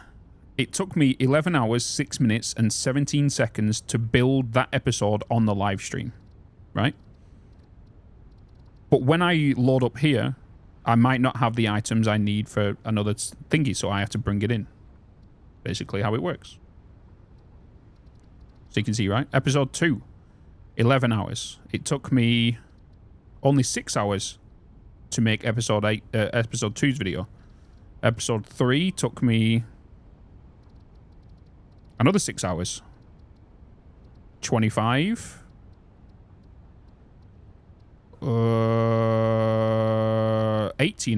13 hours. So, imagine if I did all of this off stream. That's what I did with season 1. I used to do this with season 1 and live stream a totally different save. You know? You know? Because the reason being, right, episode 1 was we was learning the game. And the reason it took 11 hours is because, as you know, at the start of Satisfactory Plus, It's so goddamn crazy how much handcrafting you have to do this early game. It's ridiculous. That mod was stupid. And it's still stupid. Episode 6. 11 hours. Well, technically 7. No, because I really, this is technically episode 7 here. 49.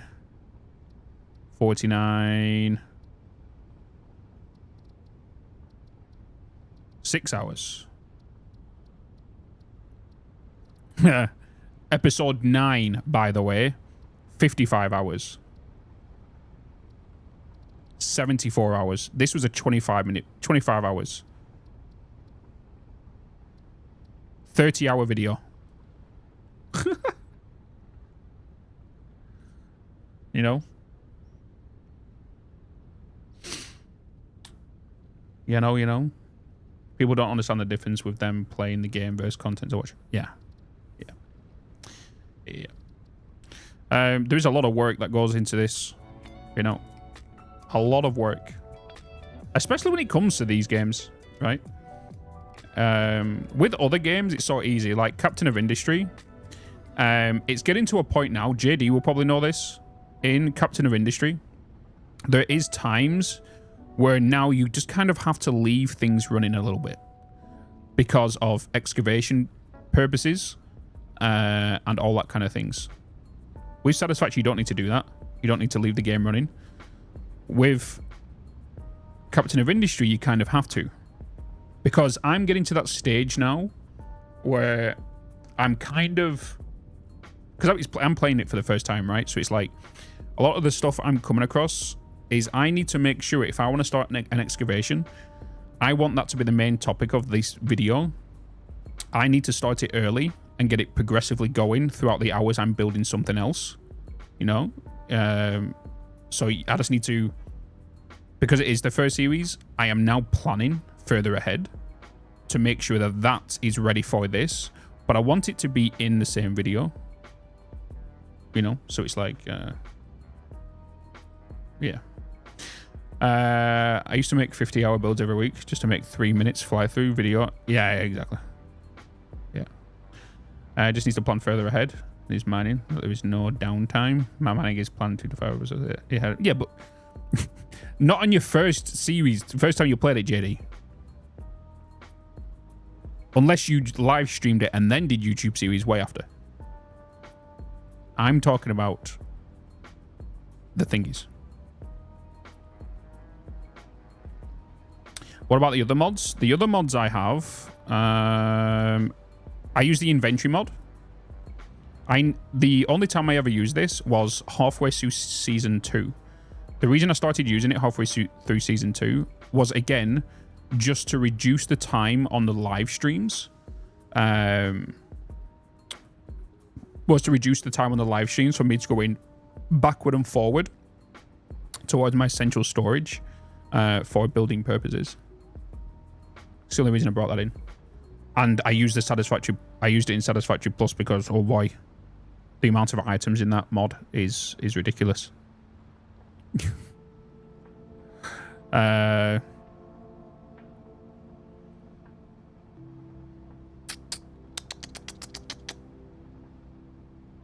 been called out for using Fixit Cam before? Oh my god. Seek fluid intake immediately. Yeah, they don't understand. They don't understand. Hydra. I need to actually go and get some water and I'll go and get it in a second. Appreciate it, Professor. How you doing, man? Good to see you. Oh my god. Oh my god. So I'll show you my normal I'll show you my normal work week. All right.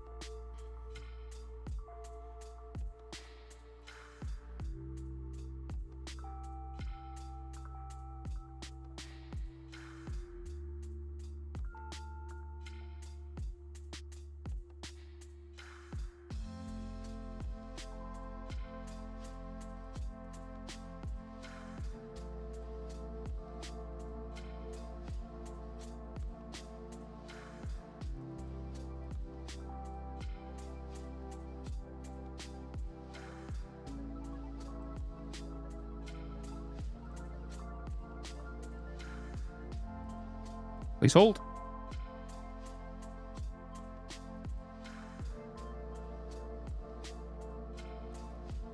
It's probably easier for us not even put it on that.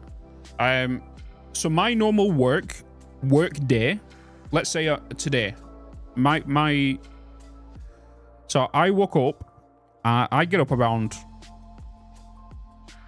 5, 6 a.m. in the morning. All right. From around 6 a.m. to 9 a.m., I'm normally doing admin, right? So this could be anything from invoices. This could be anything from just YouTube comments. This could be from anything regarding emails for the first 3 hours of the day, right? From 9 till 10, I normally have breakfast. Normally, right? Then stream at 10, so 10 a.m. right? Normally stream from 10 a.m. to around,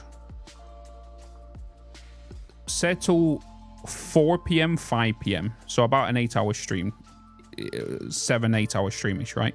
On average. And then around 6 p.m., I normally have food until about 7 p.m. And then after that, I will then start working on a recording, which usually takes around 2 hours, depending on the game. If it's a Satisfactory one, it'll take around 2 hours because I've already pre-cooked things, so it'll take me about 2 hours to record. Then it'll take about an hour to edit. And then I'll usually spend about 15 to 30 minutes on a thumbnail. Not even that, right?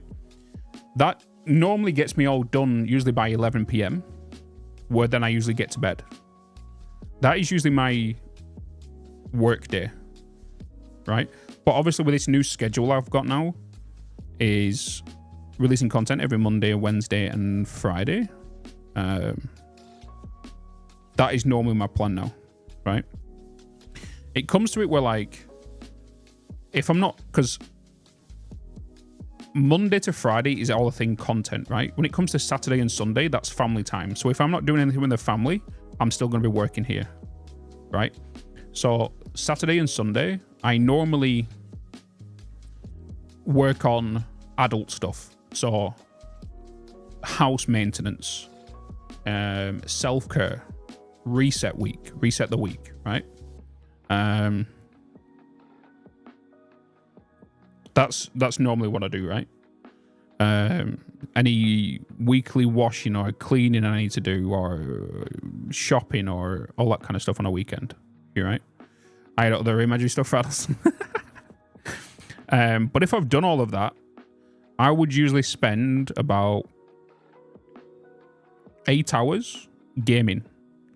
And I record that gaming, and then I put that up onto the Bitz channel. But I usually break that down into about videos about an hour long. The Bitz channel is just basically me just cozy gaming. Like right now, we're playing Horizon Zero Dawn, right?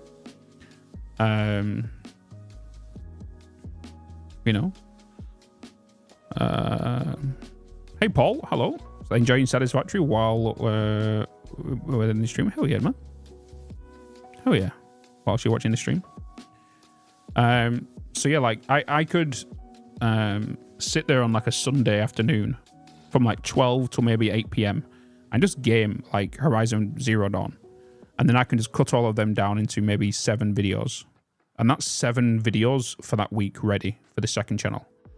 And then I can just focus on the main channel during the week.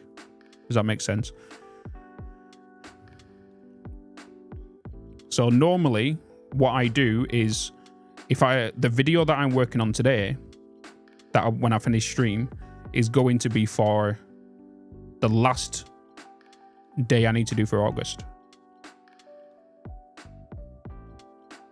Because this last go, because yesterday, I took yesterday's stream off. I took Monday's stream off.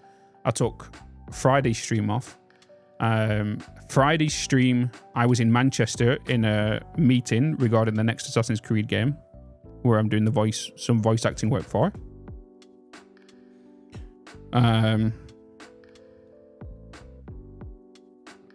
Hence the reason I had to cancel a stream and go and do meetings and stuff. Hey, Dragon Slayers, hello. And talk about this Germany trip. Could we do some adult stuff together? Well, I wanted to, but somebody cancelled on me.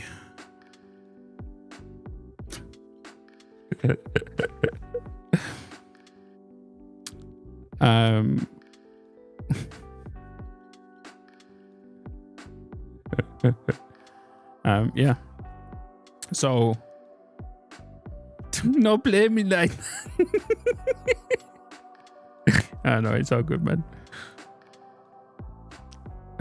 How you doing, Dragon Slayer? Good to see you, man. So yeah, like this past couple of days, I have completed all of August's YouTube videos. Bar one.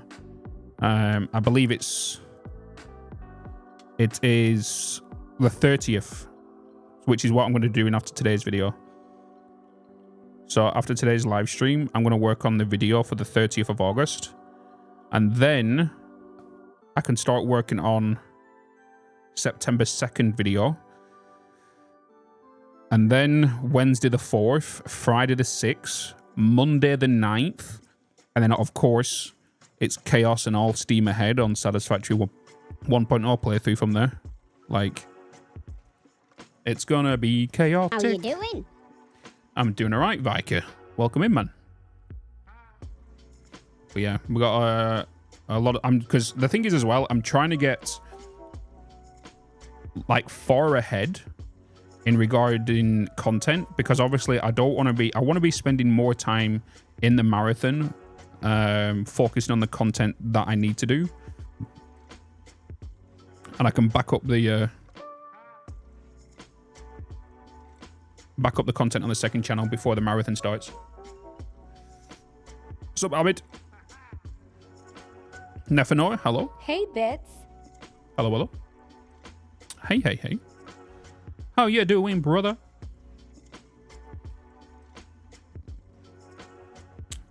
How you goddamn doing?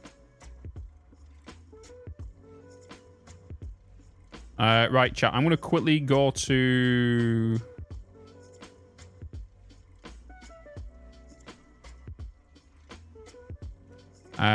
the bathroom.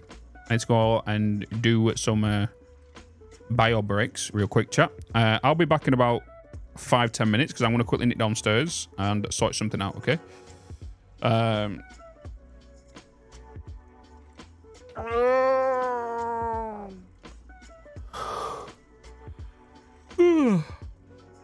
Then is the next Satisfactory video, if any, before 1.0? Yes, there's going to be Satisfactory videos. Do you mean me or do you mean Coffee Stain quotes? Well, it allows me to mark X items in XYZ space in game and move it similar to what the calculator website does for a mod. Oh, I don't have a clue about that, super. I stay away from mods until I'll probably do the modded playthrough.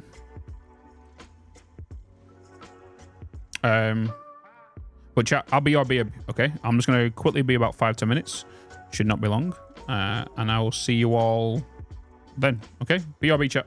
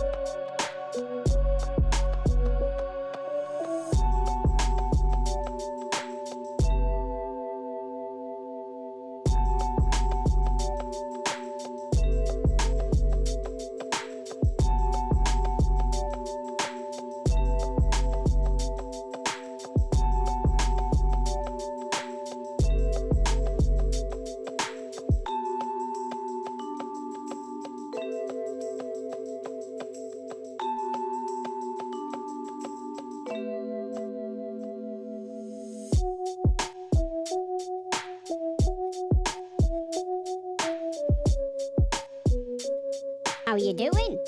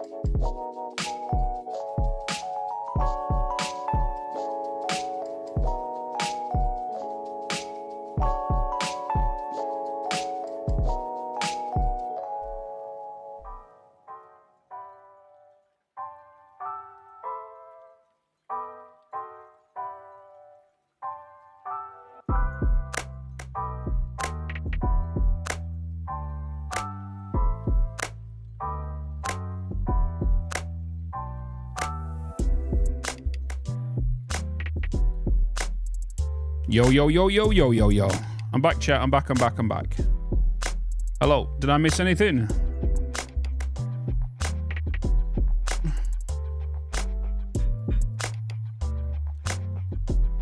Hello, hello, hello, hello, hello.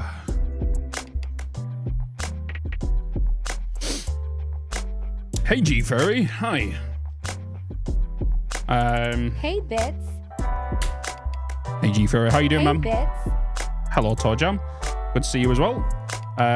Fibrius, I can get to your question now. Sorry, I had to quickly go and do something. Sebi, thank you so much as well. Hello. Hi. If you're still here, of course. Yes, I'm going to do some Satisfactory videos before the 1.0 release. In regards to some of the stuff that I've been talking about today with Satisfactory 1.0 prep. I'm good, working and lurking. Hell yeah. Hell yeah. Oh, yeah.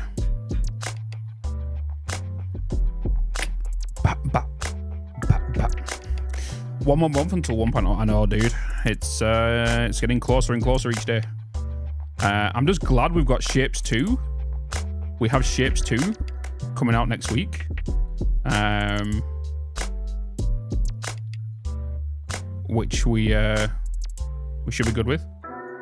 And Shapes 2, honestly, is a great game, so I'm looking forward to playing that. Lucaric, hello. How you doing? How you doing? Do. My music is too loud. There we go. Hey, Chaos, how you doing, man? Oh, what you goddamn doing? Do you reckon pack and inventory mods will be updated for release day? I'm not going to be using them for my 1.0 playthrough. I won't be using the inventory mod. The only mods I will be using for Satisfactory 1.0 will be pack utility, just so I can get the flying shots and help the recording process and whatnot, you know what I mean? And then also Sky UI. Hopefully, they're sorted for 1.0. They won't get released. They won't get probably updated for exactly 1.0 day, but if they do, good. Because with Season 2, as I stated in Episode 1, I said I was going to spawn in the power shards and I was going to spawn in the hard drives. We're not doing that, obviously, with 1.0. With 1.0, we're just playing straight vanilla. I will be having pack utility for the sole purpose of, in the live streams, people might want to see an overview. I need to get thumbnail shots with them. I need to fly from A to B in the YouTube videos from, like, you know, like the panning shots and all that whatnot. We're not going to use the inventory mod in the Let's Play series. We're going to be playing with the standard vanilla inventory. And then Sky UI, just because of constant daylight for the YouTube videos.